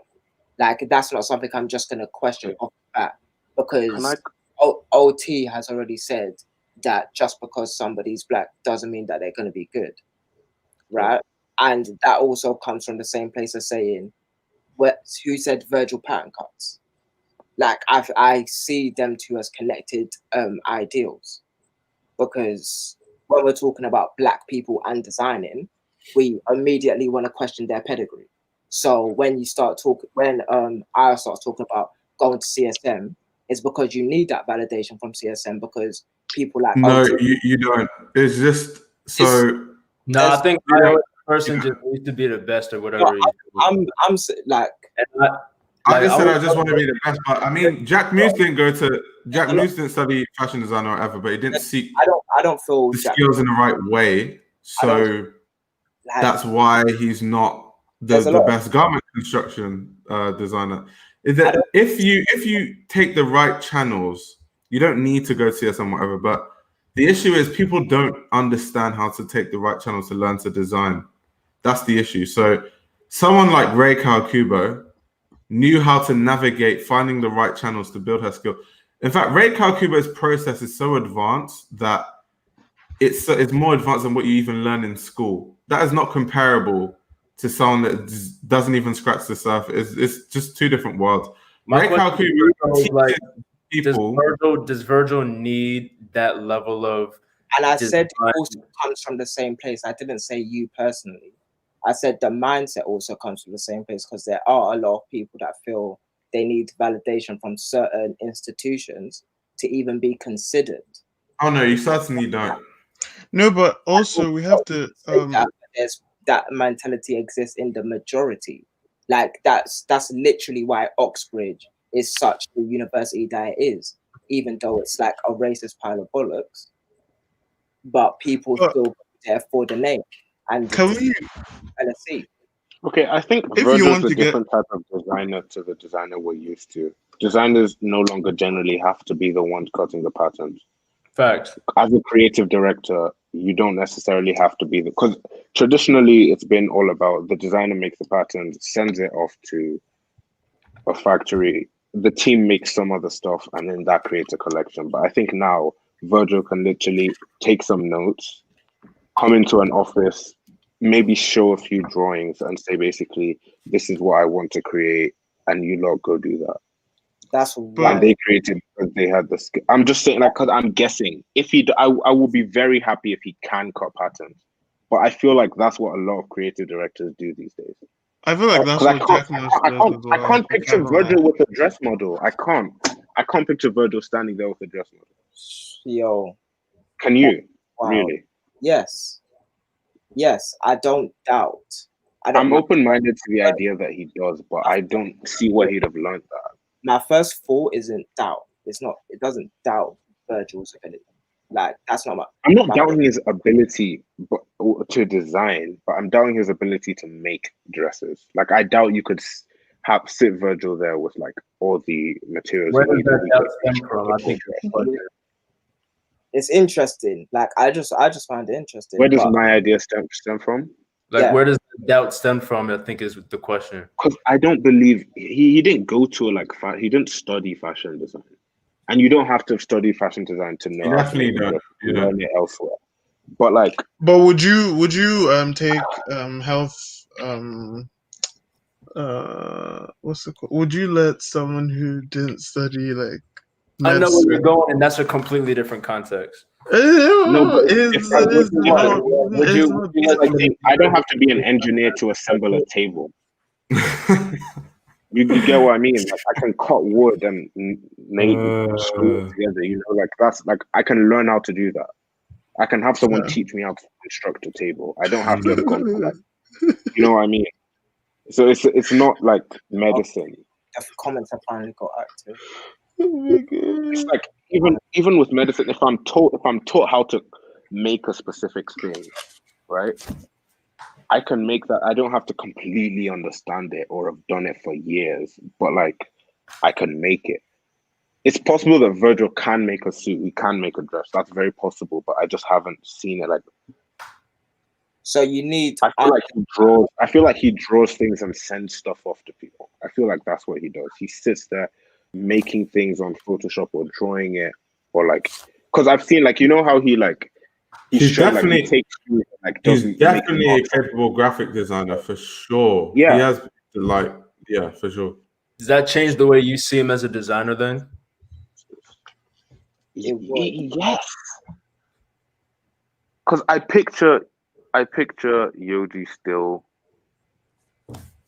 nearly every day going up to a dress model and working on a dress or a suit or something. I can picture that, but I can't picture Virgil doing that. Yeah, it's hard for me to explain. So let me answer this question. It's hard for me to explain this. So I love this comment. Basically, okay, so the issue I have with modern fashion is that designers that get into creative direction roles, right, normally have such a high design pedigree that even though by the time you're in that position, really all you're doing, like Karl Lagerfeld was very open on the fact that he would just tell them ideas and get them to make stuff, then they come back, then he's like, no, fine tune this. He was not actually making patterns. But there's so much evidence that Karl Lagerfeld was, from a construction standpoint, such an amazing designer that he, as a person, is so skilled that he can see any mistake a lot easier than, let's say, someone like Virgil Abloh can see. So when they get to that point of their career, people think it's as easy as just like do this and do, but there's things you won't see because you don't have that eye. And that eye comes from knowing how a garment's constructed, knowing how not everyone's going to be a McQueen and actually do it all themselves. I get it, but all the designers we respect, well, not all, but most of them, and the ones that have longevity in terms of being respected as couturiers or whatever, are all like that. Christopher Balenciaga, we can go down the list. I mean, Martin Margiela, Andrea Lemista, all of them are like that. To be innovative, you have to. Yohji Yamamoto. So I don't think Yohji Yamamoto is sitting down making patterns for Y3. However, he's so skilled. He has so much knowledge on garment construction to the point where when he's fine-tuning things, it's for a reason. And also there's not going to be things that go out untouched. So for example, a lot of Off-White early collections, it was clear that to a point, you didn't have an eye because things weren't fitting right. So that means it's clear that he didn't have the eye enough to actually have enough knowledge on how a garment's supposed to look on the body that the things were fitting so badly. Now, that's not an issue, which shows improvement and shows progression. Yeah. The thing is, though, I would say is that like fashion is a spectrum, right? So you have people like you got to stick to your own lane. So, for example, like you guys know the brand Aimé Leon Dore, right? Yeah. I would say that Teddy Santis is a good designer, not because I'm comparing him to someone like a Ray Kawakubo or whoever else you want to put in those ranks, but because he knows his audience and he knows how to build a brand that specifically targets that audience. He knows how to design garments and silhouettes that dress that certain type of person. So from that aspect, he's a great designer. Virgil knows his audience. Well, you know, that's a little different now because Off-White's the way Off-White started. But like, if you know what I'm trying to say, like as long as you know your audience and you know who you're designing for, you can be great at that. You know, not every designer is like a high level couture level designer, and that's okay. No, that's true. Yeah, you're right. Which is why I don't know why Virgil Abloh has to be in the conversation side by side with. Like, why do people try to put him in that conversation in the first place is my question. Right, because really what that's doing is once you put him in that level conversation, he's never going to win. You're undermining the work of the other person. Exactly. Yeah. Oh, we're not saying the same thing. You know the thing about making innovative dresses is you're just going to be better at it if you know the in and outs of making dresses for clothing. Of course. That's when you can take things that you know and do it in a different way. If I'm to sketch a dress, right, I don't know the limits of my creativity because I don't know what's possible to do, you know? But if someone that has been making dresses their whole life sketches a dress, they know what they want to do and they know how to achieve it. But I don't really. Right. Do you get what I mean? Like that's the problem with creative direction. I think people forget what it takes to be a good creative director. Yeah. Did he make his dresses? Because the book I read about his Vogue, like apparently he just used to, like after a show, he used to go off to his house somewhere else and like sketch dresses in the bathtub. So like I doubt he was cutting patterns either. Yeah. So okay, yeah, he has an immense ability to communicate a brand's direction for sure. Yeah. Wait, what does SKU count mean? So this is SKU count. What's it? Thing I was talking about there. Give me a sec. What I was gonna say though is, so the issue I have with the Virgil Abloh conversation is I expect him for so many things, but the issue I have is that the conversation that people lead into Virgil Abloh is just not where I think his strength is. So like we shouldn't really be talking about, in the highest fashion sphere, we shouldn't be talking of Virgil Abloh as this magnificent designer in the sphere of versus other people that are big houses, because it's not something he's going to win ever. Facts. If we're going to talk about him as a marketer, we're going to talk about his influence in terms of how he's changed the industry, new ways like using social media marketing, like new innovative ways that he's broken into the industry. We can talk about that all day. And he has a lot of influence that will then influence people that we consider amazing couturiers. He will have some influence in how they do their business, how they have their business models, how they run their business, how they market their brands.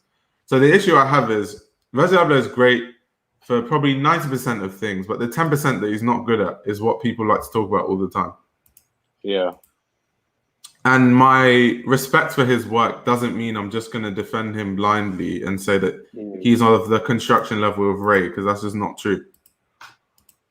Like Ray is so advanced. Like, I don't want to keep talking about Ray, but like she's a good example because she didn't study fashion design. That's why I like using Ray as an example. Yeah. Ray's pattern cutting is so advanced that she taught Junior Watanabe to make patterns, and now Junior Watanabe is who teaches all the other comm kids how to make patterns. So Junior Watanabe personally taught Kane and Namiya how to make patterns, and now Kane and Namiya are so good at making patterns that he can make a dress with no stitches, and it fits normal, like no seams, no nothing. That's how advanced like the pattern cutting in the House of Comme des Garçons is, and this is coming from someone like Ray who didn't study fashion design. So you don't have to study fashion design. I just feel like a lot of people don't understand how much work it takes and the avenues you need to go through to actually really learn how to really make like advanced designs without going to design school, which is why most people need design school, because they don't have that kind of self-guidance. Yeah. Most people need to be guided in the right direction. There's some people that are so good and so, forward thinking that they don't need it. Not everyone's like that. That's the issue I have. So people are like, you don't need to go to design school. You don't. But are you Ray? Do you have the mind of Ray? Do you have the work ethic of Ray? Do you know what you're doing on the level of Ray? Do you know what you're doing on the level of Karl Lagerfeld? Do you know what direction you're going to take in fashion on the level of Karl Lagerfeld? Not many people can do that. Yeah, Sam Ross said in an interview, like, you don't have to go to design or fashion school, but you have to study. Right. Yeah. And a lot of people don't want to study. That's just and they don't want to go to design school as well. They just want to it's like So it's like you don't need to go, but if you're not gonna go, you have to realize the amount of work that's in front of you. They need to do to be on the level of some of these people that do go. So it's just like the issue I have is people don't actually understand that. Yeah.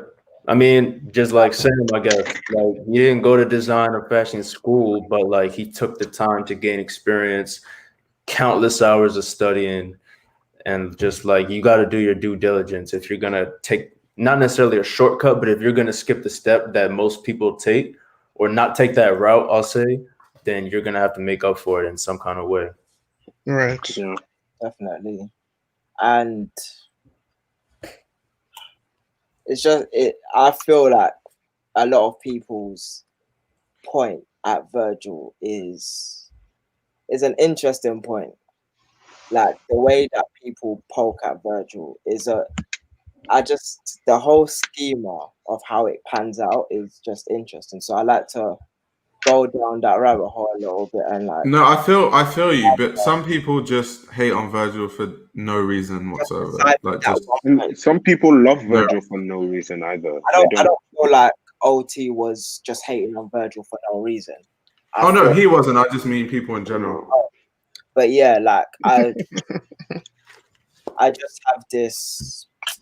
Yeah, man. Like it's weird. Like if we can have Jacquemus, Jacquemus is a good example. If we can have a lot of mediocrity in the women's wear space, then I like not say anything about it. Like nobody talks about it. I do. No, I do. A lot of people do. A lot of people do. I don't know whether we've had like this. We go into who's the creative director of like Stella McCartney, let's say, or Victoria Beckham. I've worked at Stella McCartney, so I can even say this as someone that's worked there. Stella McCartney is not a designer; she's a creative director. Let's put it that way. She doesn't make clothes. She doesn't. This is what I was getting to. It's like we're not poking at Stella McCartney. Yeah, it's not. It's just what it is. Yes. Nobody ever and Stella McCartney was massive. or she is a massive I mean, brand. I spoke at Stella McCartney. The reality of the industry. That's what the industry is today. Pardon? I see your point. No one. What you're saying is no one has a go at Stella McCartney for not being good construction-wise. Yeah. I get where you're coming from. Yeah, she isn't. Stella McCartney for not being able to draw. Yeah. She doesn't. I bet she doesn't know how to draw. No, she doesn't. I bet she didn't even go design school. But nobody. So what does she do? She did. She went to CSM. She did. Nobody talks about any of that. Well, when I think about like people like Vera Wang, who are just like so, like some people that are just so out of here that it's just like wild. Like the people that we don't even think about, and then like they're just levels. Like right. Certain people are just levels, right? But then there's other people that are just like they're meaty. They're the most meaty people that you're going to talk about. But the brand is solid. There's a lot of solid brands out there. But the way that the conversation will happen around them is just so sweet. And I hear what you're saying. I hear what you're saying. I get what you're saying. The fact. So cool when we're talking about them. Like we're right. We're all dancing around what this person's actual acumen is. But these people don't have acumen at all to speak of. But yeah, I mean, if Stella McCartney came out and started trying to be the best designer, then we'll shut that down real quick because she's not a designer. She actually studied. Not going to school though. Studied. No, but okay. Let me give you the T on TSM, which is why I agree with Dami to an extent. So, a lot of Chinese students, right, who are rich, they go to CSM, and in fact, I know this because. So, let me give you a good example, right? So, the tailor I use in London. Mm-hmm. He does work for CSM students, like rich Chinese CSM students. So all they do is they just give him the fabric and pay him to make the work. And then they submit it, they hand it in. That's disgusting. So not everyone that goes there is actually a good designer in the first place. Not everyone is willing to learn. There's just people but then I feel like Stella McCartney is such a different Stella McCartney is not the best example because of the nepotism involved and like her family and everything. Like literally in her graduate collection, Naomi Campbell, like Kate Moss. These are. She wasn't out there in the trenches learning how to make patterns. At that time, she was already getting invited to the Met Gala and stuff like that. So Stella McCartney. But I've worked in a house. She doesn't make anything. I'll just tell you. I'm not shocked. No. Yeah, she doesn't. I'm not sure. I just want to say to Daniel in the comments, Stella McCartney is hype. She's literally a product of hype. Yeah, Stella McCartney is sustainability hype, which is crazy because even her work. I'm not going to say that the work that she does with the sustainability is bad, but back when she was popping, like you said, the graduate collection and skits, that's hype. All of that is hype. But nobody like the way that people were writing about that shit though. If we want to because we can now bring up parallels that is just as Victoria Beckham. Go into that. But people don't rate Victoria Beckham though. Yeah. People don't. Let's be real. I don't think anyone takes that seriously. Yeah. There's a lot of people that take the Beckham very seriously. Really? They don't take her seriously. Like I'm talking about, and I'm talking. Okay, can we find some comments articles, please, on Google? Can we Google Victoria Beckham or something? Because you guys, yes, there's people that praise the Victoria Beckham house. I don't agree. I'm sorry. Sorry. This is a hill I would. Nobody rates Victoria. What does the thing? Let's think about this. These articles exist. Okay, I'm going to Google that. But what? There's not like people are bashing Victoria Beckham in L. Are you sure? I don't think so. But then, what the person who writes for L? What do they know? Let's be real. This guy literally just. Oh my god! Yo, if I was starting a brand, Daniel would be like my nightmare customer. Like, I'm so scared. That's not. I'm really sweet though. Yo, but you heard right. Always my thing. Yeah. No, Dami, you have a strong point.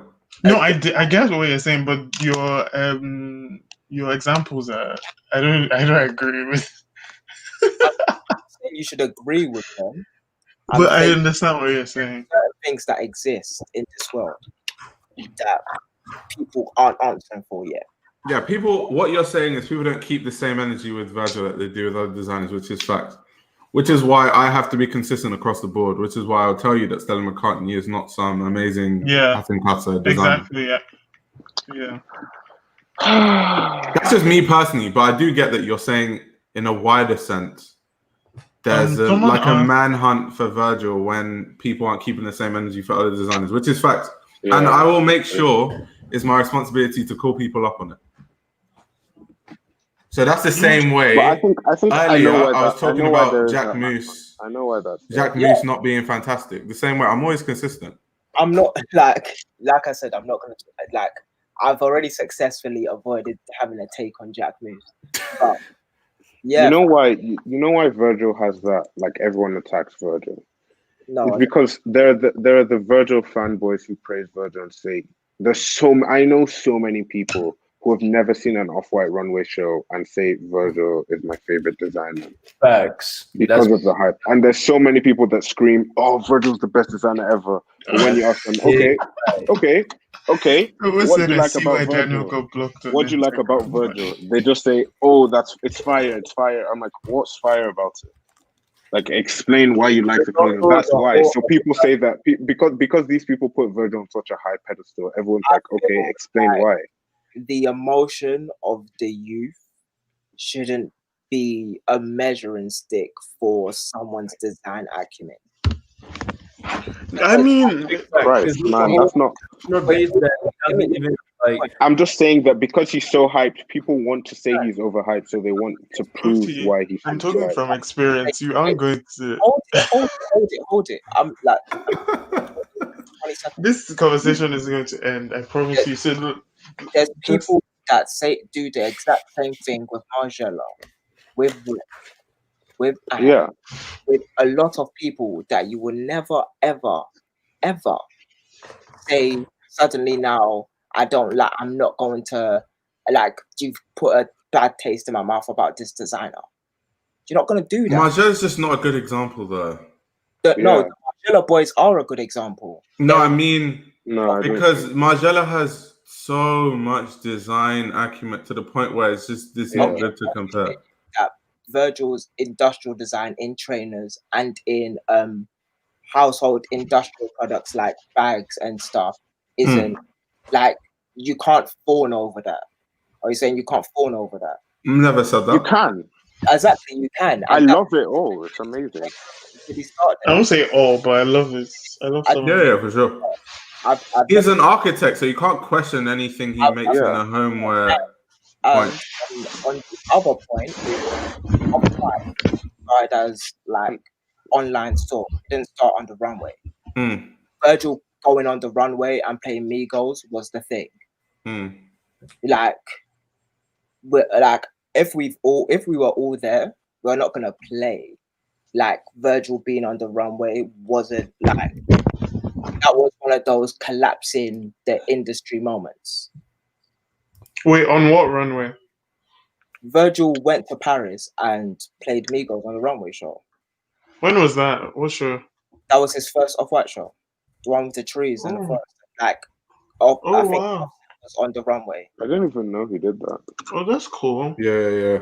I mean, but and you're talking about Virgil. Good gracious, you hype beast. No. How did you make me a hype beast that I didn't know that? The thing is, the truth is, I'm not even a Migos fan, so it wouldn't. I'm just saying that people give Virgil clout for the wrong reasons, and that's why people doubt him. 100%. Dammy, I'm still feeling Dammy's point though. I see what he's saying. I'm Nigerian, right?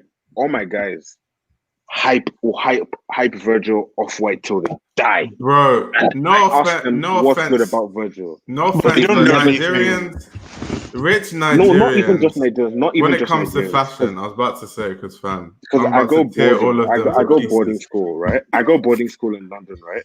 All of these kids love Virgil so much, and it's like they only love him for the t-shirts, right? But so if I was a huge fashion critic and I came to say, who's your favorite designer? And they all say, oh, Virgil. And I say, why do you like Virgil Abloh? And they just say, oh, it's because of all his t-shirt designs. Then it's like, but those people have taste anyway, so they aren't even their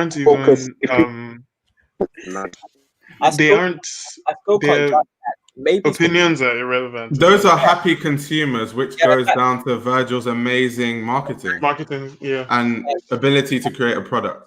That's the only thing I was gonna say, because you can't blame that on Virgil. Yeah, they're just happy consumers. So Virgil's done his job. Reaction, somebody that looks like them is at the highest stage in fashion, you're gonna have a visceral reaction to that when it's not the norm. Facts. Hello? And the Nigerian fashion scene is very much like that. It's not really ever about the garment itself. It's just about who's known, who's on top. That's the Nigerian fashion scene for you. So it's like, yeah, man, like, bro, I take what Nigerians say about fashion with a grain of salt, apart from a few people. You guys have me on this live defended Virgil when I said everything I said about him before. That's how nuts. I'm happy you did that. That's your story. That's how nuts. I'm so glad you did that.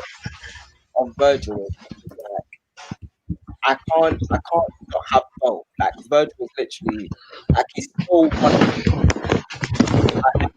endemic school motherfuckers. The thing is, I'm a fan of Virgil. That's the funny thing. I'm a fan of Virgil Abloh. We just need to establish where's his impact. Same position, but that's like the whole point of this conversation. Yeah, you aren't even scaling them properly. Like you said, there's places that you can point to where it's like, this is what Virgil's great at.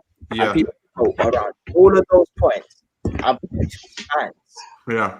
And say because the Off-White fan is ugly, then the whole thing. No, I don't. Look, I'm an Off-White fan. I can pull out my Off-White tees right now. As embarrassing. No, you can't say that because you're literally doubling. In the past, I haven't. In the past, you said no. Okay, that's not why I think he's a good designer. I just happen to own these things. No, but I'm using your words. I should have said this. No, Daniel, you said that you went to school. You went to boarding school. You ask your boarding school friends, who do they like? They say Virgil because of his teas. Now you're bringing up the same teas that you are criticizing them for. I so got maybe you need to pause and rethink. Wait, I'll tell you. No. I'll tell you what. I have those t-shirts. It was sort of like impulse buying, like, cause like usually I shop at like Selfridges, and I'm just in that area. I'm just like, fucking, let me get a tee, right? If it was my choice right now, right, I would rather buy his other stuff. I wouldn't even touch an Off-White tee to purchase right now. In the mindset I am right now, because at first I was sort of like I liked the aesthetic of it, but like I wasn't properly, like, I didn't really understand enough. But now that I do, I still have these fucking t-shirts. Yeah, but now that Off-White now if you see me, right, if like t-shirt. It's just a t-shirt at the end of the day. Yeah, I was gonna say so I'm a fan of Virgil Abloh, so I don't pay any money. I would buy an Off-White t-shirt because it signifies his influence for me in fashion, his stamp. Yeah. So like that's. But like, there's nothing wrong. What's wong with wearing Off-White? People hate like. Okay. You throw on like a pair of pants that has like a huge Off-White logo on top of that t-shirt with some Off-White Air Forces or some shit. Now exactly, that's hype beast, dude. Cool. But if I wear an Off-White t-shirt, that doesn't mean I'm a hype beast. As long as I understand that that's not why he's a good designer. What I'm saying is those people that say he's a good designer just because of those t-shirts. The fact that I own the t-shirt doesn't mean I think he's a good designer. But Dami's point was that there are Margiela fans who have never read on the history of Margiela. There are people like that for everyone. Yeah, exactly. That's so he's saying that you need to keep the same energy for all sides because there's Margella fan. Yeah, sorry. Because it looked like I kept talking about Virgil. Who will tell you that I know this because they're in my comments. They're in my comments. For Hermes. Blind. They're in my comments, trust me. That will tell you Margella is the greatest designer of all time without knowledge of any other designers. Like, how can you even come to that conclusion? Yeah. Yeah. So yeah, like when we're power scaling these people, please, like let's just look at what we're supposed to look at. Because I get your point. Just the balance across. It looked, to be honest, it looked like I was bashing Virgil. We've been talking about Virgil for like years. I wasn't trying to. Can we talk about something? Wait. So let me just disclaimer. I wasn't trying to bash Virgil at all. I was just no one thought you were. Everyone. Don't worry. This guy thought I was, guys. See this guy's face. You really thought I was criticizing Virgil, right? I wasn't. I was like, you thought that I was bashing him. I was just criticizing him. Okay. Let's talk about something else, please. Did you guys like any shoes from the spring 2021? Because I've had enough of Virgil at this point. What do I like? Kim Jones Dior. Did you see on the? No, wait, sorry. Am I talking about the right? At this point, I've talked so much about their shows, man. Jesus. Kim Jones Dior was so boring to me, but the clothing looked amazing. It's boring, but it's pretty. It looked so amazing. Like, I looked at it, I was like, oh, that's nice. But the images were just poor. It wasn't like, oh my god. I get what you're saying about the images for sure. But the garments themselves. Obsessed with is J.W. Anderson. Or Jonathan Anderson himself at Loewe and at J.W. Anderson. Yeah. I'm so obsessed with this man. Yeah, I really like bro. Walter Van Baron Donk. Yeah, Walter was amazing. The little figurines. Yeah, the little figurines were like really like I was really like okay. I was saying the other day, I love Walter's clothing, but the logo just puts me off every time. I can't lie, I don't know how his logo looks. Bro, have you seen his logo? I don't want to now that you said it. Should I show you? No. Wait, sorry. What's the line that Ray Steele designed? Is it black or is it? What Steele designs main line? Like main line. So, okay. I thought she designed. Okay, have you seen the On Plus collection? No. It's okay. Some people they didn't like it. It's a bit what the hell? The fashion industry that the last one was impeccable. I even have pieces from that one that had the Air Maxes. I have some shorts from that collection and stuff. That collection was the one with the thing. Not the cornrows, the one before that. Spring Summer 20. I was about to say because I was ready to like yeah, I was like, I'm so vexed because I love the whole Japanese. This guy's like, Ayo, you're cancelled. You know what? What do you guys think about the Gucci show though? The fact that like they use their employees, the designers. I don't think I've seen that one still. So you should check the Gucci show. So the models that they used are people who worked for them. So like the designers. Yo. So the handbag designers, the menswear designers. I like how every Empleur collection they collab with Nike first of all, and I'm seeing Creepers, which is a very Comme des Garçons shoe. Genesis was gassing his hair up still. Yeah. This was the last thing he gassed up before he deleted his page. I'd like to see some detail pictures on those Hirachis, but we'll see. I love the whole Japanese aesthetic, but I shouldn't even say it like that. But like a lot of Japanese brands, I shouldn't have said it that way. But I mean like Japanese brands like in general. I love a lot of them, but it's hard to find our size because like I'm the same height as you. And like guy, nah. It's not even funny at all. I really wish I was smaller sometimes. I like being tall, but like I wish I could. Bro, we'll see because today technically, I'm going to like DSM, Selfridges, and the Chilean sample sale. Okay. So I'm gonna have a look, see if I can find anything my size. But yeah, most times Japanese brands be wilding. Corona has done horrible things to me, man. I've been online shopping. All the some of these pieces are fire though. Yeah. Some of these pieces are amazing. Like what? People were saying it was bad. It's not even bad. No, not to cut y'all off, but maybe because I'm biased, because I always go to DSM, and when you see these things in person, it's just different. Yeah. I feel when you see certain clothes in person, they sort of, because I'm thinking of how this is gonna, like, look at this piece, for example. I'm just thinking of how this fits. Like, that's fire. That's good. It's like not necessarily a skirt. It's like a coat that is kind of, you can attach and detach, which Com does all the time, to be fair, especially with Abloh. I feel like we're also used to now, like, reviewing collection from our phones and just judging things that, like, just looking at it and saying, nah, boring. Yeah, I think, but like because when you see clothes in person, it's a lot more like, oh wow, you notice so much more. I've seen so much Com now that every time I look at it, I just imagine how it looks in the store, and then I'm like, yo, that's crazy. Like this, for example, is really cool. And I still want to see detail shots on the shoes, like the creepers and the Huaraches. They put details because they usually would.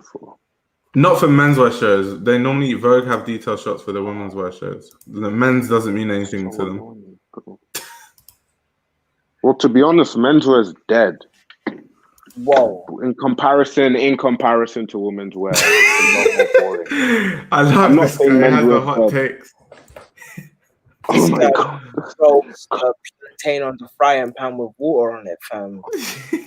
Sizzling everything. No, I like this collection. It's pretty cool. Let me check out the Gucci. I said that in front of my dad, and he was really scared. Wait, what did he say? I was like, menswear is so boring, and he was so scared. Wait, are you talking about? Was this the Gucci collection you're talking about? Resort 2021. Yeah. Was it this one? Yeah. Okay, I've seen this one. Sorry, I thought. Yeah, I've seen this. Yeah. Yeah, so they use staff members as models. Yeah. Beatrice. 133 looks. Beatrice has the Michele's first role at Gucci. So, like, obviously, like, how much do you think Michele actually designed out of this collection? Like, how many pieces? Because there are 133 looks. Yeah, I mean, that's 133. Like, what? I've read statements where he talks about, so he gets his team to understand his creative vision, gives them ideas, and then they expand it across a 130 look collection. Because that's what I imagine creative directors doing. I imagine them walking into an office saying, look, here's this PowerPoint presentation. This is what we're doing. Gucci is just so good, man. God damn. People sleep on Gucci hard. Yeah, they do. Like, look at this look. This look is fire. I had a friend. 50-piece collection in 2 weeks. What'd you say? I said I can design, or draw, I should say, 50 pieces in 2 weeks, and I'm kind of rusty. Oh, I love this. So, like, I feel like Alexandra can draw 133 in a week, easy. Yeah. I feel like I can do that. Yeah, it's definitely possible. I mean, the only issue is that I don't think you'll have time to just sit down and do that, because as the creative director of Gucci, bro. Yeah, not sit down, stitch. Yeah. And he's not going to use everything he draws. He's going to look at it and review stuff. Like design school teaches you, like, out of 200, you probably pick 20 or something. Yeah. Right. Because, okay, good example, right? When I was working at Stella McCartney, my boss, so she was like head designer, not head, but one of the senior designers for Stella McCartney, and I answered to her. She was like my boss, basically. Sometimes she'll have time to just sit down for a day and just like sketch, and she'll do like loads of sketches in a day. But she used to get pissed because so many things like just come out of nowhere to where she can't sketch or focus on design. So sometimes it's so hectic that even though she's a senior designer, she can't even design for like 2 weeks. She can't sketch anything because like there's just other responsibilities like photo shoots that you have to go to, or campaigns, or like someone makes a campaign mistake in a campaign shoot, so you have to reshoot it. Like, so much stuff happens that you don't plan for. So I can imagine, and that's just a senior designer. So I can imagine Alessandro Michele as creative director having responsibility of every facet is insane. And we're not even thinking about having to pick out fabrics, because that's like a whole different kettle of fish. Like, that's just the design part, like, for real. Right. So yeah, I'm interested. Fashion thing. Like, if I was really interested, I'd intern, but I'm not that interested. I mean, luckily I did all the interning when I was younger, so like I wouldn't intern anymore now, I don't think, but it was cool. Yeah. Bro, as soon as like, because I'm not allowed to have like a part-time job until I like, I'm allowed. Wait, you're not allowed at school, like, because Bomber Club. Oh, okay, yeah. Not Bomber Club. Yeah. So like, but my parents are like fully like, because I'm gonna do like, saying as it's quarantine. If we don't go into another lockdown, I'm gonna like, my parents have this friend that's like a really good tailor. Like he does. That's dope. So I'm just gonna go sit there in learn the construction. That's the Marvin Disrock guy. Who's that? Go scroll up. His Marvin Disrock. He has a brand. Really interesting stuff. He was at CSM. He's a designer at Gucci as well. That's dope. He was at CSM. He graduated MA or something like that. When was it? How long ago? Like last year. Oh, damn. I think. Yeah, I'm pretty sure it was last year. Yo, not to cut y'all off, but I gotta dip out. 100. Yo, peace for coming in, bro. Yeah, appreciate y'all having me. I'll talk to y'all soon. Peace. Yeah, someone said you got to divide the 133 by 2 because it shows multiple angles. Yeah. Facts. Okay, cool. You know, it's like I don't even do art for like A level. I didn't either, bro. I didn't either. Or DT. So like I do business, economics, and geography. Bro, I was studying chemical engineering and then doing a fashion internship in the summer. I definitely should have done a design internship, but I was moving so fast in business that everything was a whirl. I was like a rocket ship back in them days, bro. Like, I'm lucky. I got to work in every facet. So I did a engineering internship, which was more like materials testing. That was at Stella. Yeah. My first brand I worked at, Deploy London, was at just everything. Design internship / coffee getter / button orderer / like everything basically. And then I want to do that, man. Yeah. Then I did a photography one, which was fire. Oh my god, that one was so good. Like I got to be on shoots for like Saint Laurent Paris and stuff, and like I was shadowing like some crazy photographers, like insane photographers. Well, let me come sweep your floors, man. I just want to be in the room. Bro, like, I'm not the one with the jobs, bro.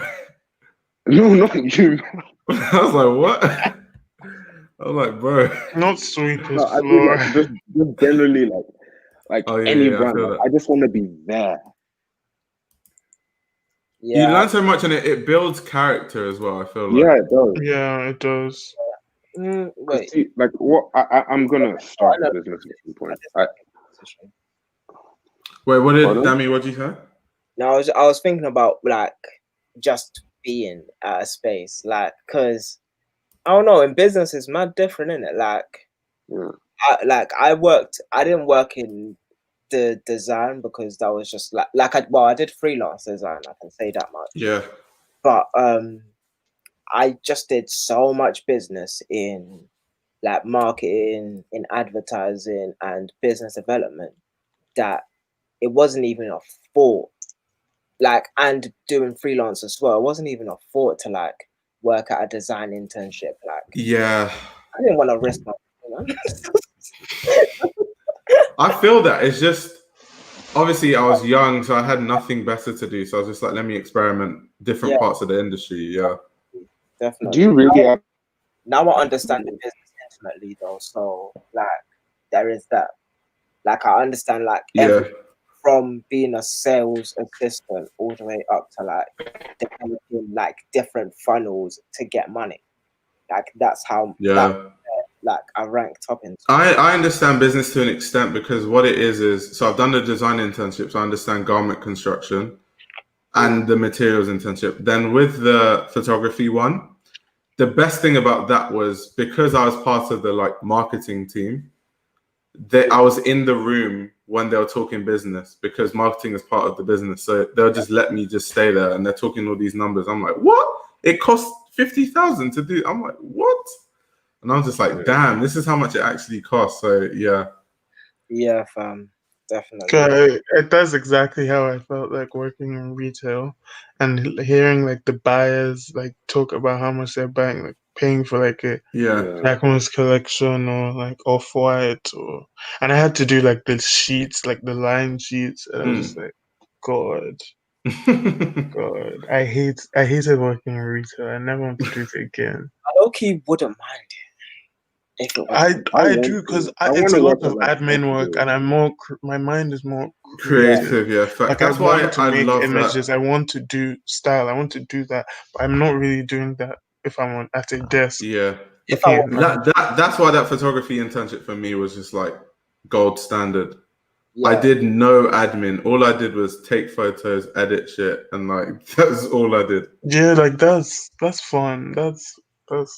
But going back to Dami though, the being in the room thing is just pure facts, bro. Because the reason I even got my first internship was all networking. You know how I got my first internship, right? Yeah. Well, wasn't it one of the people when you were 17? Right. Speaking to someone at a space. I forgot what space it was. Nah, it was actually, bro. It was so weird. So I was doing this job where I was helping technically rich people move their furniture from London to Paris. Yeah. So it's like rich people who have a house in London and a house in Paris. Like when they want to move furniture or like move a bed between the houses, I was the guy who would take it. So I'd like carry all their furniture into this like truck. That was just my summer job when I was 17. And then package it. Then we would drive to Paris and then offload it and like fix it all up. So one day, the woman who we did it for is a woman named Bernice Pan, like went to Cambridge, masters at RCA. She's a lecturer now at RCA actually. I can't remember. In passing, I saw like a fashion magazine.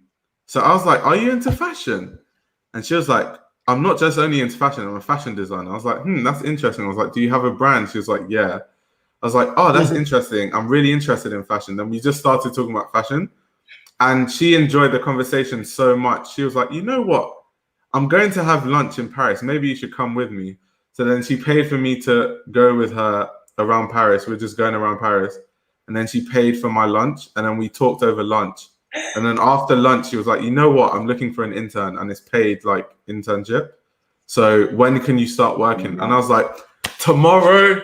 Like, we can start working tomorrow. Like, I'm going to quit my job. And then I literally quit. And then I was interning at hers the next day in London. Oh, my God. So that's just taking advantage of the situation. That's literally what it was. Yeah, fam. Because all these intern websites look dead. Like, yeah. It was a happenstance. What'd you say? I said it was like a happenstance event. Yeah. And that was the first time I ever worked in fashion. So I learned all my, like, base knowledge from that internship. That was the brand Deploy London. We had the same pattern maker that Balenciaga have.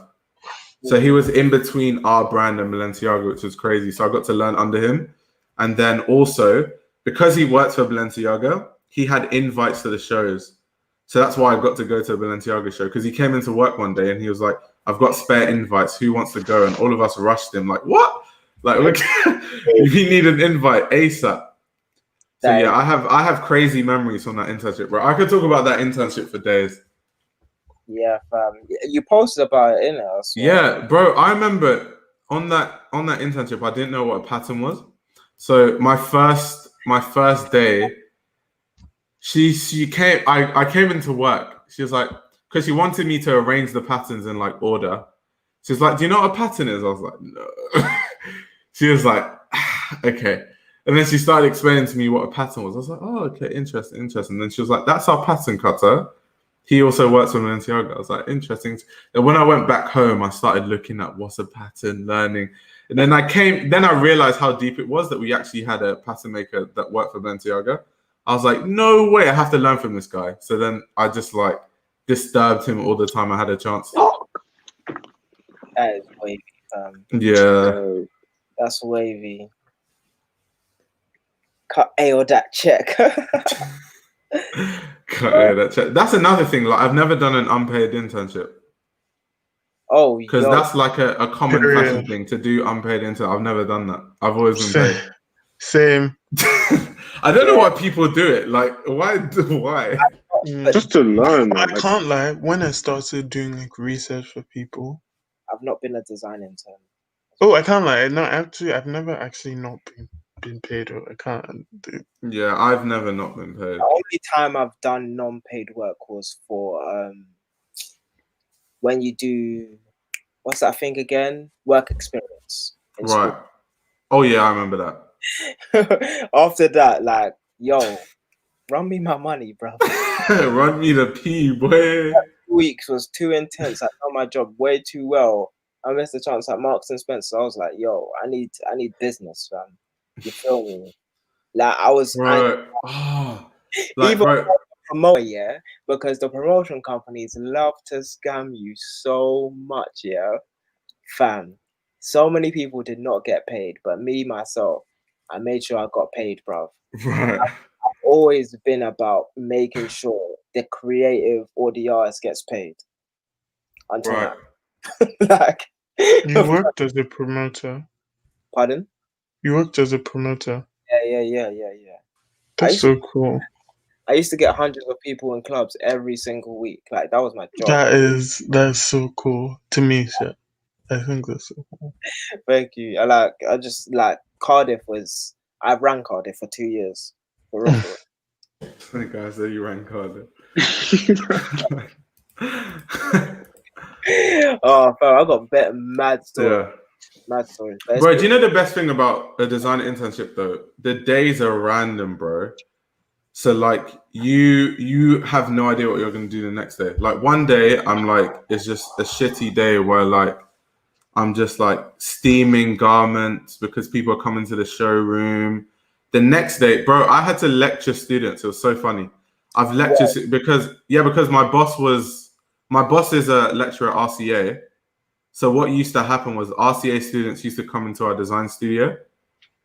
So because I was interning then, actively learning certain things that even students don't learn because they're not working in the field. So I'd like show them like different things, which was crazy.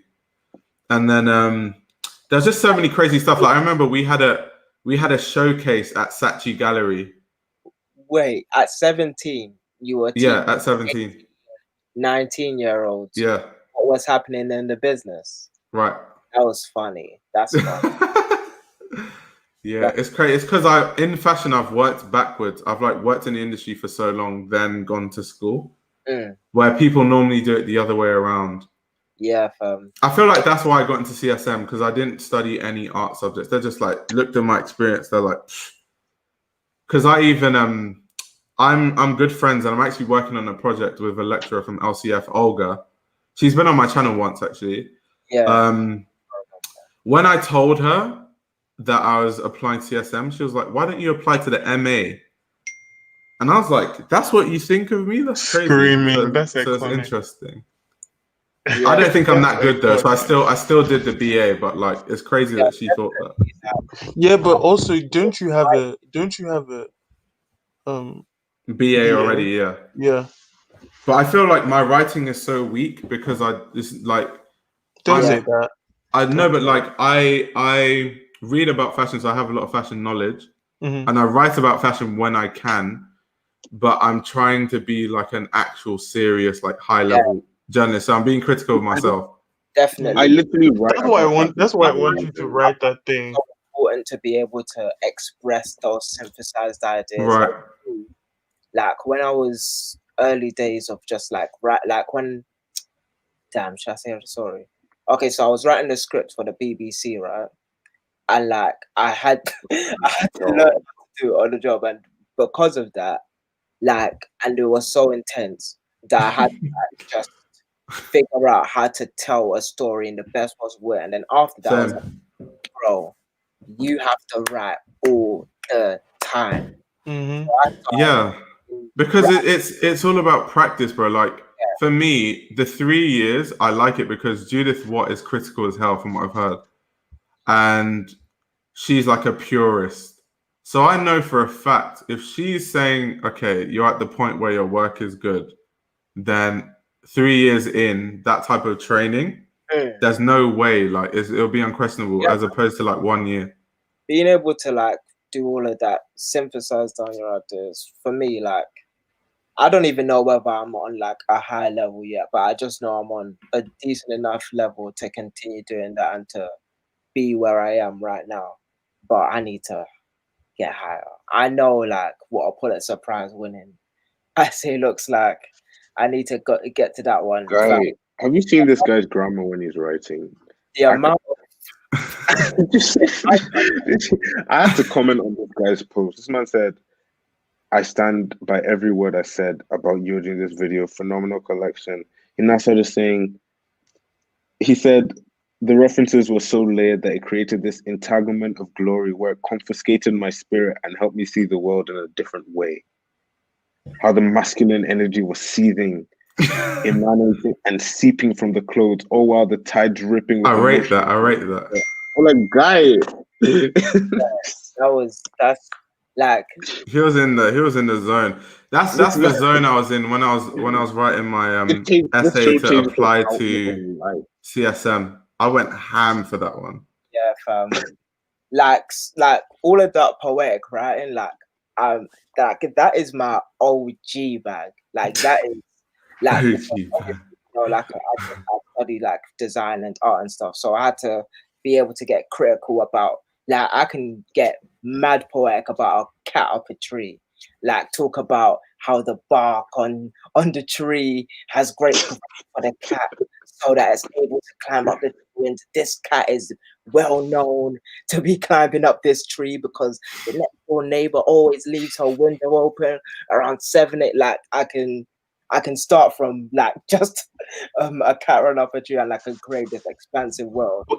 Like you know the fashion is like my OG one, but I need to get into that prose, like making sure you're able to like just say something straight and like be able to get to the point and like be able to, and then speak trippingly, and like there's so many rhythms in writing that like being able to make and mix all of them together is just, that's where you start like hearing your own voice, like that shit, that entanglement, because I mixed and layered a lot of things together, and that one I like the ones that I've continued doing. Right. But the fashion writing I love is the stuff that like describes how the clothing is made and describes all the references and describes the techniques that were used. Like I love reading that stuff or seeing or like listening to that stuff, because it's like that's what fashion really is. It's not about like, because I don't like reading an article and it's talking about a collection. This collection draws inspiration from blah blah blah, and it has one quote about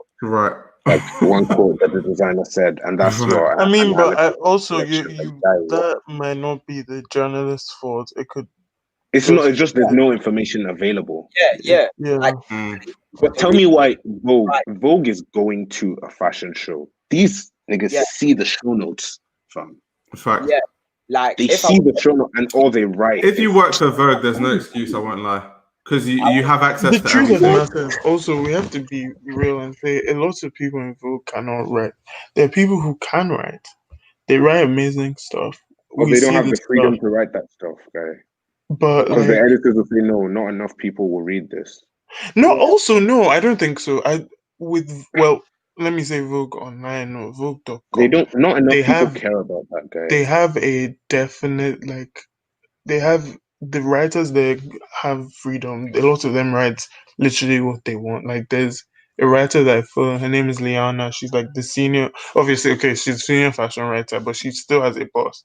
And Liana writes about literally every cultural thing that has impacted her. Like she's from I don't know, one of these Eastern European countries, but like she'll write stuff that like a band, like an obscure band that was a part of. So when it comes to Vogue online, that's still pop culture, guy.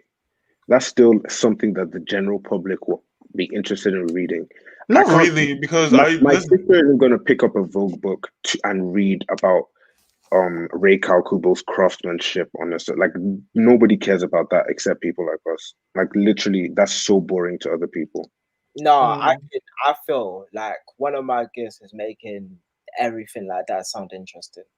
That's what I'm trying to do on YouTube. I'm still mastering it, but I'm trying to being able to put expression in there, and that's where like all of that OG flowery language, as Daniel called it in the comments, like that's where that comes from. Being able to express in that way, and like even though like that Izzy, I said that Yoji video isn't like one of the more critical videos I have. It's one of the more fun videos I have, so that it will make you want to go see the collection and see what I'm talking about. And like what I love more is that people actually like doing something that makes someone want to go and experience it for themselves. Yeah, because that's one of the important things about fashion. It's like or about just art in general. It's like a lot of people won't go back and see something. Like a lot of people read the article that you read or read the book that you read, but if you pull it the right way, if you have the right criticism or right language and the persuasive language, all of that, then you might be able to ease them into the idea of thinking about it. But yeah, we need to start a resource of show notes that anyone has. Like where we can, as like whatever, because some people on the internet specifically. But also, I feel like with so reading, and this is super weird because again, I run like a reference page, quote unquote, but like with show notes and like with referencing, sometimes people, and by people I mean the designers, just want people, and by people I mean the audience, to so the designers want the audience to form their own opinions and form their own thoughts and like feel something based on their. That's why that's why I believe that some people don't like showing their show notes, or some people we don't see a lot of people show notes. The reason I want show notes is not to buy the clothes, is to learn about how to, like what materials are used and how people are referencing, how referencing actually properly works. Like the first thing that gave me real insight into that is genuinely the Margiela documentary. Yeah. As soon as I'm allowed. But the thing is, with Margiela, which one? The one that just came out. The one that you put on earlier. But you know, like John has already been doing this. So like he like for the past like 3 seasons maybe, he has done like this podcast, and he talks like so when the collection comes out, he'll drop a podcast episode and we'll talk about this, and it's like a marketing thing for him or for Margiela. I don't know. I believe it's a marketing thing for them, because people genuine, like right now, podcasts are definitely things that people really like.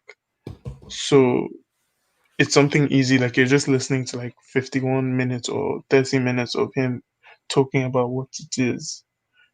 But I don't know if I don't know how I feel about show notes. Maybe because I'm not a journalist, I don't really care, and most times I'm so like I know what I feel, so most times I just like form opinions of myself, and maybe 7 out of 10 I'm correct.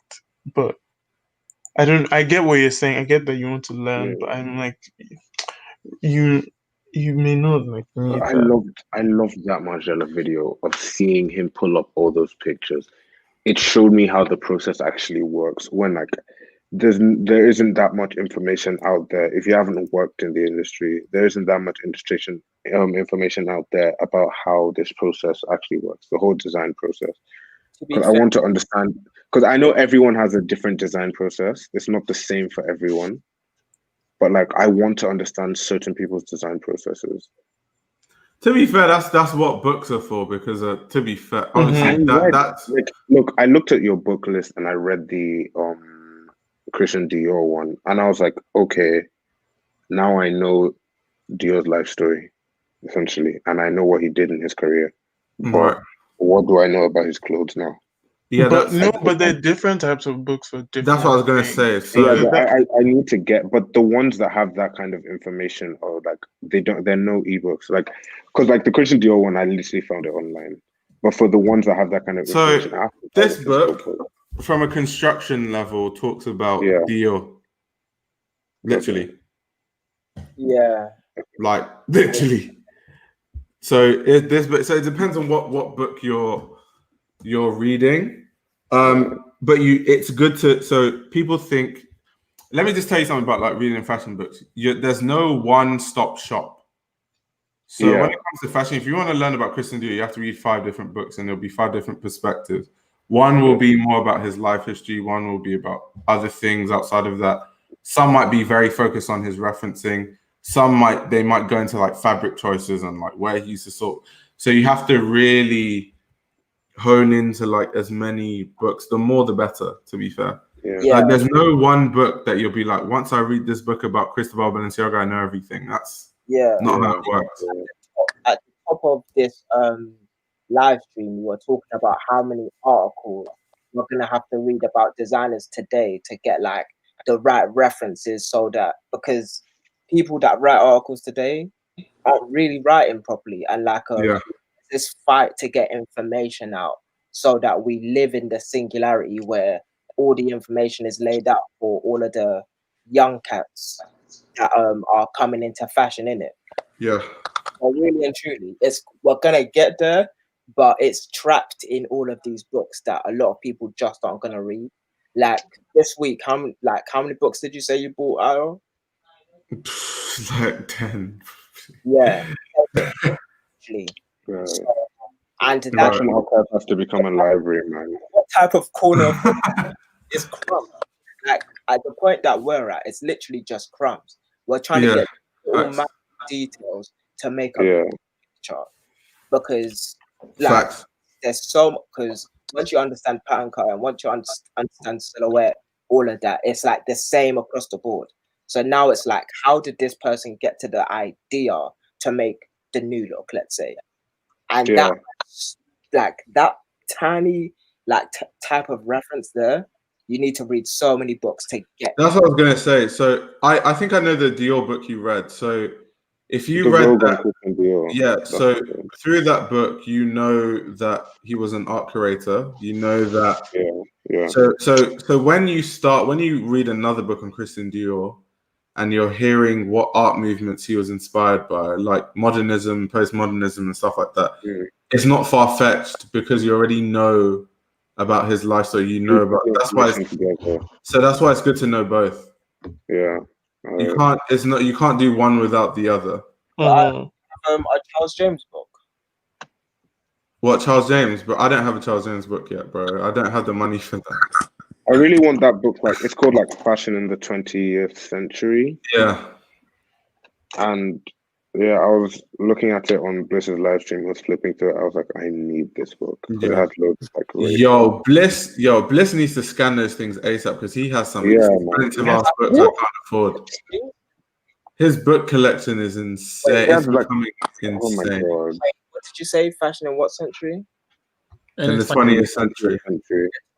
Oh, I just bought Fashion in the 18th to 20th century. Yeah, it's a 2-book set. I beg my guy, when you see that book. No. Bliss has some fire, but like I'm like, yo, is wham. So he Gods and Kings apparently is really good as well. Yeah, his Patreon is wham, so he can buy those books. Hopefully, when I build my Patreon to that level, I too will be able to to invest in. I don't push it enough. It's my fault, to be fair. But to be fair, so I can borrow the book from my. His book collection is admirable. Like, it's insane. So I can borrow his crumbs. So please. Once my Patreon's on a big level, I'm gonna buy all the like books that like have all the hidden information you can't find anywhere else.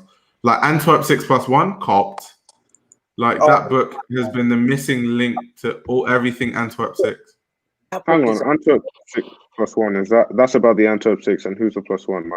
Margiela. But there's enough books about Margiela, so that's fine. I think the information on Margiela is immense. I'm more thinking of like information on all the others, especially like Marina Yee. I need to watch Margiela. Dirk Van Sanne. There's no information on them apart from that book. Anyway, that Margiela book, not Margiela, the fashion in the what century? The 20th century. Well, there are two books. There's fashion in the 20th century, and then there's fashion in the 18th century. I think you bought the set together. They sell them like together. It's like a set by the same author. It has just like a dress, like a torso on the cover. The Taschen. Pardon? Is it by Taschen? Is the publisher Taschen? Hang on. Because I was looking at it on Amazon, but it must be the same book. Thames and Hudson. Because I need to, before I buy a stupid book, I need to buy.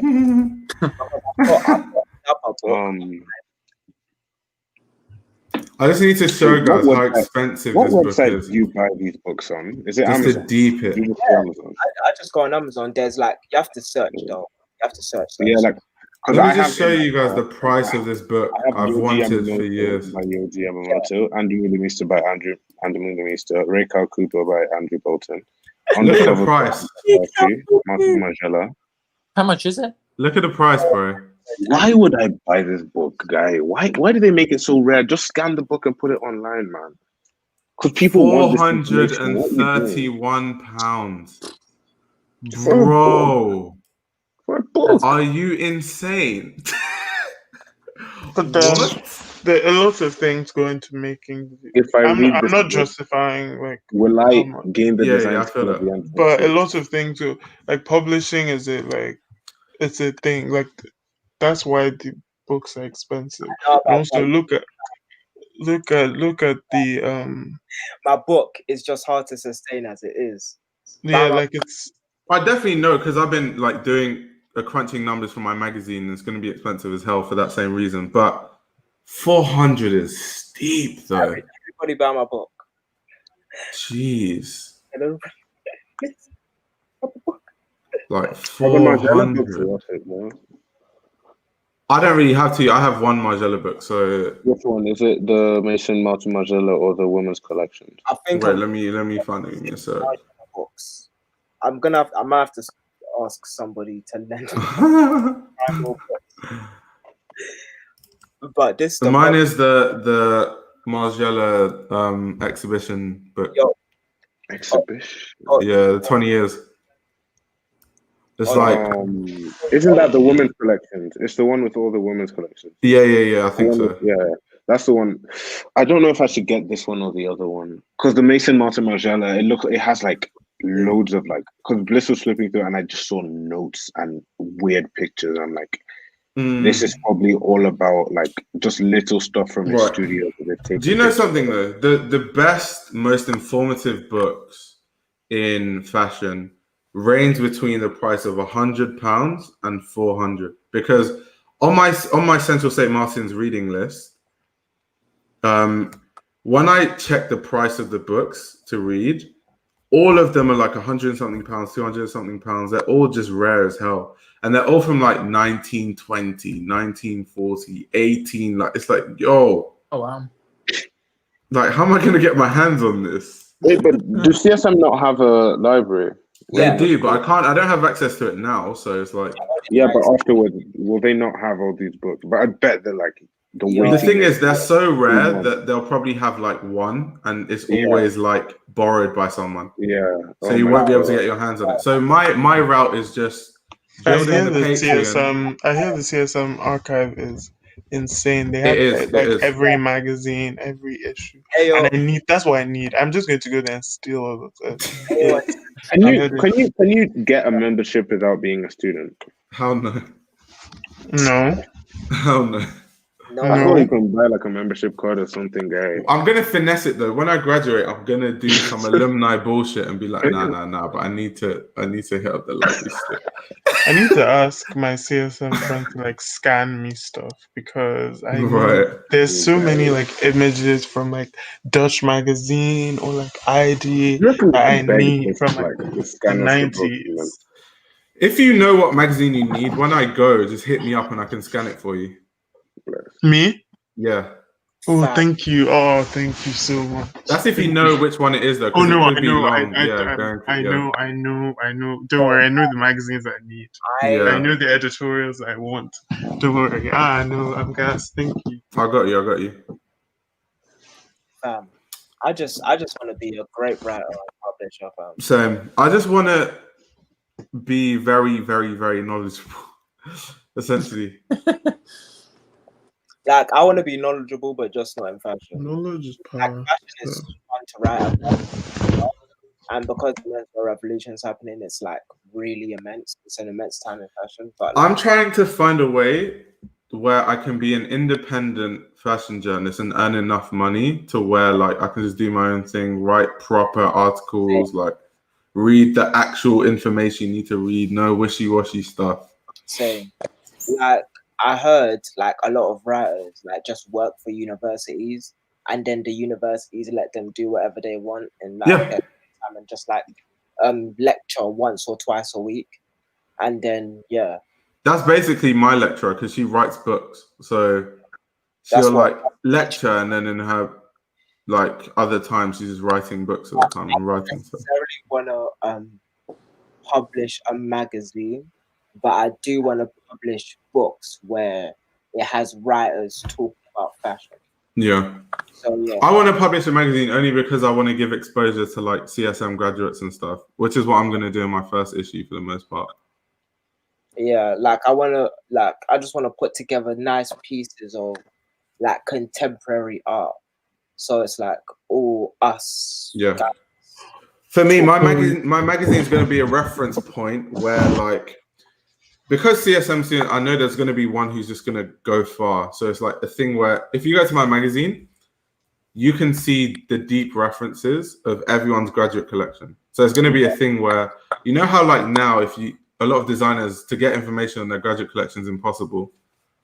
My magazine will be like, yo, this designer who's amazing. You need to buy that magazine to find out all the references and everything about their graduate collection.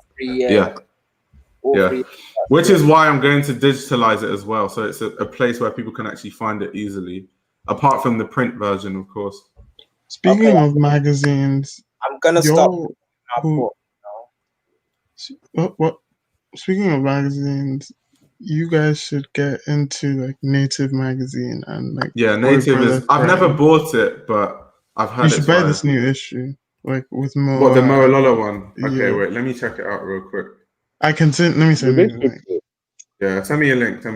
I'll copy it now. I'm not a massive. And also, we have to talk about the Native thing. Yeah, where is Native located? Between Lagos and London. I definitely want to get heavily involved in that because like-minded Nigerians, that's lit. Mm-hmm. There's not many of them. Okay. Yeah. And I worked on this issue, so fire. Yeah. You worked on it? Yeah. What did you do? I stayed up with Al because I wasn't meant to do this. I was yeah. And it's not constantly sold out. This is Native. Wait, what? Did you say? I said it's not constantly sold out, is it? And then he said, yes, it is. What are you talking about, Native magazine? Yeah, Native man. That's the last book. Yo, why is it sold out? What one? Wait, no, that's a pack. That's not the. Okay, I was like, wait, what's going on here? So they have a Moalola t-shirt. That's the. Mm-hmm. Could I get the link as well? Okay, hold on now. So is it issue number 4? Yeah, this is the 4th issue. Fire. Wait, So they Instagram sell that's teas on as them well. That's dope. Well, I don't think I just feel like they did that based on like just something cute for like, you know, because of Corona and like people are not as happy, so they just made like personalized stuff for each cover. Why does it say pre-order? Is it not out yet?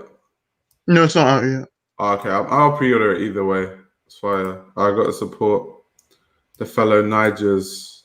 Yeah, like, and the mobile image is just so cool. Yeah, it's fire like still. It's good to be. Hey, what's the t-shirt like? Yeah, I'm just in the middle of pre-ordering it now. Give me a sec. Wait, I'll send I just put the link in So to the viewers, if you want to support like Black-owned stuff, definitely Native, Boy Brother Friend. Yeah, follow them. Those are people you should definitely support. But yeah, I need you to hook me up with Nolly Babes film. Yeah, I'm definitely going to do that. But like I said, I don't know if they want to do the live, but I'll tell them about it. Okay, let's just talk. Let's be friends. Mad. The t-shirt sold out, isn't it? Yeah, the Mo Lola t-shirts have sold out. Oh, of course. Hold on, I'm just pre-ordering this mag real quick. Give me a sec. Malians. Wait, are you in UK or two? Me? Yeah. No, at the moment. Wait, hold on. Why does it say shipping to Lagos? I'm in Abuja for the Corona. Okay. You're in Abuja for the Corona. What's it like? Yeah, because bro, people are acting like at first when there were like no cases, everyone was being so serious about it. Like, no, you can't go out. It's Corona, and there were just like 1,000 cases. Now they're 40,000, and everyone's just going out. Like nah. Okay. Because you know Nigerians, they're so serious about something, they get bored of it. Yeah, same thing here. Bro, it's so weird. Because when I first came back from London, my friends were staying awake. Like nobody saw me for the first 2 weeks. Everyone was like, nah, bro, because they were at a meeting and stuff.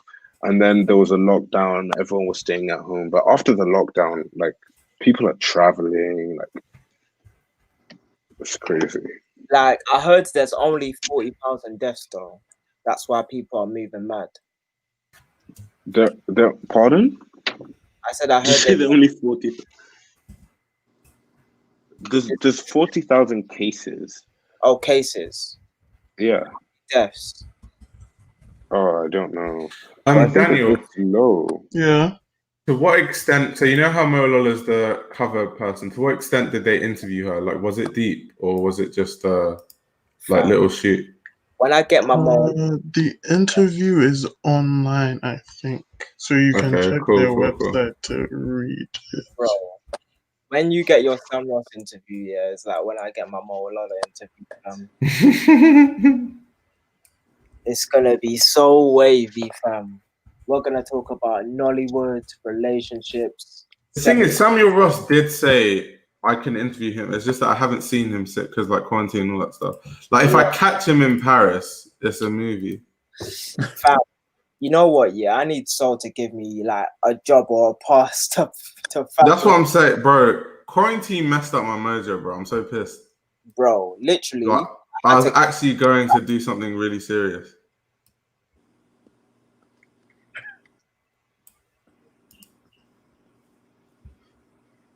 Shipping to Lagos is £20, so the whole thing is 40.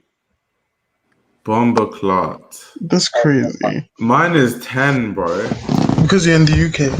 Oh, I was buying it with the poster. I don't need a poster. Yeah, you got about a £10 one, bro. No, that would be hard actually. I just don't have space for a poster right now. I don't have space for and it's a bit, I can't really put this in my room in school because they'll be a bit like I wanted to sign mine, but I don't know how that works. Guy, if that's the case, show me do. Listen, if you sign your own, make us sign your own, you can. Law, please. Imagine actually having Mo Alala tea, fam. Okay, I've pre-ordered it now, so it says it's coming in 4 weeks. Calm. Period. Seasoning. That's good. That's great. We need a Kenneth Eze issue. I did like a small article on Kenneth Eze for no reason. Yeah, I wrote something That's why about Kenneth Eze, but I sort of feel like I maybe I want to be a fashion. Like, I don't know, because it's fun to me to just write about fashion. You never know; it might be your calling. Yeah, man, let me read. Let me read. Oh, you want to read? No, I'm so nervous about it. Even my dad criticized it. No, I showed it to my dad, and he was like, he wanted me to go deeper into the clothing. Then he told me to do research on Ashoka. Man, and I haven't really done that yet. That's hard. I did notes on it. Wait, so your dad is and I have fashion. What? So your dad is proper into fashion then? No. He buys. He's always been like, he knows brands. He's always bought like designer clothing, but he's like surface level. Like, he knows names. Like Virgil. I wouldn't call him a hype beast because he's not like flexy. He doesn't do it to flex. He just does it for the pure soul purpose. Because genuinely, he actually buys stuff for their like. He doesn't really buy like expensive brands. Like, he's only just started, like his shoes, like for the office, they've always been from Russell and Bromley, which isn't a flexy brand. It's good quality, but it's not flexy. But it's still like semi, like mid-tier, like expensive. It's not cheap. Yeah. Like Russell and Bromley isn't cheap, bro. And he has, he has some like nice like designer shoes, like, but he doesn't even wear them that often. Right. And then his like stuff for work is obviously like, it's from good places, but it's not flexy and high beastie. Yeah. But like, okay, so I have like, my mom gave me, because I don't know, like I was really into Kenneth, right? I still am, right? So like I stole this from my mom. Right. And I'm just trying to learn about how it's Wait, it's like actually made. Pardon? Are you Congolese? He's Nigerian. He's Nigerian. Wait, Oatmeal. Where's that name from? Not Congolese. The name is from the Bible guy. Oh. Congolese. No, I literally have a Congolese friend called Oatmeal. No, it's because he's been talking about being Nigerian the whole time. Yeah, exactly. Yeah. Is fun. Essentially, let me just let you do it. Because Daniel, you said you worked at a store where Kenneth, where they Kenneth stopped weaves. Yeah, so there's a lot of weaving involved. That's all I can say. But like, where did I leave this? Oh, wait, you're 6, you're 3 as well. Yeah, man. Like a Mr. Roadman. Like the fashion roadman. Yeah, I'm getting that glass now. So basically, I think I've got all the fashion books I need to wrap. To be fair. Yeah, I think I'm done for a bit because, bro, I've been going ham on these. But let me just sit down and read for a bit before I start ordering more books. I'll just get a bit gassed. Yeah, like I think by October time, it'll be like that's it. Yeah, after 100 books, that's it. Hopefully. How many books did you say you had? I'm just thinking, like, how do I want to? Yeah, I've been talking about this book for time now. What do you think about Casablanca? We've talked about Casablanca a few times. It's like me personally, I liked it. I like the fabrics they use. It's a very distinct aesthetic. It's very a cute brand. Yeah. I mean, like he was already. I cannot remember what was the brand that he already formed. PIG. I cannot remember. But he also collaborated with Virgil on Off-White. Yeah, and he also had that New Balance collab. Yeah, collaboration also. I like the brand, honestly. I mean, it's nothing crazy, but it's like a new take on. Reminds me of Versace for some reason. I don't know why. Yeah, I agree. You think? Wait, it's not really Baroque though, in a way. They're like, it's very like landscapey. Like what he does, like he takes like motif, like I think last collection was like about like Italian lakes or something like that. Yeah. But the interesting thing that I found out, I was reading about him the other day, is that the reason why it's Casablanca, of course, because like it's from Morocco, but his parents met in Casablanca, and all the clothes is produced in Casablanca. Yeah. Okay. Oh, that's cool. So he basically said something like, he said like they have all factories, you know, they have people that are willing to work, so it kind of made sense to name it Casablanca. But that's interesting. Yeah, I'm yet to actually look deep into the brand, mainly because I still have a video in the pipeline on all the LVMH guys. So when I get to it, that's when I'll like really look into them. I was reading. I'm posting, I think, in a few days about him. But like, it's super interesting guy, honestly. Right. Super interesting. That's interesting. I'll definitely look into it for sure. Yeah. Dammy. Yo, what are you saying? I just DM'd you the thing I wrote. I'm a bit insecure about it because there wasn't enough information about the show. Like all it was like he just said like it was inspired by the clothes his mom used to wear to church. Okay. So like people are trying to hook up on the chat. Like what the hell? What? Yo, this alpha guy's being mad disrespectful. Oh wait, someone in the chat. Yo, she's married. Like, bro, chill. Oh, shit. I'll give you back to the streets after I hear. Yo, the funniest thing about this alpha guy, he probably can't even speak to her in real life. Like, yeah, exactly, man. Video, and these people with the female audience by being weirdos, fam. Yo, I barely have a woman that watch my channel, so bro, we have to protect all women that watch my channel. All the women, fam. She's married, bro. Like, take your L and move on. Wait, what did Black Magic say? He said, what me did and he say? Flex on the fashion archive. Oh, does he want to join the stream? Sorry, my bad. I didn't see that. Facts. My bad. Yo, where's the culture? Wait, make BSM fashionable. Whoa. Yo, Ayo, have you ever had like on pleats? Yeah, I've got 2 pieces. Do the pleats last very long? Because I'm terrified of sitting down. So long as you fold it for not when you sit, bro. When you sit down, the pleats aren't just.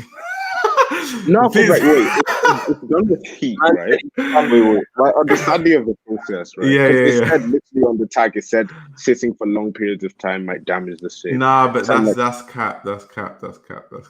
Oh, calm. That's cap. I was like, in 6 months, these trousers are going to be dead. This is a waste of my money. Nah, that's not how it works. Just make sure you fold it. Don't hang it. And like cold wash it as well. Make sure you cold wash and it should be fine. I got these during quarantine. Homie said he's scared to sit down. Damn. My emoji. Right. Look how light this is. If anyone doesn't know, look how light. Like I love the fact that every time that you start a live, like you eventually, was there ever a live that you didn't change a title on?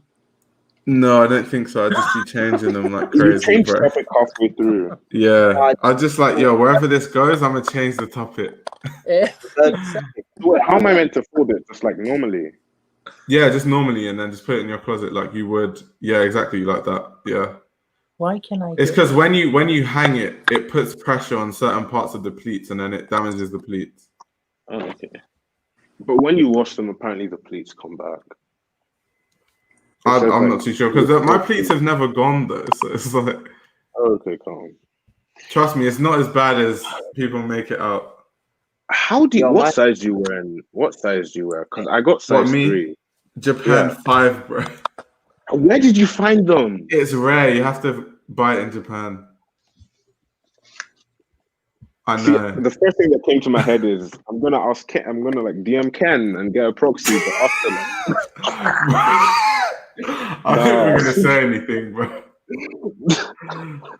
This guy's about to get scammed. Who do I know in Japan? I actually do know. Oh, is he laughing about the Ken? Yeah, I'm laughing about the Ken thing. Yeah, bro. I'm not too sure about that. The fact that he sent someone a used pair, he just that's disrespectful.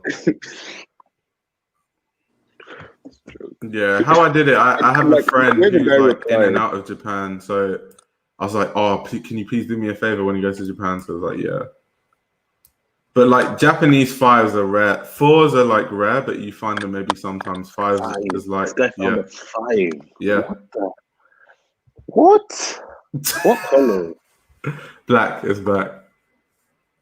So that means they are too short for me then. Yeah, they are. I roll them up and cuff them so it's not obvious that they're short. Well, there's a cropped version anyway. But the only issue is, with a 3, it might be a bit. It depends on your proportions because I have long legs and a small torso. Okay. So if I wear the cropped version, they'll look like shorts. They'll look like 3/4 length shorts. I just sent you a picture of how they fit. They don't look bad. See, that's why I like going into store. That's why, like today, I'm going DSM and stuff, so I can actually try stuff on. Because, bro, my height is sticky. It's too sticky. Aren't you like 7 feet tall? Hell no. Daniel's taller than me. That's me. How tall are you? That doesn't look bad, does it? I'm like either 6'4" or 6'5". Yeah, he's the tall guy. Man. No, I meant Ayo. Ayo, how tall are you? What, me? 6'3". Same height as Othniel. Oh, fat. Wait, how tall are you? Did you check your Instagram DMs? I sent you something. Yeah, let me check now. Give me a sec. I don't think it looks that well. Me? Yes. 5'4". No, I'm fine. What's the length like if you don't roll it? I want to see, like, if it can pass for cropped. I rolled it once. I feel like it can pass for cropped. I feel like you should just leave it unrolled.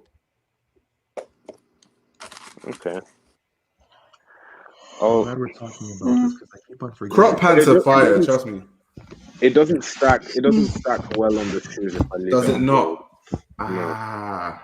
Except I'm wearing high tops, like Jordan ones, like a Jordan 1 silhouette. It looks good, or with boots or something, it looks alright. Right. But with actual low cut sneakers, it doesn't. And I want some long ones because I love the way. Because it was literally from Ken's videos that I fell in love with these shoes. Yeah. Because the way he wears them with like anything, the versatility.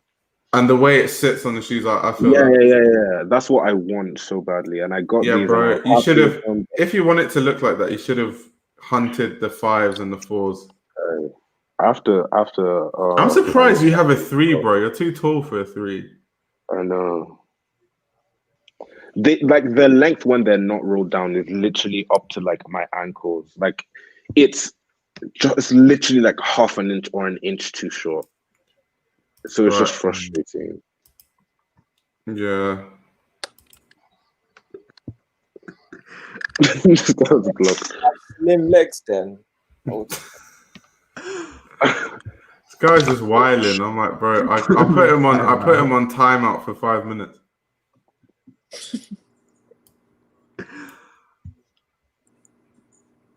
More girls do not stop the trolls, man.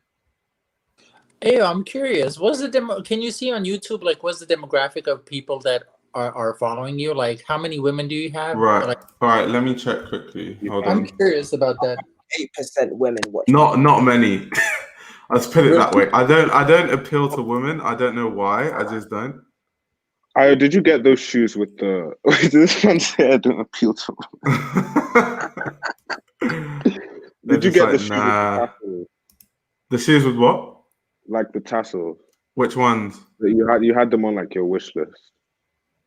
Which ones are those? Like on the last stream, you showed them. They were like, look, because I stole a pair of my dad that he'd never worn. Oh damn! Oh no, I haven't gotten them yet. No, not yet. I didn't like them at first, but I'm planning to. Like, I saw that you were going to get them. I was like, people actually wear this. I gave them a they're try fire, bro.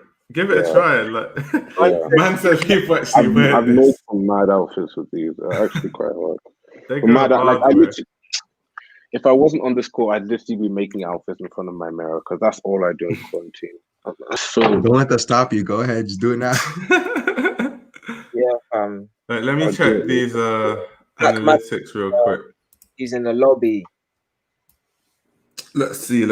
All right, so 73.4% male, 26.6% female. That's not bad. That's not too bad. Wait, yeah. I thought you'd say like 5% female. I was being generous to say 15, so either way, it's like 10 girls that watch you. What makes me crazy is the age range. Like, there's some elderly people that watch my stuff. Are you serious? Damn. Yeah, like I could believe that. Majority of people are actually 25 to 34. Then 35 to 44 is 11%, and then 45 to 54 is 6%, and then 55 to 65 is 5%. So I have a quite an older audience. That's pretty good. So I'm like an anomaly then. Why am I here? That's crazy. Is there any more analytics that they give you? Yeah, like I think they give you countries that people watch. Okay, let me check top countries. So the top country is USA by far, 34.7%. Second is the UK, 9.7%. So that means I need to change what time I post videos. I need to post it on more like USA friendly time. That's good to know. Good to know. Well, try having a post schedule. Yeah, I might do you that. Literally just like post. Like, yeah, I just post randomly, bro. I'm just like, yeah, the video is done. Like, I'm a post. Yeah, you have to be more strategic with it. Yeah.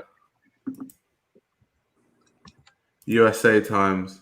Because like sometimes you'll post twice a week, I think, and sometimes you'll post once, or you just won't post that. Like, yeah.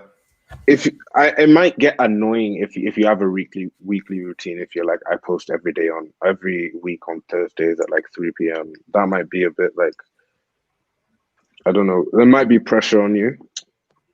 Not really, because I post more frequently. It's just that I can't plan for when I finish a video, because like, okay, if I want to make a video about Dior, I have to read the Dior books. I don't know how long that's going to take for me to like read the books, write a script, all that stuff. So my stuff is like all over the place. Like I'll work on like 5 videos at once. Did he just freeze? My man literally froze. Wait. Oh my god, that's hilarious.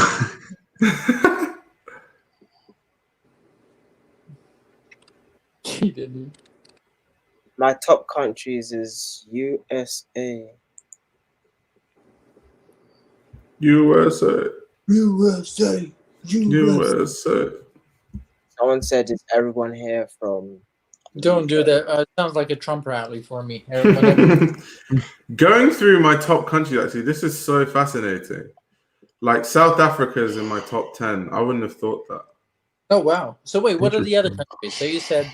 So USA, it's in order. It's USA, United Kingdom, Canada, Germany, Australia, South Africa, France, Italy, Singapore, and India.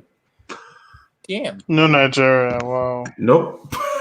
Let me see how far down Nigeria goes. Wait, give me a sec. Because like literally every country is on here in order.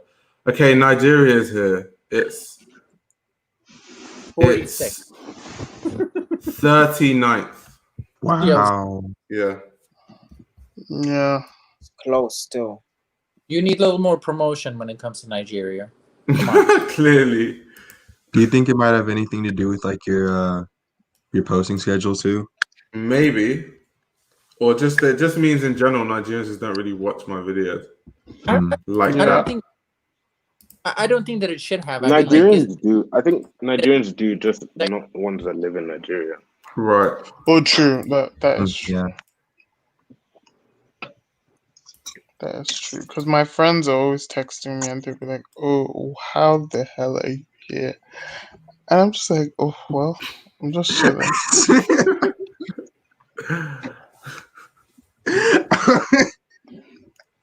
I knew Alpha was just gonna come back guns blazing like he never left. God damn. Who's this Alpha? I don't even know, bro.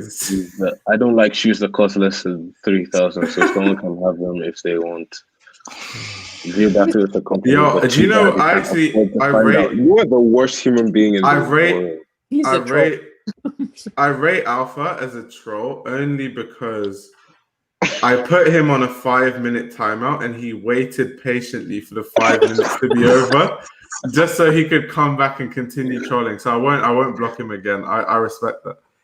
No, but as a troll, you have to be resilient. Like speaking from experience, like I've done some crazy things when it comes to trolling. Who did you see? This is why you got blocked, bro. No, but I didn't. Okay, so I didn't troll. I didn't troll at dudes, but I've trolled a lot. I've trolled like, oh god, I've trolled Taylor Savage. I don't know if you know who that is. Yeah. Alta Mason, Ozzy. Okay. I troll Beyonce a lot, but obviously Beyonce is not like. Oh, and all these people have blocked. You troll Beyonce, yo. If the Beehive come for you, it's over. Yeah, they Yeah, I'm like, that's not a wise decision there. Somebody's getting the thing is, I don't care. Like, I enjoy the argument. Getting cancelled. I got into an argument over Rihanna the other day on Twitter. It's so frustrating. I'm waiting for my first like big Twitter argument. But... Oh, I've had loads. Like someone made a comment because I don't think they knew who like this designer was because we were talking about Peter Doe, and then it came into Rihanna, and then someone was like, Peter Doe's okay, but Rihanna's like high fashion. I was like, what are you talking about? Look at my friend. That's the comedian over there. Do you see this outfit? Off-white head to toe. No, but that's the Nigerian drip, bro. What are you talking about? Yo, Nigeria actually is full of surprises. Like when I was in Nigeria in the Christmas, where did I go? I think I went to Native Land or something. And some guy came up to me and said he watches my channel. I was like, what? And he was like a nice guy. What? Works where? No, I was at Native Land in Lagos. And some random guy came up to me and he was like, you watch the channel? I was like, what? Nigerians watch my channel? No way. I'm a Nigerian and I watch. Yeah, but bro, you don't count. You're an Oyibo Nigerian. Please. Wow. Please. That's erasure. I don't like that. I don't like that. You're westernized. Westernized Nigerian. I'm joking. I get what you mean. But yeah, like trolling is an art. It's a sport. You need resilience. You need. See, I'm gonna save money, and in April next year I'm gonna go to Japan, and I'm gonna save money from now. I'm gonna buy as many pleats as I can. So I have one of my close friends interned in Japan, and she doesn't really have the best things to say. Really? Is she black? Yes, she is black. That might be part of it. Yeah. Because she can't speak Japanese, right? No. Yeah, if you can't speak Japanese and you're a foreigner, it's fucked.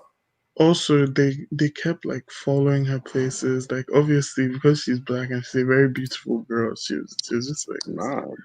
And she was working there, so she was interning there, so she was there for a while. And she just doesn't really have the best things to say about Japan. Wait, what do you mean by they're following her? Like they were following her, like, oh, like I don't know how to explain, like, oh, you're a beautiful girl, blah blah blah, that kind of thing. It wasn't like it wasn't like a stalking thing, but it was kind of like a fetish thing. Yeah. Like they haven't seen this before. That's weird. Fetish things. Yeah, and she was just like the whole routine of it, and she was like, it was so expensive, and like Ubers are like. I don't get why black people are enamored by all the Asias, any Asia, Korea. Japan. I just dipped there for fashion design and to buy some clothes, and I'm out straight. Bro, I'm comfy in London, but I'm so comfy here. You don't understand. Literally, it was so comfy. It was a job for her, so I understand. Yeah, I feel that. Yeah. London, Niger, New York. That's it. Yeah. New York, I'm comfy. London, I'm comfy. But there's this place I'm just like, yo, like, I'm coming here for one thing and then I'm out quick time. Like you can do it okay. Just like Yeah. There at 8 a.m. Go to the shop. You're out. There's still countries I want to go to, like Thailand. From a photography standpoint, there's just like crazy stuff. I'll go there I want to a couple of days. As Leave, like China, couple of days, dip. Like that's just how it is. China, I don't really know as much. I would love to go to see India. I've got so many friends in China there, so like I could there's like so much stuff I could do. Yeah. My friends live in like cities and stuff like Shanghai and Beijing, so it'd be pretty dope.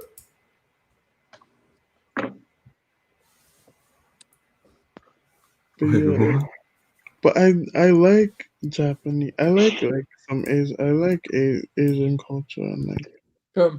Me too. Yeah, but I don't know how much I like it still.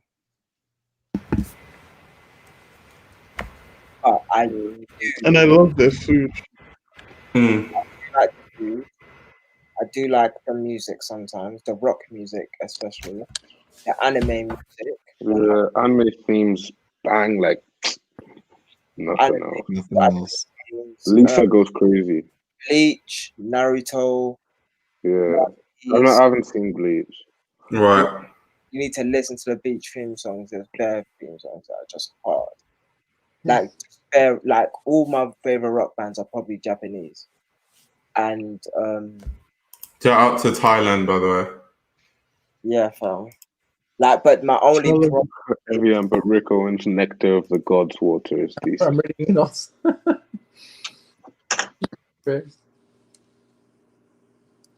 I'm gonna have to dip soon, fam. Give myself a little bit of a nap so I can actually. Yeah, but once I come off this, I'm writing a script. I'm probably not gonna sleep because I need to go to the sample sale early before it opens, so I can catch everything. When does it open? Like 10 a.m. Bro, I can't wait to get back to London, man. Because I'm lucky. Like my boarding school is within London, so it's like. Wait, what school do you go to? It's called Mill Hill. I think I've heard of it. Yeah, it's like half an hour away from central London. Yeah. Yeah. So like on the weekends, I go to Selfridges. That's far. Yo, because I went to boarding school in England as well. Is it like, do you have a curfew? Like everyone has to be back and shit? Yeah. Do you have like assembly before prep? Oh wait, that's exactly. Yeah, house assembly. Yeah, that shit's so dead. Yeah. Because if not for assembly, you could like leave for a lot longer before you have to come back. Yeah. But I had a really boarding school struggles. Calm housemaster. Like he didn't care if we really came back late, but they're changing it this year, and I'm so scared. See, my school, it just depended on who was on duty. So there was a guy called Mr. Grimshaw. I remember he did not care, bro. I'll come back at 3 a.m. He wouldn't care. I'm thinking about housemasters. Old housemasters are so calm. They are. This guy was, bro, I'd sleep at my friend's house. He wouldn't care. I swear. I can do that on the weekend, but not on the school night. Oh, shit. Oh, shit. Oh, wow. Oh, no. Watermelon sugar. We back. What just happened? I just knocked my camera down. Right, hold up.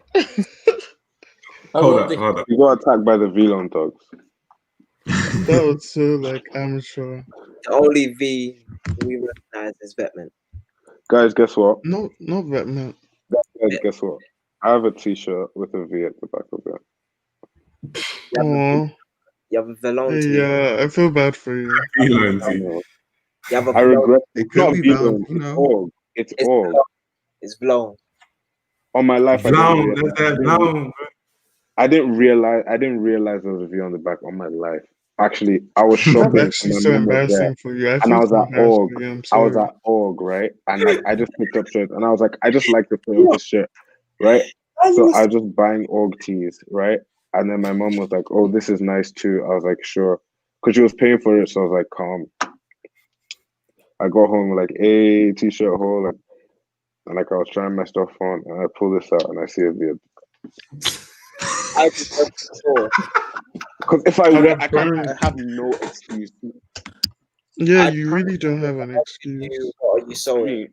I think it. Alexa. I deserve couture. People want to know what you're sewing. No, people want to know what you're doing.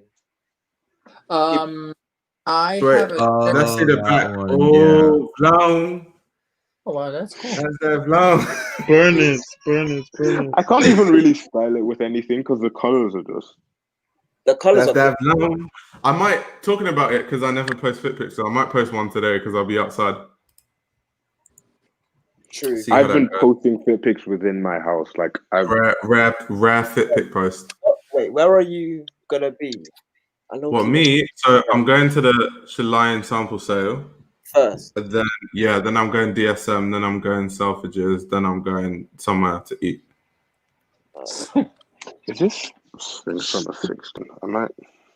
So you're gonna say, "Well, I have some stuff I want to sell." Yes, sir. Do your rounds and that. I barely leave my house, so when I leave, I just have to touch base everywhere, essentially. Does anyone? I doubt anyone on here will know how to ID Off-White. Hell no. Even the people that are supposed to be experts aren't, like Yeezy Buster and guys like that. They don't even know what they're doing. I met Yeezy Buster. He's calm. I met Yeezy Buster. I met Blazendary. I met Ari. What, Ari Petrie? Yeah.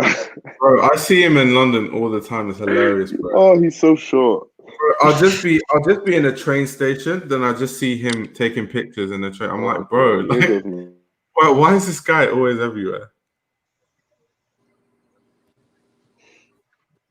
Hey, what's Alpha talking about?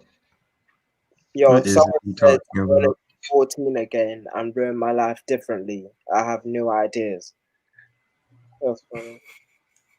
Honestly. What the hell? Alpha's wilding. He's going off. He's going off. Yo, I'm just trying to think of what people were wearing when I went to Native Land. Not even Native Land. Fuck that. I went to some fashion thing. What is it called? Something souk. Street souk. Is that what it's called? Yeah. The Lagos one, right? Mm-hmm. Yeah, all the brands there were horrific. Yeah. It was sad because I really thought, Nice brands. Okay, let me try and support my guys. I went there. Nah, it's disappointing. It's terrible. And then also, I was terrible. curious to see what people were wearing. I was like, let me see if like there's any guys that I can endorse here. Some Nigerian people, a lot of Nigerian people have style. I just need to find them though. If I send you like at least 5 of my friends' Instagrams. Those are your friends, bro. You worked at the right places because you worked at Alara, right? Mm-hmm. Yeah, so bro, you knew the right circle, bro. I don't know these guys.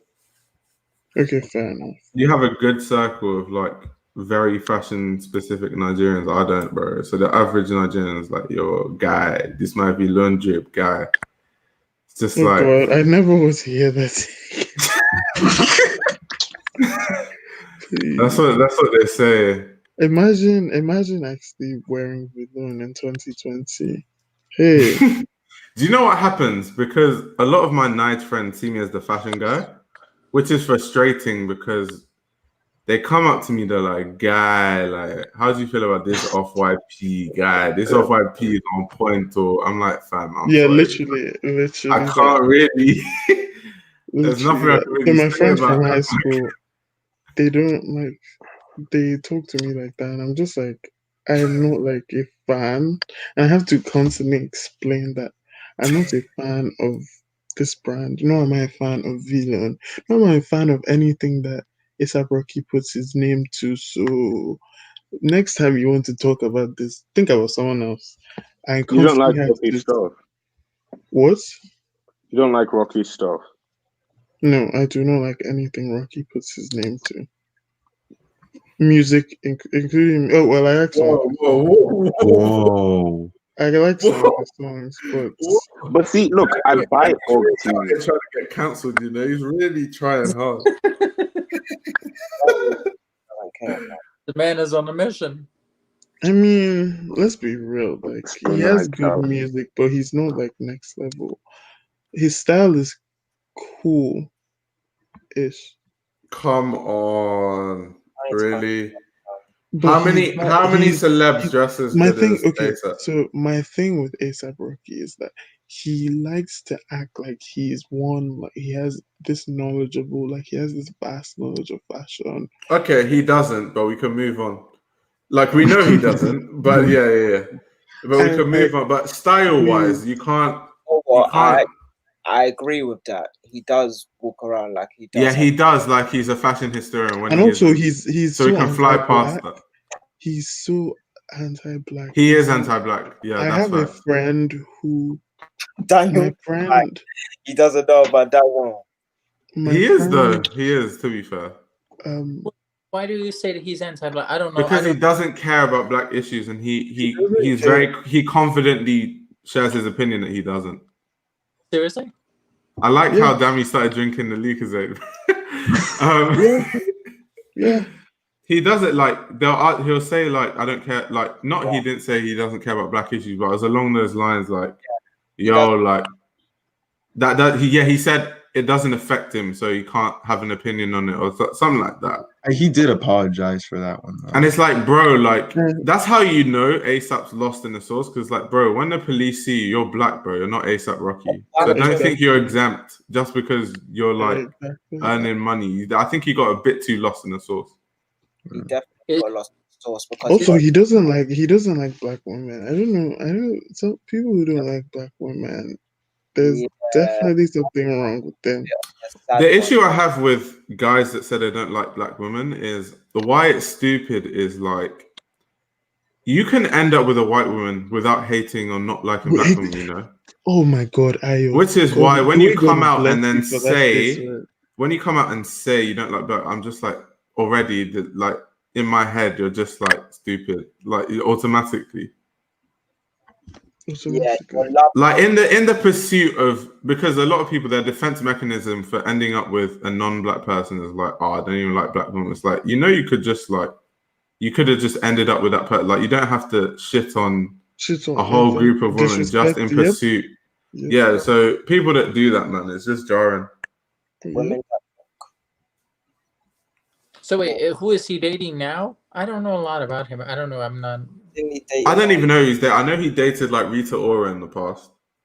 I know he's dated Rita Ora. He's dated Iggy Azalea. Yeah, a few like other models as well. He's dated a few like fashion models. I think he also dated Kendall Jenner, if I'm not mistaken. Yeah, right. I think he did as well. One of those. But I know I have mutuals with people that he's like sleeping with, and they're predominantly white girls. Right.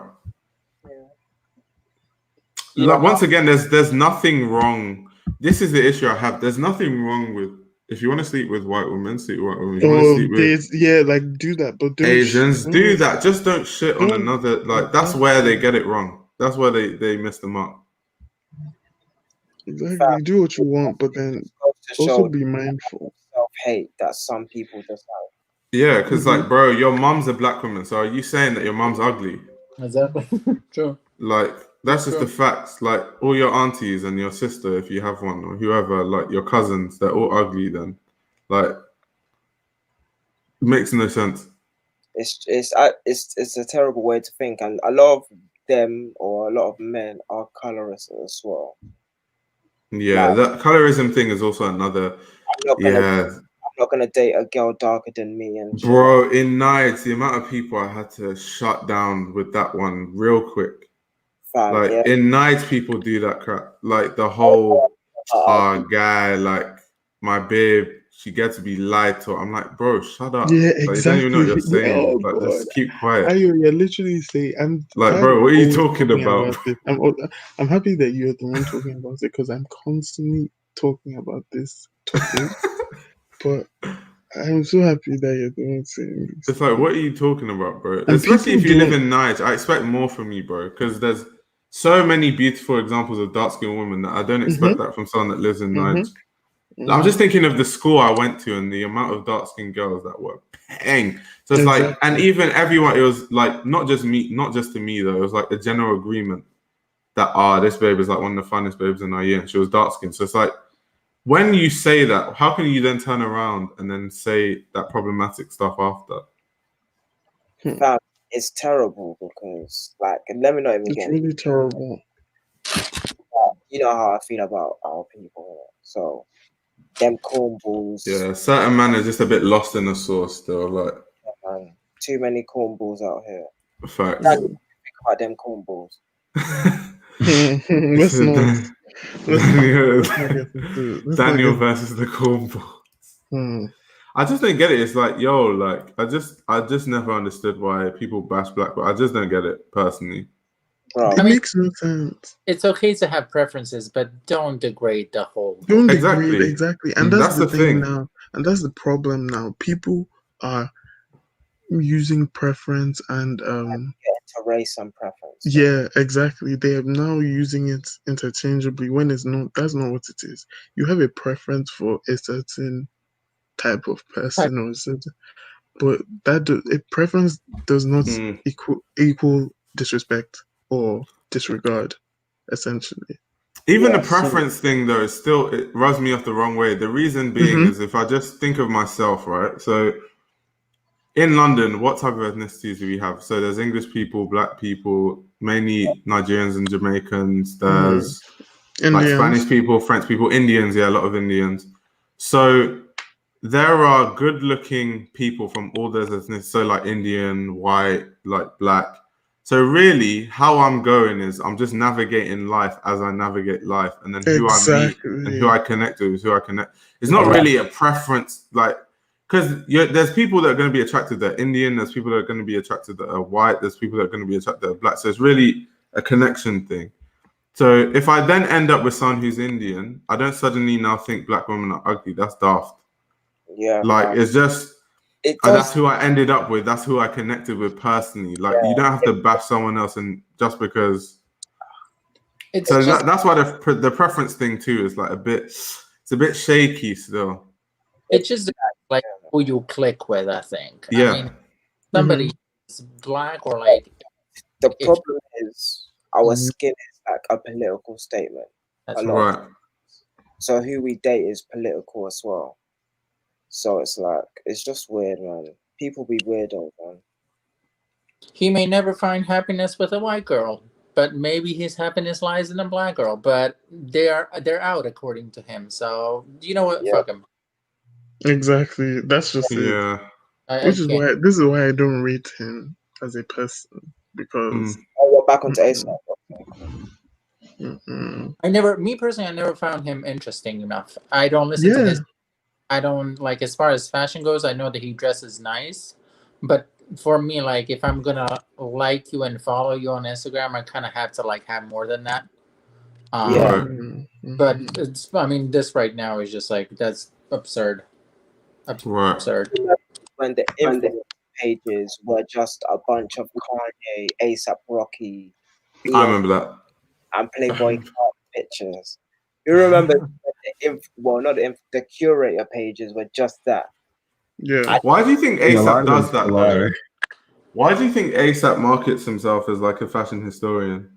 Ian Connor does it as well. It's easy. Because it's so easy. Because people do not read. So yeah, Ian Connor does it as well. But like all I've ever heard Ian Connor quote is like some Raf Simons collections, and that's where it ends. It's so easy because people don't read, and this whole elitism thing with fashion, he thinks he's better than the average person because he knows with quotation marks, with air quotes, knows about, like, because he really doesn't know as much as he projects, essentially. So all of this, he's projecting. He's dumb essentially, but because he has like just a little knowledge about fashion. That's what I was going to ask. Like, are his references correct, or is he? Some of them are. Like, basically, he's a Raf standboy. And Rick Owens, he likes Rick Owens. I doubt ASAP Rocky could break down the Rick Owens collection. Yeah, so I just can't imagine that happening. So basically, that's usually what he's dressed in. their taste. Rap Simmons, Rick Owens, usually when I'm dressed in. I don't know. Okay. Well, it's I don't good. know that line. I don't know that reference. It's like their taste in clothes is okay. It's good. He also has a stylist, so there's that. Yeah, Matthew Hampton. Yeah, you keep talking about A$AP Rocky's stylist, but A$AP Rocky dressed himself in the beginning. Yeah, to be fair, A$AP, like when it comes to style, his wardrobe I can't really criticize A$AP because he has a style that's unique to him. He's not like clout chaser. He's not chasing trends. So no one's gonna agree with me on this. But Uzi doesn't have a stylist, and Uzi wears all these brands as well. And he said in his lyrics, but I don't know if it's true. He said like before, he said he's been wearing Raf since before he like blew up, which is like, yeah. I don't know. Uzi doesn't market himself. This is another amazing thing. Uzi does not market himself as a fashion historian. He markets himself as somebody who likes fashion, as a fashion fan. Mm-hmm. So he wears a lot of things that are interesting, and he has a distinct, unique style. So he just wears a lot of things that he finds interesting, not what people are like. You know, like I've seen him in some amazing Tom Brown pieces, and like but like he'll have that stuff, but he'll also have a huge collection of Supreme tees. Like he'll just have everything because these guys literally just shop so much. They have so many clothes. It's not even like. Also, they're not doing the shopping. If we're being honest. To Black Magic, I tried to add you, and it keeps saying it's limited to 6. If we're being honest, they're not the ones doing the shopping, so it's easy. Like they tell people what they want. No, Uzi has no stylist. No, that doesn't mean he's not the one. How well, I'm sure he shops, but I don't think everything. Majority of the time he's the one like shopping. That's how Uzi, he shops a lot. I'm not rolling a blunt. I promise I'm not rolling a blunt. No. How you rolling the blunt for, fam? Yeah. Uzi's flyer than Rocky. That's a lie. They can dress like. Let's just put it this way: they're really stylish guys, and that's where it begins and ends. Let's not see A$AP as a fashion historian because he isn't. Whether he markets himself like that or not, like those guys, Ian Connor, A$AP, they just know a few Raf collections and Rick Owens and talk about that all day, every day. Yeah, like they go to the shows though, and they know Raf. Yeah, and they go to the shows. They'll have certain insider information that, like, they can ask. Like, Raf will just tell them shit. I'm sure. They'll be like, "Oh, you see these shoes? I was inspired by blah blah blah." Yeah. So he might be able to explain some stuff just because he's been told it directly. But I doubt he's ever read a book or researched. No, but it's actually kind of unfair. It's actually kind of unfair to just assume that because you don't know. He could. But he doesn't. The only thing is that the way he markets himself, he doesn't speak in enough detail to the way he tries to promote himself, though. I think, but like that's the same way. Well, the way he acts like they're like flex pieces. Because it's like, okay, if you watch an interview, man, like I don't know. Have you seen his interview with Cohen Frost? Like, he has 2 actually. Who? Where he went to the shop. Oh yeah. No, yeah. He was like sitting down, like sit-down interviews. One was with like Ian Connor, and then the other one was just him. Because the way he was talking, he was like, "Bro, like these niggas ain't on this shit I was on, bro." He's like, it's like, bro, this guy's acting like he created fashion, bro. 11. Yeah. Like he's acting like he created the fashion scene, bro. It's like, bro, chill on that. Song. That's how Ian Connor acts as well, that's why I don't understand how Ian Connor think. Maybe it's because I'm from like London, but like, bro, Ian Connor be acting like he just revolutionized fashion. But I'm like, bro, like, like Ian Connor had a 2-year window where it was like he had 1 million followers just off the way he dressed. Wait, who's that? Ian Connor. Yeah. And was like Kanye and other people out with direction and styling. Right. After all of the hubbubaloo that happened with him, then that's just done, in it. So them on are living in the past and their glory years. I probably still even.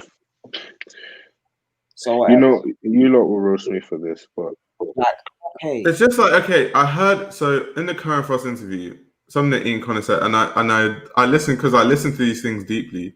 Yeah. Like he said, he was like, nah, the internet like changed shit. Like the internet made everything like all trendy and stuff. And I'm like, bro, you came up in Tumblr days. What are you talking about? What are you talking about? The internet changed what? You came up with the internet. What's the guy talking about? Like you're known because of Tumblr. I think the problem is with a lot of these guys, they get too lost in the source. So it's just. Then at the same time, like, let them, man. They have, like, this isn't a deep thing to them, to be very honest, because, like, it's not much money. Like, they just feel like it's revolutionary because if you think about it, in amongst their community, people don't really do it like them, to be very honest. Meaning, yeah, but it's like you just like moving, someone moving like Ghana, Lil Baby, like, Young Thug, are not. Be humble with it though. Like I'm not gonna come 5 years from now, like, yo, I changed fashion YouTube. Like that's dumb. Like just move humbly. Like it's just dumb. Like no, why would I say that? Exactly. Well, because you changed fashion YouTube. No, I didn't. Please don't start that before I get roasted. I didn't. Hey, everyone, Ayo changed my life. I was a bit of a hype beast before I found a video.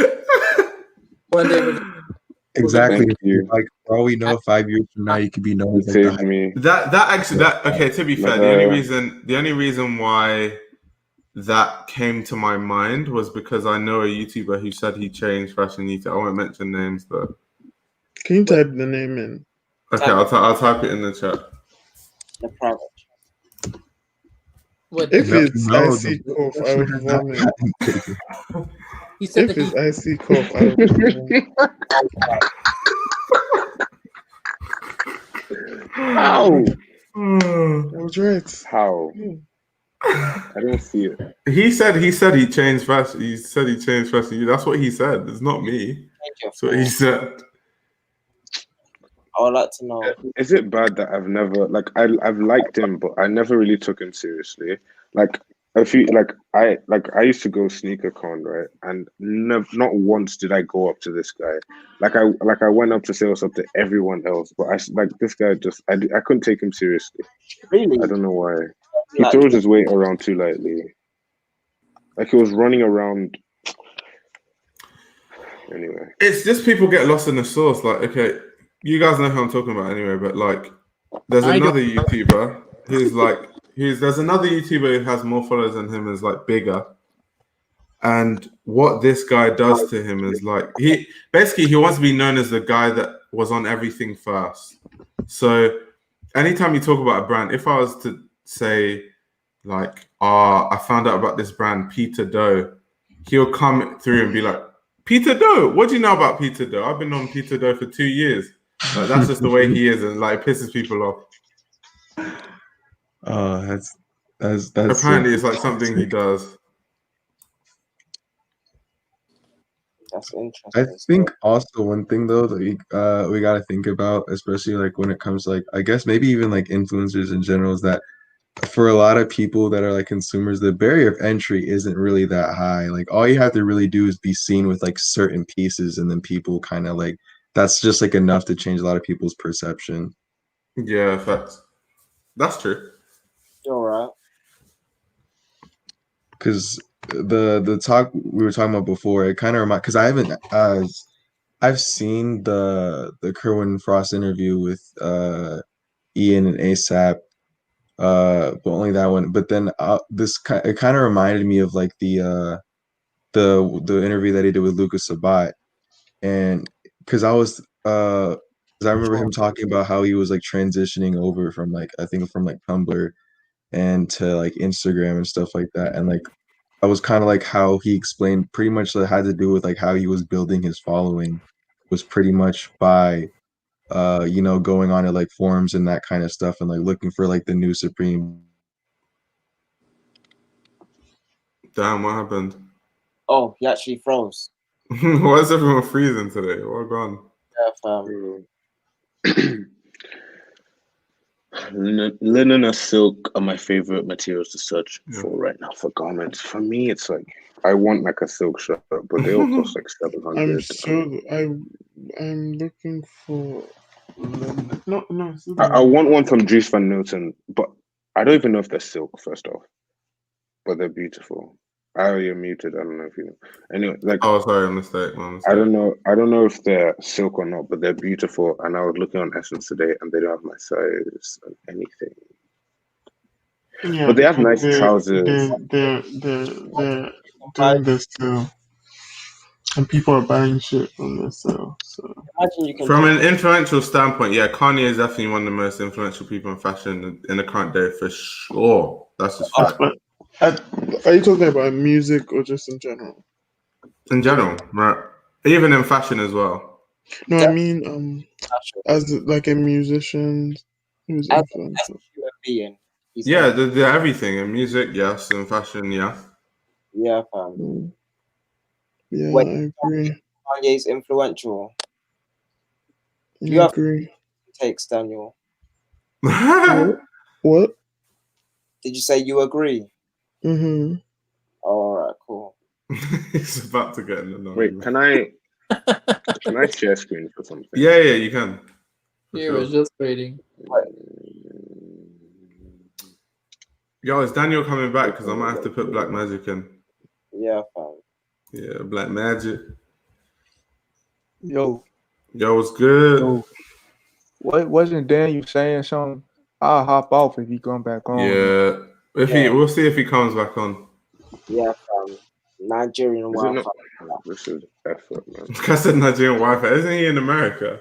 Yes. I followed him. He might be in America, but he still has that Nigerian Wi-Fi. I really have to restart Chrome to share my screen. Oh my god, that's effort. The web changed my whole perspective on trainers. I think what made me even respect Kanye more was I listened to a podcast and it was the design team that had worked with Kanye at Adidas. I think it was Business of Fashion or something like that. And they were talking about how involved he is in the design process. And I was like, wow. You need to send me that podcast. Oh, yeah, he's definitely involved. You see these trousers, yeah? Yeah. These are so beautiful. But I feel like what do you wear these with? You can't. Other than other Dries stuff. They're like cargo pants? Like, what's the... Slacks. Oh, wow, those are gorgeous.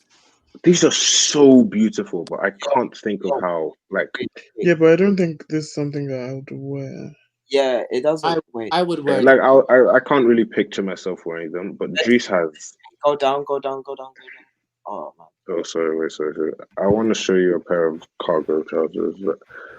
These are because the type of color is really good for. Like I wouldn't personally wear them because look at these. They wouldn't go well with the tone of my skin. Go well though, but they're cargos, so I can't wear them. Wait, Daniel said his computer crashed. Damn, they're mad expensive. Are these silk as well? Daniel was about to spill the tea. Wait, those first ones. Look at, and these are pleated as well. Are they? I can't know. It doesn't. Anyway. I hate the pocket on the side. Same. These? Yeah. Yo, Jesus. I love that, man. I don't like the first one that were shown. The second one. Oh man.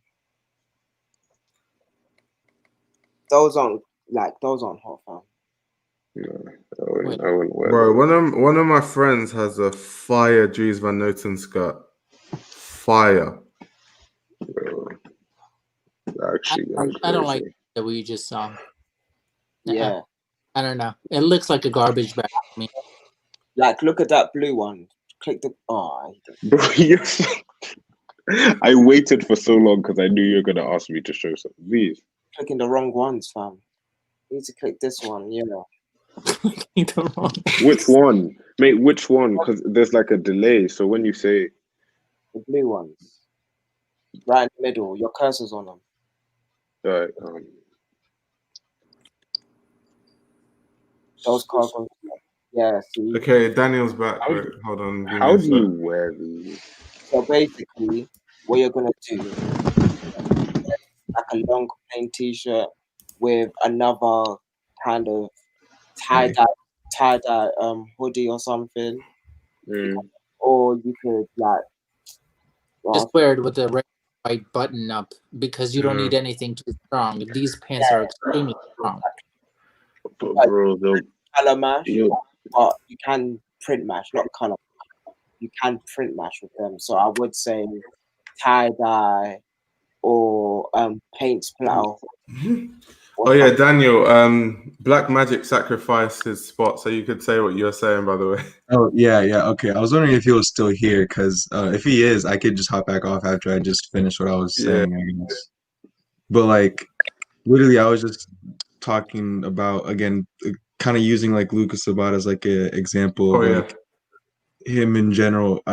The whole pieces being like an aspect of like just like an overall like low barrier of entry, because when he was talking with Kerwin, he was talking about how like that's pretty much like was like the basis of like his following was like that's how he was like gathered them, because I think I was talking about like Supreme or something like that before I got frozen, but yeah, because he was talking about how he was on like on the like forums and stuff like that, and like selling and trading for like more like rare and more expensive pieces and stuff like that, and then it eventually kind of like transitioned into more like high-end fashion. So and then people were looking at him like, oh yeah, that's Luca, that's the guy who was wearing that like the SOP boots and that 1fit pick, and then eventually that's kind of like how him doing that kind of like stacked up over time. And so like I don't know if you could have the same conversation about like Luca as you would like ASAP Rocky like we did previously, but I feel like there's still kind of that whole like assumed like veil that they have over themselves. Yeah, there's a lot of people, like I would say Whack-A-Mole. They like, I believe Whack really loves Lucas Sabat, like for his contributions. Like I don't really jive with Lucas Sabat, but I did find Ian Colors come up interesting. Like just by wearing clothes, Ian Colors take revered. Yeah. I just don't know too much about their story, but I know they're highly influential, which is dope. Like, and I like their styles. Like Ian Connor, I never say he's just as bad, or like ASAP Rocky. I think the issue is just when they come like, yo, I changed, right? Especially when Ian Connor like, yo, I changed this shit. It's like, bro, like chill out, bro. Like people just have to be self-aware. Like for example, as a fashion journalist, I'm very self-aware. Like if I was to rate my knowledge out of 10, if Tim Blanks is 9, I'm 0.5. That's me being just objective. Or like Judith Watt. So Judith Watt would be a 9.5. Tim Blanks would be a 9. I'll be like a 0.5. That's being objective. But the problem is they're like, bro, it's like you're stylish. You have a lot of influence, but don't be saying like you changed the whole industry. Like chill out. The only person that can say they changed the whole industry is you, to be honest. Bro, what's this guy doing?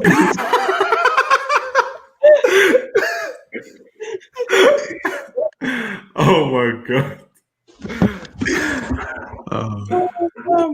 I did like knowing that. Nobody's spoken about Cardi. So because he's I don't. What are we supposed to say about him? What do you mean, man? Look at the drip, bro. Playboy Cardi. He puts together some good outfits. I won't cap. Look at the drip, bro. Playboy. You mean Rocky Playboy to put together some outfits? But like, I definitely don't. I mean, Cardi just minds his own business. I don't think you could really say that he has that like. I don't think Cardi thinks of himself as a fashion genius. He doesn't. He doesn't come out here like, yo, I changed this shit. Like, bro, I changed the industry. Like, just humble with it. Like, he's a little bit more humble. when it comes to like, because he did come up the same time as Ian as well. Isn't this Lacoste? Isn't Yo, Black this Magic? is such a nice photo. I can jump off if you want, fam. Yeah, I'm leaving. Good night. This has been fun. Yeah, I might have to end this soon because not gonna lie, I need to eat, bro. Yeah. I need to eat some food. God damn it. 4 hours. Yeah. Shout out to everyone that's in the live right now. Though, subscribe to the Patreon, of course. Definitely. Subscribe to my YouTube. Someone said Young Thug. I'm not too aware of like Young Thug outfits. I don't really see them around. He's not. He does big things at show like events, but he's not like right. He wears hoodies and jeans. He's definitely gender bended and wore a lot of colors that you wouldn't see black people or black men, I should say, of his ilk, as in like people that have killed other people. Right. Like Young Thug is one of the only people that can say, "Yo, say some shit about me and I'll shoot you." Even when like rich homie Quan tried him and tried to say that like Young Thug was queer or like gay, was like, "Yo, you can't really be saying that over here, even though I'm not gay and all of that stuff." So Young Thug has done a lot on that end, like the far end. Like anybody that's super hood can look at Young Thug and say, "Yeah, he did this for us." Right. Who's that? It's like a parody of the Virgil. Hold on. Facts. All right. Peace out, people. Peace. I'm gonna make a video soon. All right. Bye. Safe. I'm cool because I'll probably vlog today, so I don't need to work hard to make a video. Hey. Yo, what's good, boy? Yo, hey, y'all heard about Izzy? Like the brand? What happened? No, what happened? They discontinuing the men's line. This is me. Okay, yeah. Oh damn, I didn't hear that. Why is that? What? The head designer, what's his name? Yusuke Takahashi. He left in January, right? But I guess they trying to focus on plissé. So it's like fuck the men's line because I guess it wasn't selling. So he's like fuck it. Damn. And he had the men's line been around since like 1976. Been around. Yeah, but why can't they just make the men's line just for the love of the craft and then just continue selling loads with the plissé and like? Oh no! Because plissé is still it's a diffusion line still, so it's like, why'd you get rid of the main one just because you want to keep a diffusion like that? No one does that. No, it's just they make more money off on please, definitely. Yeah, just the same way Com probably makes more money off like play than mainline because the mainline is sculptures, bro. No one's buying that stuff. It's just like it's just a rumor that they're just focusing on police. It's not like official, but the most he's saying like, well, most of the guys just buy police anyway, and I guess the men's line wasn't as popular, you know. Man, that's messed up. I don't even know what to think about that. At least, well, we always knew that menswear is always in fashion. It's an afterthought anyway. It's always women's wear first, and then let's see what we're gonna do with the menswear. But J.W. Anderson was the other way around, which I loved. I love this guy so much. Can I pull it? Sorry. No. Wait, someone said her daughter thinks I look like Lil Nas. That's hilarious. Oh yeah, with the police stuff, you're supposed to put it in a laundry bag and wash it. so it don't get like all fucked up. That's what it says in the tags and shit. Wait, when you say fucked up, do you mean like the pleats? Yeah, like I got 2 pairs, right? And the tags it say put in the laundry bag. So it's like, so it won't fuck up if you don't, but it's like a caution almost. Yeah, because I never have really. Yeah. Yeah. Interesting. Or it's like you can go on the website and shit. Cause I guess some people search for it. They literally got a watching page for the pleats. Yeah. Wait, did someone say is Bliss Foster streaming as well? I didn't know that. Someone said always choose the stream over bit. Guys, it's not a competition, guys. Both of us can exist in this space. Bliss isn't live anymore. He's been like, it's been like Bliss TV because he's just been like doing like a stream. Bliss has been on the attack. Because his Patreon is now. Bliss has been on the attack. He's quitting his job. Oh my god! Like, I'll just be He's doing quitting work. his job because his Patreon is now like it's a salary for him now. Yeah, so he's full time now. That's dope. That's fire. That means we're gonna get some crazy videos out of him now. You can see this, right? Yeah. I don't have the correct fashion, but I love this detail at the bottom. Yeah. It looks feminine, but like in not too. Is that that's literally been JW Anderson from day one. If you look at like I've looked through, like I wanted to pull up his it's in the show as well. You know my favorite JW Anderson show? It's a show that he did when he was part of Fashionista. I need to find it. Wait, give me a sec. It was either Fashionista or the first show he did when he left Fashionista. Wait, let me find it. Look at this. I think it was spring summer 2011. There was a Clear White Keller. She had like she dressed like that. That is gorgeous. It's so, and I was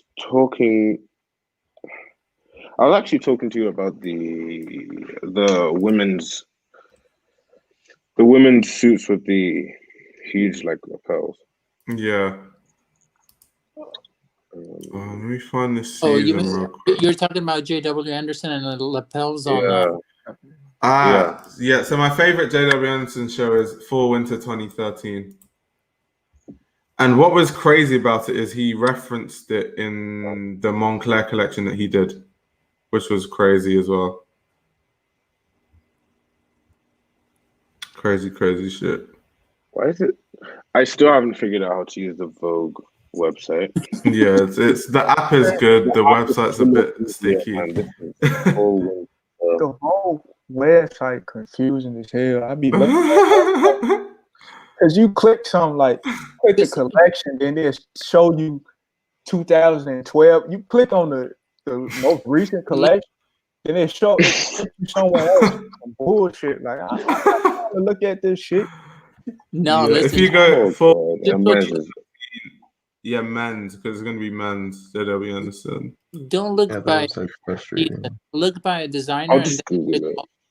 Yeah. Fall Winter 2013. That's my favorite JW Anderson show by a mile. It's just so good. That shit's fire. And to see it again in Montclair was just like icing on the cake.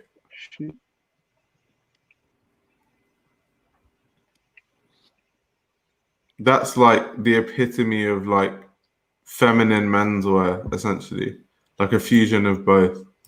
So he's taking elements that are consistently known to be menswear elements, like shorts, boots, shirts, and then just feminizing it. Yeah.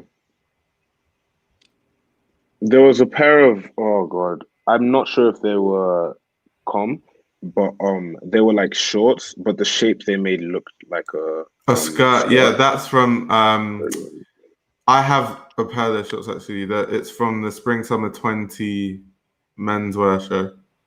Those are so some of them have like the prints and stuff. That's the one when he was wearing those wigs. Yeah, exactly. Yeah, that show. So I want to understand what he's done here. Is this... What's this fabric from?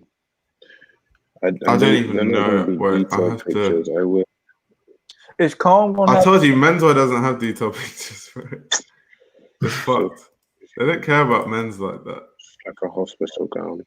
Hey, is Comb gonna have a show? They had a presentation, right? So that was it. Well, at least for menswear. I'm not sure about mainline.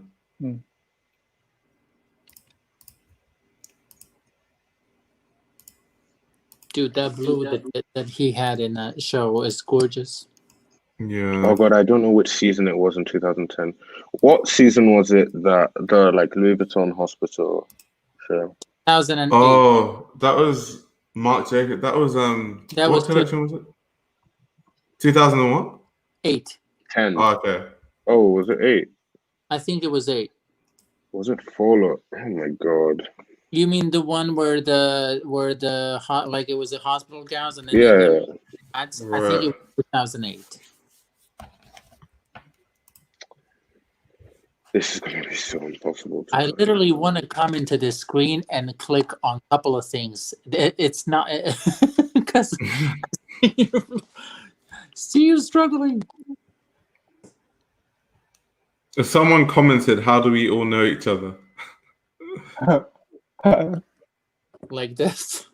Like this, literally live streaming. This is the wrong collection, though. This is. Wait, then give me a second. I think it's 2008. Are you looking at? I got it.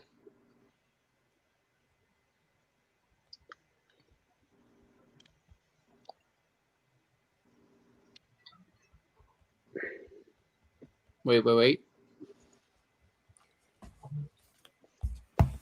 It's 2008 spring, ready to wear. Spring. I think the one that you saw was fall. Yeah. So just spring. Okay. Let's see. I think you have to scroll from the. Okay, you can check by. Yo, it's so hard navigating this on desktop, right? It's not fantastic. Didn't Hortland Mode make a video on this collection? He did. I need to watch that. Let me add it to my watch later. Those masks, dude, like he was ahead of time. He was like, Corona's gonna hit in 2020. Yeah, even Marine Set, because I made a video about like Marine Set ages ago, and then so many people recently went to the video commenting, she predicted the quarantine. It's hilarious. Just put masks on it. Like people think masks weren't invented until literally, like people in Asia have been wearing masks for like forever, literally. Yeah, that was a good collection. I like that collection. I think Naomi Campbell closed it. Right.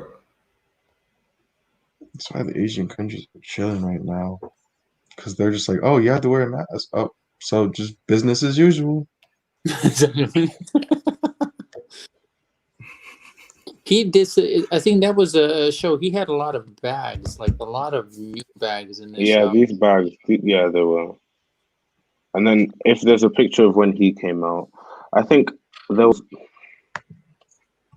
a bag with like a screen on it or something. Well, I don't know think if he came out with it and it had like SpongeBob on it. Yeah. Right. Yeah. Dude, my favorite Louis LV collection. It was in 2012, and it was like it has like these like sex motifs.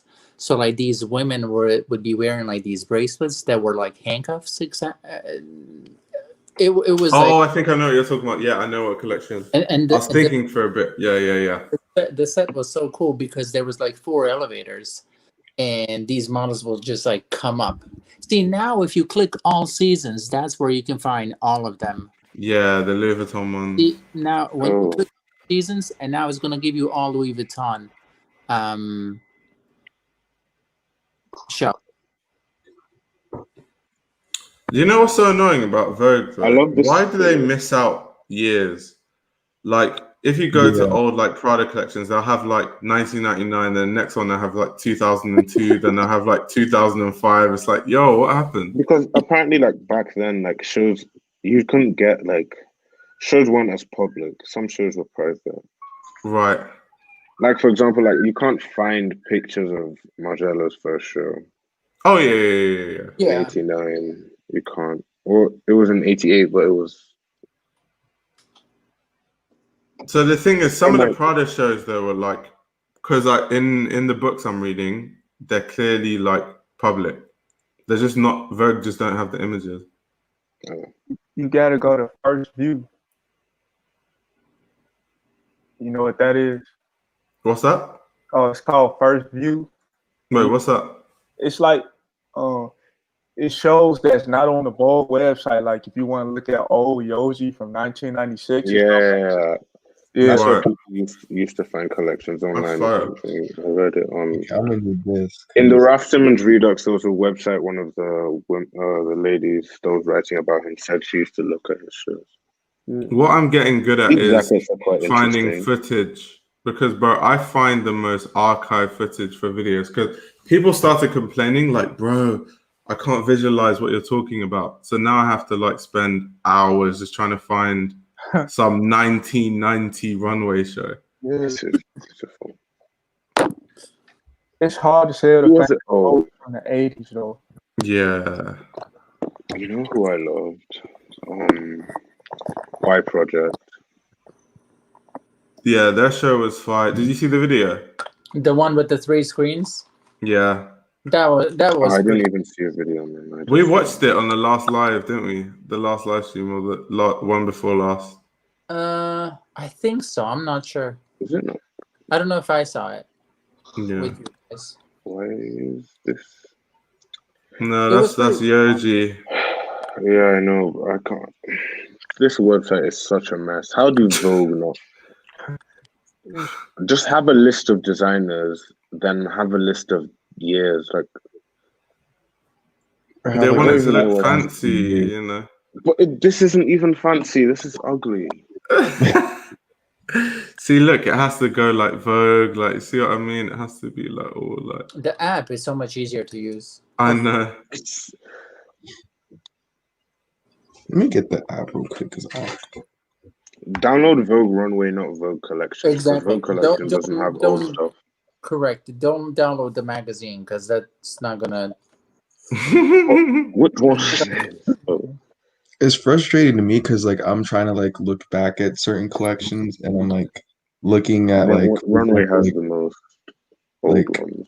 Yeah, but it's just like the years thing is really like frustrating to me. Like before, like there will be like certain houses. Like I mean, if I want to look at like undercover, I'm pretty good because it goes I think all the way back to like 2003 or something like that if I remember correctly.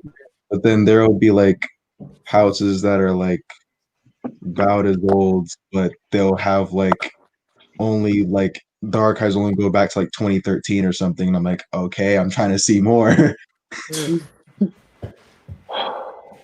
No, Y Project's amazing. It's just like some brands, if I was richer, I'd buy into, like Yoji, I would. It's just that it's out of my price point, like my price range. Definitely. Yoji is just. I put that website in the private chat where you can look at all the older collection. Yeah, I'm a bookmark that. Yeah.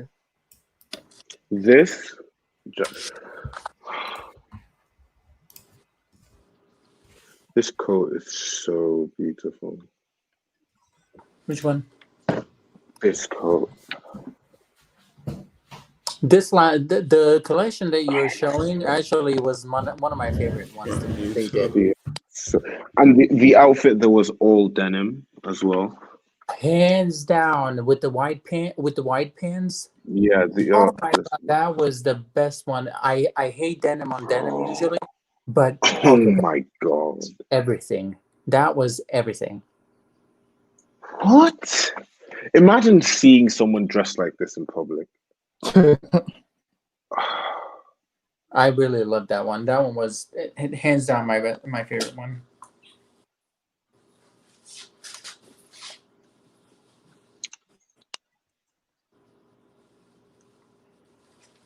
This is a really good collection. And then this jacket in black as well. Just the way it's all styled. And these... Oh, these trousers hook up to the shoes. I need a detailed picture of that one.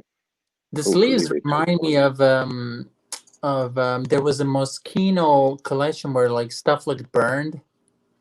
I think that was like 2016, something like that. Margiela did that first. He was copying. No, well, Margiela burnt clothes first. Margiela was the first person to ever burn clothes. Margiela invented fire. Wait, why did I come back and someone said Margiela invented fire? What? No, we were talking about like burning clothes and stuff like that. So. Oh shit! And he said there was a Moschino collection in like 2016 where something was burned, and I was like, and he was like, "Margiela did it first. Margiela did it first." Hey, I don't know if you were here when I showed this, but I was saying this is such a beautiful color. Yeah. Oh my god. Where do you think if Glenn Martins becomes the creative director for a major brand, what brand do you think it will be?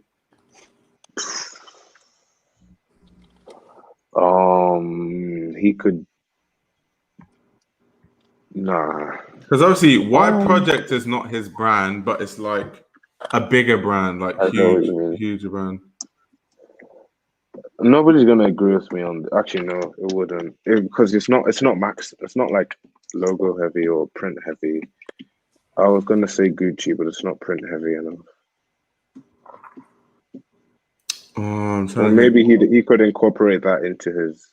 I feel like he would be a good fit for Margiela. Like after Galliano. Dude, Galliano's not going anywhere. I know. But Glenn Martins is young. That's why I said after. Maybe give it 5-10 years down the line. I can see that. But I'm not seeing enough. Okay. Actually, yeah, you're right. Because he is very much about the silhouette, the cut. He's a deconstructivist. Right. Yeah, this could definitely studied at Royal Academy of Arts Antwerp, so he understands like the Belgian design. There's a lot of like similarities to which like it would be cohesive. Yeah, we would accept him. Okay, the pants that the outfit that you showed with the pink top and the black leather pants, those leather pants are a masterpiece. Yeah, they are. Oh my god. I'm thinking about like changing my gender just so I can wear those pants. Those are beautiful. Beautiful. Bro, you don't need to change your gender, bro. You can just wear it, bro. I be wearing some stupid stuff. It's London. No one cares. Well, people care, but it's not that deep. Yeah. I don't care.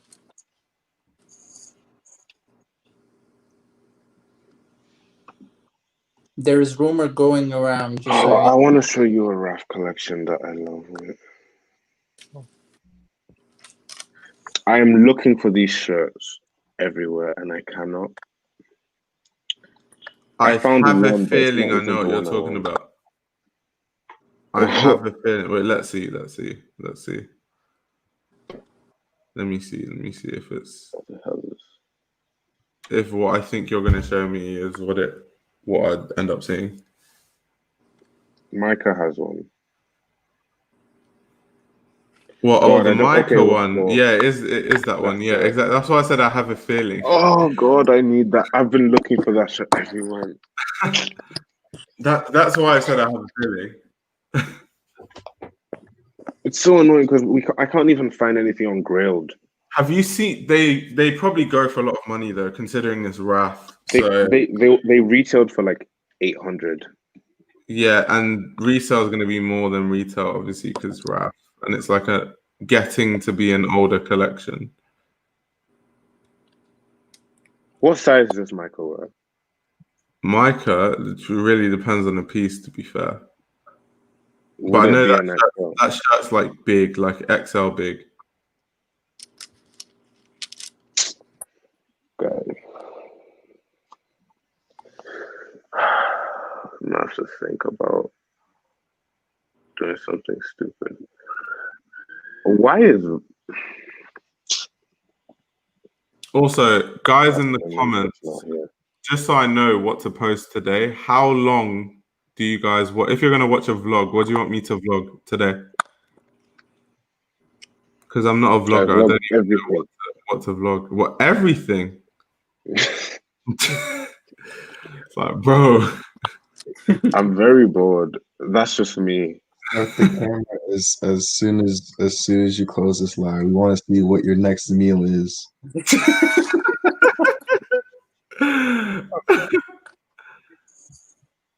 If you can't vlog the place, because often in your videos you're like, okay, I'm going into this place now. Okay, I just came out of this place. And I'm like, yeah, because like the stores just start complaining, but that's because I'm trying to make it high quality. But I think now I'm gonna vlog on my iPhone, so it doesn't matter. Because they're not gonna see a phone and be like, "Oh, can you put your phone away?" Because it's just a phone. I found one of these shirts on Grilled for 800. Damn. But it's not even the one I want. So if I was gonna spend a lot on a shirt, I don't want to spend it on. This is Someone the one I said want. Shaline, so I'm going to the Shaline sample sale first, then I'm going to DSM because they have a good sale, then I'm going to Selfridges because they have a good sale. So I just want to see like on the way now. I want to see everyone's sales. So that's what I'm doing today. It's just like a sale shopping type thing. So I thought it would be cool just because I never vlog. So I can just vlog it on my phone real quick. Oh, this shirt is so beautiful. Yo, they don't grab. Let me show you who styles this well. Let's see. It's silver, but it's like his Instagram is like silver unlocked, but he didn't even post a good picture with it. Micah has it. Silver, and that's my guy. You know, I played him. I literally was playing against him in basketball like 2 weeks ago. No, actually last week, sorry. Bro, I want to recreate this outfit, and I know copying outfits is bad, but I don't care. Bitch, no, Sylvan's a G. Not these trousers though. I have some nice like tan magenta trousers, like that color. He's tall as shit though. He's like 6'6". Bro, if that's the case, these guys are both wearing my size. Like, literally, wear the shirt till you're bored with it, then I'll buy it for like. Well, it was $800, so it'll be like a £500 shirt. I'll pay you $400 for it, even. Mad. Because they've worn it for so long, and I love it. You know, I think they're just more of an appeal to a piece once you've seen it. Especially when you've seen it styled in a certain way. Out. Yeah, and it's sold out, and you can't get it. You're just like, bro. And the neckline as well. Yeah. Man like Micah. Jeez, style icon. He has quite an interesting. I like his style. He said, I feel like lots of people vlog in Harrods. Maybe. I don't know. Every time I try to vlog in stores, security comes up to me like, sir, can you put your camera away, please? Like, no vlogging in here. No vlogging in the premises. So it's like, damn, I just need to learn to use my phone, really. You need to be more subtle. Hey, you gotta get a GoPro. You gotta put it on your hat. What's on your hat, sir? No, you gotta make it like cut a hole and put it. You know what I'm saying? Bro, you want me to cut a hole in my undercover hat? Bro, you capping. Use the cold wall hat so it don't look suspicious. What is this styling, bro? I don't think he started. I think that it was just a thing where, like, because I know Kofi also did a thing for Dior Jordan. Yeah. So I think they just sent them clothes and like, oh, can you post a quick picture to promote it? I think it was that. Put a white tee on underneath. At least it would make it look better. I know a lot like people criticize him. What, Gallux? Yeah, but I actually sort of like. I think to be critical, his style is very like it's well considered for all the crap that people give him. His style is well considered. It's just a bit too trend followy.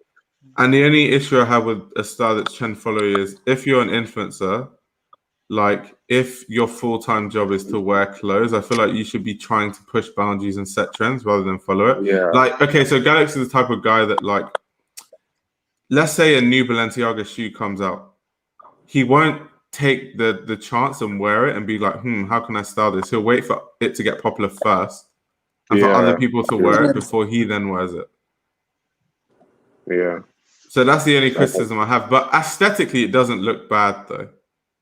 He does get a lot of flack, like unnecessary flack. There's a pair of shoes I really want to get, but there's one pair left, and I want to show on the stream, but I'm scared that someone's going to get them. So I'm not even going to hint at what brand they are, but I'm so in love with them. And how do people find backgrounds that match their outfits? Bro, I have no idea, bro. Like they must like scout the place out for 2 weeks or some shit, and they're bad on the internet. I guess that's their full-time job, though. So yeah, that's I guess super difficult to do. Like, oh yeah, I gotta match that. So I gotta buy this shirt, this hat to match this shit. Oh my god. I sent it in the chat thing. Right. I love these boots, but there's only one left on the whole. Yeah.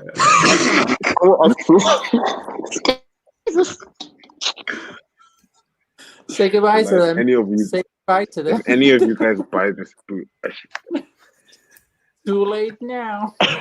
Bro, but people know what they are, bro. Like literally. Yeah, but like now some people that didn't know are gonna be like, what are these? Oh, these are lovely. I was looking for combat boots. Oh, they have my size. Yo, bro, some people that follow my channel, I envy how rich they are. Like, props to you, man. Like, I remember I was in a live stream and I was just talking about this piece, and then someone just messaged me on Instagram like, yo, I was just like on your live stream and I just bought these. I'm like, how rich do you have to be? Like, these pants were like £1,500, bro, and you just bought it like just random. I'm like, damn, you must be rich. Like, I respect it. It's just me. I don't feel comfortable paying retail for something. Same. I just can't do it. Unless I really love it and I know it's not going to go on sale. Or it's the last one and they still haven't gone on sale, then I'll be like, okay. But like... Okay, someone said they color correct their background with Lightroom. Okay, that makes a lot of sense. Oh, yeah. Oh. I mean, it's their full-time shit, isn't it? So it's just like, yeah. All that work. It's just, do people really consider Instagram that deeply? Like, bro, if I was on Instagram, I wouldn't care about no background. It's just about the fit. Like, yeah, Theo, yeah, it is the OG pants, bro. It is. It is the OG pants. He knows exactly what I'm talking about. How do you only follow 400 people? What, me? Yeah. So I don't even know how I follow because the whole point, I wanted to follow people to where on my feed I just get constant news. So that's, bro, how do you follow that many? How do you keep up with the post? Because I can't even keep up with 400 people. Bro. I can't. I don't see every post, but I look through and try to unfollow people, but like I'm just like, no, I don't want to unfollow this person. No, I don't want. Like, yeah, at some point you have to like. There was a time I had to unfollow like a lot of my childhood friends because it's like, bro, like, I don't want to see like the sausage roll you were eating today, bro. Like, bro, I need to see like Tim Blanks' new post about fashion so I know what's going on. So, bro, I'm so sorry. I always got something against glizzies. That's sad. Wait. Daniel, what's your Instagram? They eating the Jimmy Glizzy, the breakfast glizzies. Damn. It's like, bro, some people's posts, they just like fill up my feed, and it's just like, bro, like, Ayo guy, but till date you have not followed me. I'll follow you now, actually. To be fair. Oh wait. Oh yeah, you were asking. Do you know when I first DM'd Ayo? When did you first DM me? Actually, I know we DM a lot, actually. Like. Oh yeah, I'll put my Instagram in the private chat. March. I've been talking to this guy since March, and he didn't follow me back. I'm like, how? I have to. The thing is, before I follow you, I have to know who you are. Otherwise, you're just gonna. What's the word? Pollute my feed. That's crazy because like I'm really in the same position, and I've been in like basically every stream since then, and I still haven't gotten the follow either. That's facts. You're an OG. All of you can get the follow. I know. I follow Black Magic, right? Yeah. I follow you, right? Yeah. Yeah, and I know I follow Hanan. Yeah. I Deserve Couture, of course. Yep. The conversations I actually have with Hanan are actually they're quite funny. Because you know, like my sleeping schedule is so bad, bro. All of us, our sleeping not as bad as schedules yours. So like he's the only one online on my phone, and I'll see his story and reply, and I'll be up till like 8 a.m. And we're like having a conversation about. Yeah. Someone said I have to get rid of people. Yeah, you do, man. Trust me. It's just some people's post is like, and some people post like every day. So I had friends from school that like they just post shit they see on Instagram. Like that's how they post. So like if they're out like out of their house and they see like a pigeon eating bread, they'll like take a picture of it and then they'll have a caption like, yo, like it's just amazing to see nature. I'm like, bro, like I don't want to see that this. as like a full-on post, like not even like a story post, like an actual post. Later in the day, they'll post like a traffic light, and then the caption will be like, "Isn't it so deep how lighting can make us stop?" And it's like, yo, like at this point, I'm gonna have to unfollow you. That doesn't deserve that deserves unfollow and a block. It's just like spam. It's like spam at that point. I mean, exactly. Report it for spam. I don't want to sound like a bitter queen, but I don't. How do I put this nicely? Like, if you have a kid, perfect. I'm very happy for you. I kind of don't need to know what the kid ate. Is it swimming? Like, did it take a shit and stuff like that? I kind of don't like keep that for yourself. The thing is, that's the perfectly child fine. did not even consent to be posted all over social media. That's do not get me started on that one, because like I have friends that put more picture of the kids on Instagram than themselves. And I'm like, girl, like, just stop at this point. Just stop. That's cute. It's just like if I had a kid, I wouldn't post my kid online at all. Because first of all, you didn't ask the kid's consent. Secondly is, if that stuff stays up, you never know. When the kid is like 15 and people find all his kiddie pictures when his mom was stuffing shit in his mouth and people start bullying him for it and stuff. So, bro, I'm not going to set my child up for bullying. No way. No way. I mean, like, if you want to take pictures, take them for yourself. But like, yeah, facts. You don't have to post everything on social media, man. Exactly. Like, especially kids, because they didn't consent.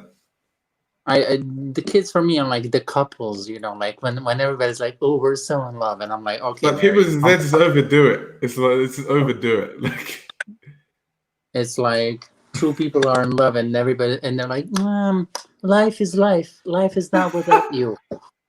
Girl, it's because of the way I use Instagram. I literally, when I go on Instagram, I'm like, okay, what happened in fashion? So I refresh my page. So when I see like someone posting traffic lights, I'm just like, yeah, goodbye. Like, I need memes. I need people. I don't know. Yeah. But my feed has changed so much, like recently. Like now. What type of feed do you have? Let me check. Do you have like one of the style feeds? Like, do you post fit pictures? I post like actually what I actually post. Yeah, I post fit pictures. He doesn't post. I don't post too often. Right. And he never shows. His face. Yeah. He rarely shows his face, which is weird. Ari Petri like flex, like. Stop! No, it wasn't a flex. This is such a hard picture. You can't lie. It doesn't. Where did you take that? Where? Yeah.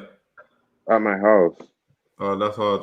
Outside. I think Nigeria has like good photo opportunity, like for sure. This is the only one that I didn't take at my house.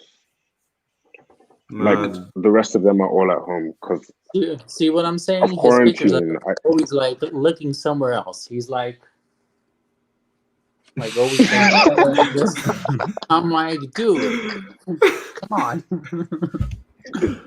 That or like it's a hat down here, like you cannot see his face, and I'm like, are you in a witness protection program or something like that? Bro, all I be showing. Oh my gosh, that's hilarious. Bro, at this point, my face is plastered all over the internet, bro. I can't hide anymore. You cannot hide. I can't hide. It's too late. I'm too deep.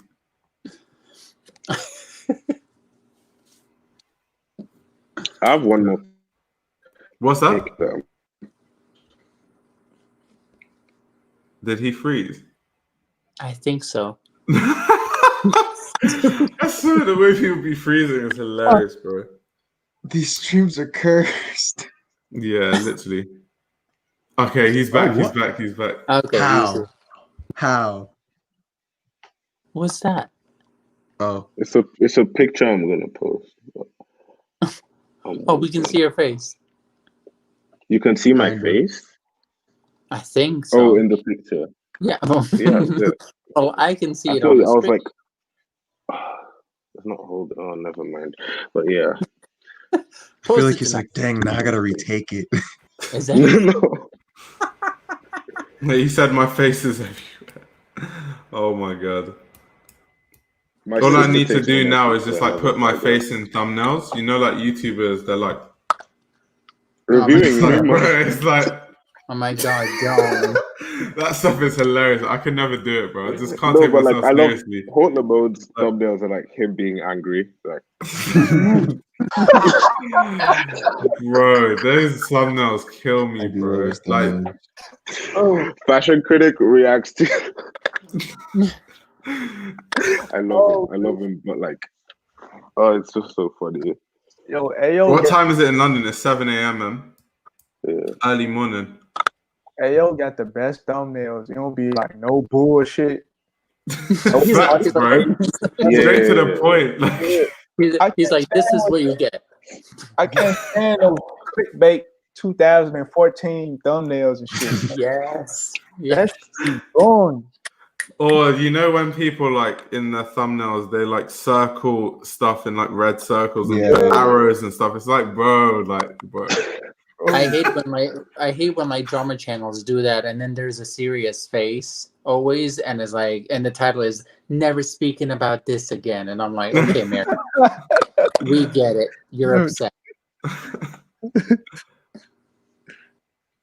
This is the way Bliss films his videos is really interesting. How he like walks around the room and like sits upside down and shit. Yeah. Like, no, I feel like the he thing just is, turns Bliss, the camera on and speaks. Do you know the difference between Bliss and most people though? Bliss has that type of personality, so it's genuine. That's him. Like he's actually a very energetic person. Like that's just how he is. So it makes sense. But some YouTubers, like their thumbnails are like, and then you meet them in real life and like they're quiet, and it's like, bro, like your persona doesn't up the video where they're just like, all right, guys, yeah, but hey, thumbnail though, and then they go crazy with the thumbnail. And or then some people are even worse. Like they have a YouTube persona, so they're like, yo, what's up, yo, and then you see them in real life, and bro, they don't even say a word. It's like, but I hate YouTubers whose energy is a bit too fake. Like, yeah, some people overdo it a bit. Yo, what's up, guys? Today we're gonna be reviewing this water bottle and brand new water bottle. Oh my god, guys, it's something cool. See, that's the thing. I'm a calm person in real life, so I can't portray myself as any other way. So that's just how I portray myself in videos. Like, what you say? A lot of YouTubers are introverts. Would you say that? I wouldn't. I don't think I'm an introvert. Like, if I see people in real life, there's people who have met me in real life, and I'm not. I'm just a calm person. I'm not energetic, but I'm not like introverted. I don't know. I don't think that all of them are. I think that there is a good good number of them that are not introverts. I think. Yeah. When I think about, I don't know. I've met people in real life though. Like I've met Sanjeev, and he's not an introvert. Like he's cool. But I feel like I know your personality because you're on stream for like 7 hours. Yeah, facts. Buddy in the chat, Jonathan Starks, you right. You talking about sneaker YouTube? That's like the worst. Like, if you want to type in sneaker YouTube channels. I'm talking about, man. It's like the the circles, and then someone holding like the Dior Jordans, like, yeah. Is it real or fake? Or it's like, or if they're doing like, you know, upcoming sneaker releases, like every single shoe that they're gonna talk about, or they might not even talk about, just plastered on the thumbnail, and they're just like, oh, bro. Do you know why no, I can't? Do you know why I can't do that shit? Because it's like you have to sit down and like do that, and then when you're editing, you have to edit, crop your face out, and then like it's so premeditated that in the process of doing that, I might start laughing at myself, and then it just won't happen. Man, it's crazy. Sneaker YouTube used to be chill as hell, man. Like 10 years ago, the most populous dude was Fran Relations at that point. Yeah. Everyone was chill. I don't know what happened after the Off-White collab or something like that, but everyone just went full stupid mode, Joe. It's like they took everything to the extreme. Yeah. Yeah, there's also that when people put like they overdo it, like spending $50,000 at the Gucci store. It's like, bro, chill, like, bro. Or like like normal fashion YouTubers. So someone like Bliss Foster, if he does a video on like his collection, he'll just title it like my favorite clothing, like or something like that. Yeah. Bro, these guys would be like my extremely rare, crazy $10,000 closet tour. It's like, bro, chill, bro. Extremely rare. Like you got like one V long shirt, 5 Supreme shirts, then you saw them at the player, bro. Like chill out. Chill out. It's not that serious. I mean, at least it lets you know like what they're doing it for. Cause you know, like if I'm like really like I don't know, and like if I'm invested in a channel, then like really all you need is like just to put your collection. I'm like, ooh, I'm interested in your collection because of what you have, rather than like putting in 50 different adjectives, calculating different price numbers that's gonna get you like the maximum amount of engagement. It's like, all right. Yo, hey, don't forget they make the video like 10 minutes long so they can get that revenue. Oh yeah, I've heard they like drag videos like deliberately just to get the revenue. Yeah, like you can tell because wow. Like okay, say like they repeat something in the beginning and at the end they'll repeat it at the end. It'd be a whole bunch of bullshit in between. Like the video could be 2 minutes long, but they extended to 10 minutes. I mean, you can hustle that way. It's cool, but I ain't finna watch that shit. Like someone said, it's how they make bread. Can't they make bread just not overdoing things though? No, I mean, Bliss Foster is like full time now because of his Patreon. So I mean, you can be genuine and still get the bag. It's because Bliss Foster is actually it's like you, Bliss, y'all in a category that's still like basically kind of new. So it's not something that it's not a competition. Right. Like, sneaker culture, it's like 15 dudes that's popping. And you trying to compete with the same personality. So you either got or you're not making money on YouTube, bro. So that's why it's like that. Cause you know, I'm like if I see a video by you or by Bliss or by Sanjeev or the motive, right. Click on the video regardless because I know it's going to be full of information. Right. Exactly. Is the type of a video that is.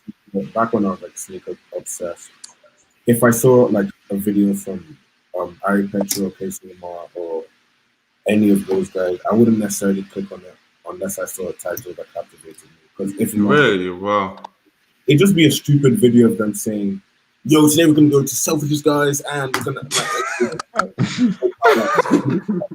and like I remember Ari's videos, like he'd start in the beginning of the day, he'd like, so we're going to go on the tube, and then he takes this outfit picture in the beginning of the day, then messages.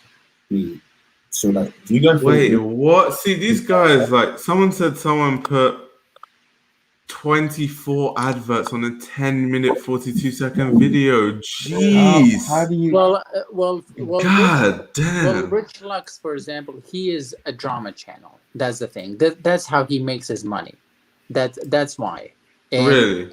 Okay. Yeah, because that's like crazy. He's like a beauty drama channel type of a guy. But don't you think that will affect your views? Because like me personally, if I click on a video and I see like 20 yellow dots, I just click off. Like I don't care what the video is, but I just leave. It's not gonna hurt him because his demographic is a lot different than yours. His demographic is 15 to like kids basically. They're like crazy about Jeffree Star. You know, and so they're gonna watch it regardless. But but that's surprising because you would think they would have like a lower attention spans. Like I couldn't imagine like being like, I don't know, like 12 and watching a video. Was like, hey guys, so today we're gonna ad. Correct. And I'm Rich Lux, and now we're gonna talk about ad. See, why I can't watch those videos is because I watch YouTube passively, so I'm always busy doing something. Yeah. So I'm either like writing a script or like reading a book. So like I'm never there at my laptop or phone. So if there's ads, that means I have to then stand up and like skip it. So it's just like, nah. The reason why for him is more of the content that he gives. Like, for example, like what he does is that like there's some kind of a drama in the beauty community, and then he's going to show screenshots. He's going to show like all the information that he has that nobody else has. So so it's detailed, really detailed. Exactly. So it's more like of an exclusive thing going on, but like these kids don't mind watching a commercial just because they're going to get drama. Right. Okay. That makes sense. Because they're not going to get that from anywhere else anyway. Like that sort of information. And plus, that makes sense. Like they kind of like his take because like he has a lot of like backstage information about like beauty community. He like hangs out with beauty influencers and stuff like that. So for them, it is what you do with Margiela, pretty much. You know, like you give information, he gives information. It's just kind of like different information. Yeah. Let's just put it that way. So for him, it works. It's a demographic that. Yeah. And for me, it depends. Max I put is 3 ads in a video, and if it's less than like a certain amount, it'll only be 1. So like I'll have a 30-minute video and it'll be 3 ads, start, end, and middle. That's it. Yo, what's what you do a start ad, do a finish ad, because like yeah, you definitely have to do start and finish for sure. Otherwise, you're just like cutting. You're just ads at the ending. If I'm not doing anything, I'll just let the ad go. I can't be the only one that does that, because if I finish the video and I'm like I'm doing it, watching it passively, right? Right. Ad play. Honestly, start ads frustrate me. He said ads frustrate. Yeah, fact. Like when I see genuinely, like I don't mind 2, 3, 4, 5, but bro, there's some people that have an hour-long video, and there's an ad like every 2 minutes. It's like, bro. Yeah. Like, I'm not gonna watch this. Like, yo, the ad be 15 seconds long. What did you say? I said the ads be 15 seconds long, bro. I click off videos. Like I close out if I see 15-second long ads, I click off the video and restart it. I'm not gonna watch that, Joe. Like that's annoying because like they have. Someone said I should do way more ads. The thing is, I'm trying to do it in a way where I don't get paid off of like ads. Really, like I don't rely on that. It's not a good thing to rely on. Hey, you didn't say rely on it. Just extra fees. Someone said you use AdBlock. I use AdBlock and I still get the ads. Yeah, but to be honest, even if you put ads in your videos, if you put 3 ads in your videos, I would not click. I would not start watching something else. Me personally, I wouldn't. Yeah, so basically the way I do my ads is like how when I watch a video, what pisses me off. So I just see it from my perspective. Me personally, if there's more than like 3 to 4 ads in a video, I'm like, nah, bro. Like it depends. It depends. It's like it's more of a time thing. If there's like an ad every like 10 minutes, that's cool. Every 5 minutes, that's cool. Like it's the time between. But it's like if you have a 10-minute, if you just like made your video 10 minutes so you can have multiple ads, and then there's an ad every minute, it's like, bro, you're taking the piss. Yeah. Like literally, you're taking the piss. Sometimes, depending on the channel, sometimes I look at ads as like, I guess, like voting with my dollar, I guess. Yeah. Right. So like if you put like a bunch, or like Dami put like a bunch of ads like in in like your videos, like I'd go out of my way to like watch through them or like do what I need to do. Oh my goodness. Again, indirect shade. Undercover. Wait, what did she say? 3 ads is tasteful. I swear, every time we have this conversation, it's weird, bro. I just see things from my perspective. That's how the other day we were talking about my magazine, and I was like, people need to get prepared because my magazine is going to be expensive as hell because like I can only produce in such tiny quantities. And then someone was like, well, we'll be willing to pay $100 for a magazine. I'm like, chill. It's not even going to be that expensive. Like, chill out. Yeah, I don't know, but for some reason, ads at the beginning of videos really annoys me because I'm just like, I at least want to get like a little bit of the video before the ads start. He's like, yo, let me warm up a bit. Yeah. Give me a taste of a little bit something. Yo, it'd be like 2 ads in the beginning, and it'd be like 15 seconds long. So you gotta wait. It's like, man. Yeah, it's usually because those are usually like the longest ones and the most like annoying ones at the start. Yeah. And the worst part is like when you watch all those ads and then the video is not what you expected. When you get clickbaited. Wow. Oh, Jesus Christ. Wow. There's this YouTuber that Hanan posted on his Instagram story called Fashion And I watched a few of his videos. Is dope. So knowledgeable. Very informative. Yeah, I know he's amazing. I put him on my Instagram story as well. Yeah, quite a while back. Yeah, he is, and he did one about video about Poirot. Yeah. The last one. Yeah. I need to watch that because I've been reading about Poirot. I love his accent. His accent is Scottish. Queen, brother. If I could pick what I'm gonna come back in next life, I'm coming back. You want to be Scottish? No, I want to come back. It was so fun. My God. Yeah, I love his accent. Yeah. Yeah. Here we go. And he's so knowledgeable, like extremely. Like you have to appreciate people like that. He's pumping out these good quality videos. Like said he'll donate blood for the man. You don't need to donate blood. All you need to, bro. Bro, all you need to do is subscribe to the Patreon, and then I'm gonna take that money and then use it to do like shoots and stuff for the magazine. That's all you need to do. You don't need to donate blood, bro.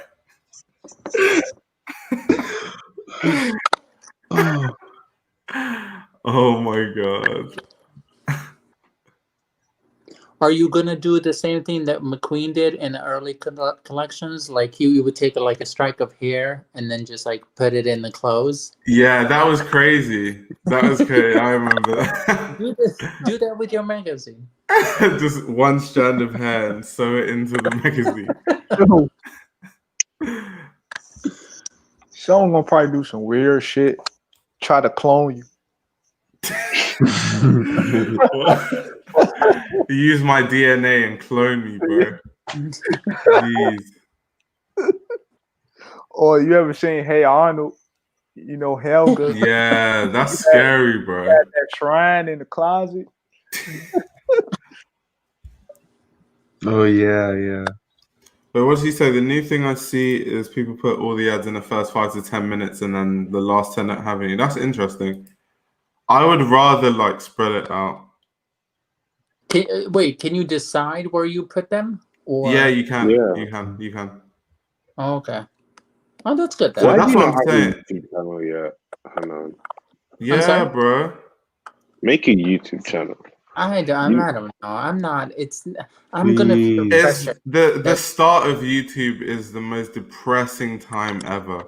Because, bro, when I was making, that's why I try my best to, like, if I see a good YouTuber, I'll just like promote them a lot. Because, bro, when I was starting, it was no one, bro. So, like, I would like spend 3, 4, 5 days making a video, and it'll get like 5 views. And it's like, well, on to the next one, bro. So that's just how it was. It's such a tough grind, bro. You have to like persevere. And plus, I think that the market is so saturated. I think, to be honest, I think fashion kind of still has like a little bit of opportunity. But YouTube has so many people that are like, I don't know. I'd rather like stick to Instagram at this point. Yeah. Honestly. So I want to know how much it costs to make a mag. Oof, that's Let me just tell you now. So my magazine will be priced around like $80-ish, and even then I'm breaking even. So how that happens is the printing, the paper itself. Just do 100, man. He's like, just make 100. We'll see. It's because the printing itself, for the quality I want to do, and because it's such a low quantity, it's $30 per copy. And then you have to account the fact that all the photography costs, and then I have a graphic designer, and then when you just like mix everything together, like I'm just breaking even. You said you're gonna make it digital also? What's that, £50? Yeah, I'm gonna make it digital after. Nice. Guy, I need a physical copy, you know. Yeah, I can't overproduce because I don't know what the market is unless I do pre-orders, which I might do. I'm considering it. I think you should do pre-orders. That's the safest. Yeah. Kind of like Native Mag did pre-orders, basically, because we just pre-ordered their mag. Yeah. Because I just remember you like posting this out to like your community page, and everyone was like, "Are you dumb? Of course we're gonna buy it." Right. True. I think definitely popping. I think you need to do more mystery unboxing. To be honest. That's how you get this channel popping. Nah, you're definitely gonna get a lot. You're definitely gonna get a lot of people buying because the people that. Yeah, he was like Frank Ocean. So Frank Ocean is famous. So you need to basically I don't want to like sound condescending, but like economics, the more numbers you produce, the less it costs per unit. Economies of scale. So So if you have small quantities, then it's going to cost more to make each unit. The people printing it will. So I mean, Frank Ocean has millions of followers, so he can produce like tens of thousands of magazines and still sell out, which is why he can price it at 80. Like that's just like simple economics. Yeah. It's going to be big though, by the way. That's why it costs so much to print. So it's not like a thin magazine. There's a hell of a lot of writing. Yes, sir. He's like, yes, sir, I want the info. Right, I'm so hungry for like fashion information. Yeah. All of us are. Like we're all in the pursuit. So hush hush, like. Because I think it's because it's so hard to get information. When people get information, there's part of you that's like, "Yo, hustle, man."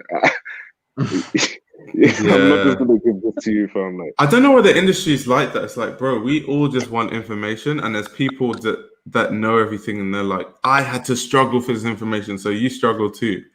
Right. It's like, why not just be nice and like. I mean, like you're not taking this knowledge to grave. Like, give it. I know. Yeah. Oh, Jesus Christ. And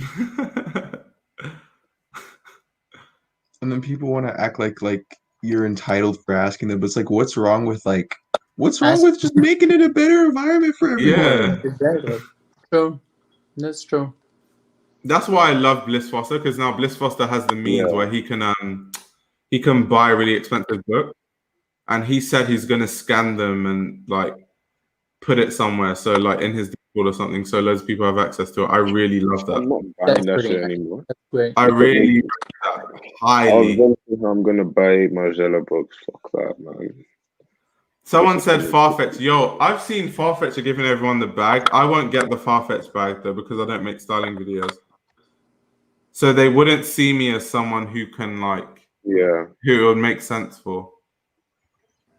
Which is quite sad. But yo, Farfetch, if you're watching, I'm gonna take that bag with open arms. Because I've heard the Farfetch bag, they like pay you and they also give you credit to spend on the website. Oh, really? Which is crazy because I've been eyeing so many pieces. So immediately they're like, yeah, we're going to give you like 1,000 to spend. I'm like, let's go. Hey.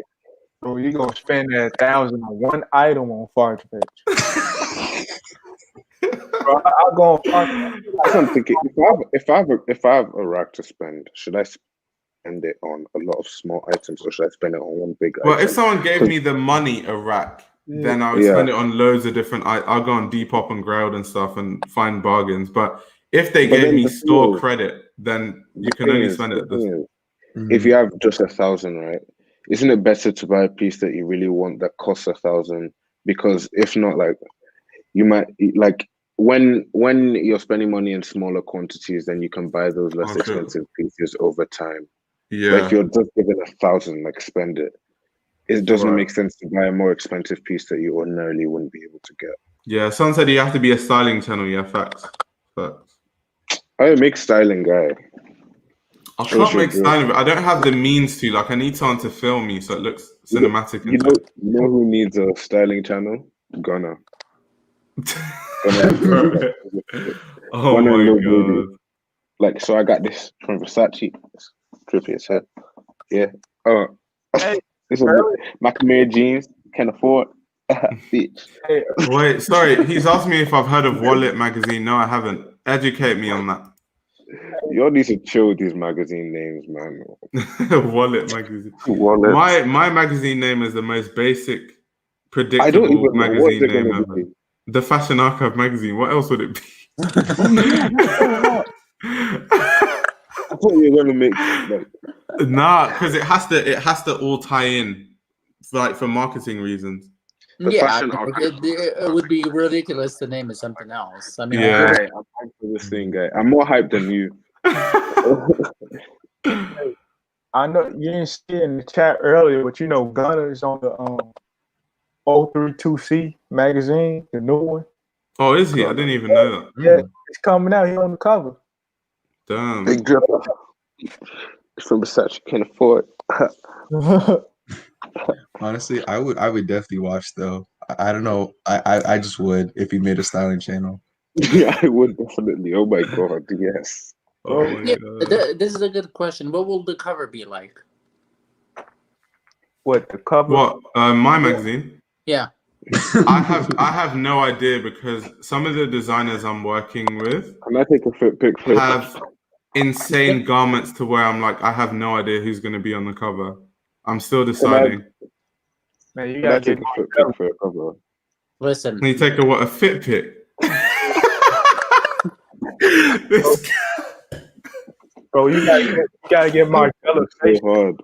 No, listen, be smart about it. You said that there was a kid from CSM that you think is gonna make it far. Put him on a cover. Yeah, so I won't say who it is, obviously, because I need to keep the hype. Mm-hmm. But yeah, there's a guy who I think is really going to be big, like in a few years, and I'm interviewing him for my magazine. So there you go, and cool. This way you're going to be in the fashion. If he makes it, you're going to be in the fashion history. Just be like the first person that put him on a cover was. Yeah, facts. Yeah, you gotta make it double-sided. Put Margella on the other side of the cover. His face. Bro, I don't want John Galliano's legal team to come for me. Exactly. Like send me a cease and desist. Like you don't own the rights to this image. No, you gotta get. You know what's mad? If you're covering the CSM graduate collections every year as a genuine magazine like thing, right? Guy, your things will sell because when these people blow up, people are gonna want this information. Yeah, that's why. That's the selling point of my that made stuff. A publication on Alexander McQueen CSM. I'd want that now. Like I still want. Oh, I mean. It has longevity. People won't see it now because all the designers I'm interviewing are all like graduates. But like in a few years, on grade for 2K. Exactly. It's not something that's going to be like appreciated at. I'm not saying now. Like, yeah, exactly. but like it still might, guy. It still might, because the people that know what they're doing want to see CSM graduate collection. Yeah, true. Right. And plus, this is like it's like the future of fashion. Like, who's the next big thing? So, like, people do want to see that, of course. Yeah. True. And if you look at who your audience is, these are people that care way too much about fashion. This stream, right, has been going on for 7 hours. There's still like 50 people watching. Yeah, I don't know how, bro. That sat here for 7 hours. That's crazy, bro. I'm thinking that number is fake because I'm just like, see, because I like to think I'm an anomaly because I usually show up for like most of the streams, right? But then like, but I'm looking at the number sometime, and I'm expecting in my mind there to be like, all right, cool, we've been on here for like a good long while. I'm assuming there's gonna be maybe like 15 at most, and I see like 50 instead of 15. I'm like, what? Why are you listening? Why are you? Yeah, facts. It's like talking to genuinely like a room full of students. Why don't you? I think people are just interested. Like, we're all like just really, really interested in this stuff. So I think you're a lecturer, man. No, I'm not. Whoa, chill on that one, bro. I hate being given titles I haven't earned. No, listen. Why don't you put yourself on the cover, but make it like a YouTube thumbnail? The one that. Hell no. Yes. Hell no, bro. No actual journalist is gonna take my magazine seriously, bro. If I'm we're not here for a long time. We're here for a good time. So go for it. Oh my god, bro. Make it journalists, like everyone's gonna drag me on Twitter. Like, bro, have you seen this new YouTuber magazine? And you're there being like, oh god, yo, that's hilarious. I'll be careful because if this starts a trend, and all YouTubers are making magazines. Yeah. Hopefully, when I make a magazine, people don't everyone doesn't decide to start making a magazine. The because it's actually a serious project. It's not like a joke. Yeah, true. The cover of the magazine is just him with an angry face.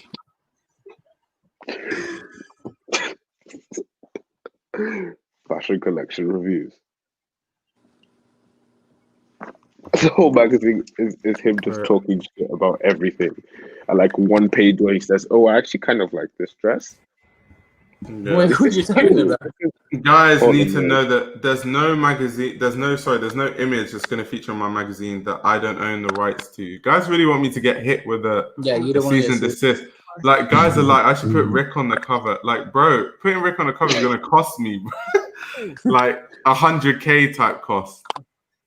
What Rick doing for free? But see, I don't agree. Like, people like Christopher, what's his name? Christopher John Rogers, right? He's new to fashion. Yeah. I think that he would not be opposed of doing something like that for free. Do you know the problem though? Do you know the problem with having a magazine? So big magazines pay cover stars. So like Vogue will pay someone like $500K just to be on the cover, right? Because they're like distributing their face. But CSM graduates don't care because they're like, you're giving me exposure. So they just do it for free. But an established designer is like, what are you paying me? You're a magazine. Where's the 20K? So it's like... Yeah, true. Hey, but you never know. The viewers, that could be Rick Owens and the viewers right now. He'd be like, man. Hell no, Rick. Hell no. Hey, you never know. He'd be like, I'm going to do it for free. The cover. You never know. If he hits me up and he's like, we'll do the cover for free, I'm flying to California immediately. Next flight. You did say Alexander Wang was people. Yeah, Alexander Wang did message me, to be fair, but I'm not sure he would do a cover for free. I'm not sure about that. I'm not too sure about all that, bro. Listen, I think that there is... How is Alexander Wang DMing this guy? No, but that's because I made a video on him though. So he was like, "Bro, I watch your videos. Really, like, I really liked it." If I make a, there you go. Try. If I make a video, make a video on Rick. Make a because you know, like if Bliss had made a video like this on Rick Owens, Rick would know about it. Right. Like with his Margiela line stuff, if he made that, but like Margiela it's highly likely Margiela knows about it, but he would never say anything. Yeah, Margiela's incognito as fuck. Yeah, he would never say anything. And he's doing Comme des Garçons next. Ray isn't gonna say, "Oh yeah." Like, thank you very much for the Ray is not even on Instagram, bro. Exactly. Yeah, I need to head out though. Hard. Not on Instagram. Okay, dude. Yeah, shout out to everyone that hopped on the stream. I need to get ready for the sample sale because in like 2 hours, literally. Good luck with the sample sale. Hope you stay alive. I'll see if I get a good vlog in. We'll see. Nice. You guys have a good night or have a nice day. Best of luck.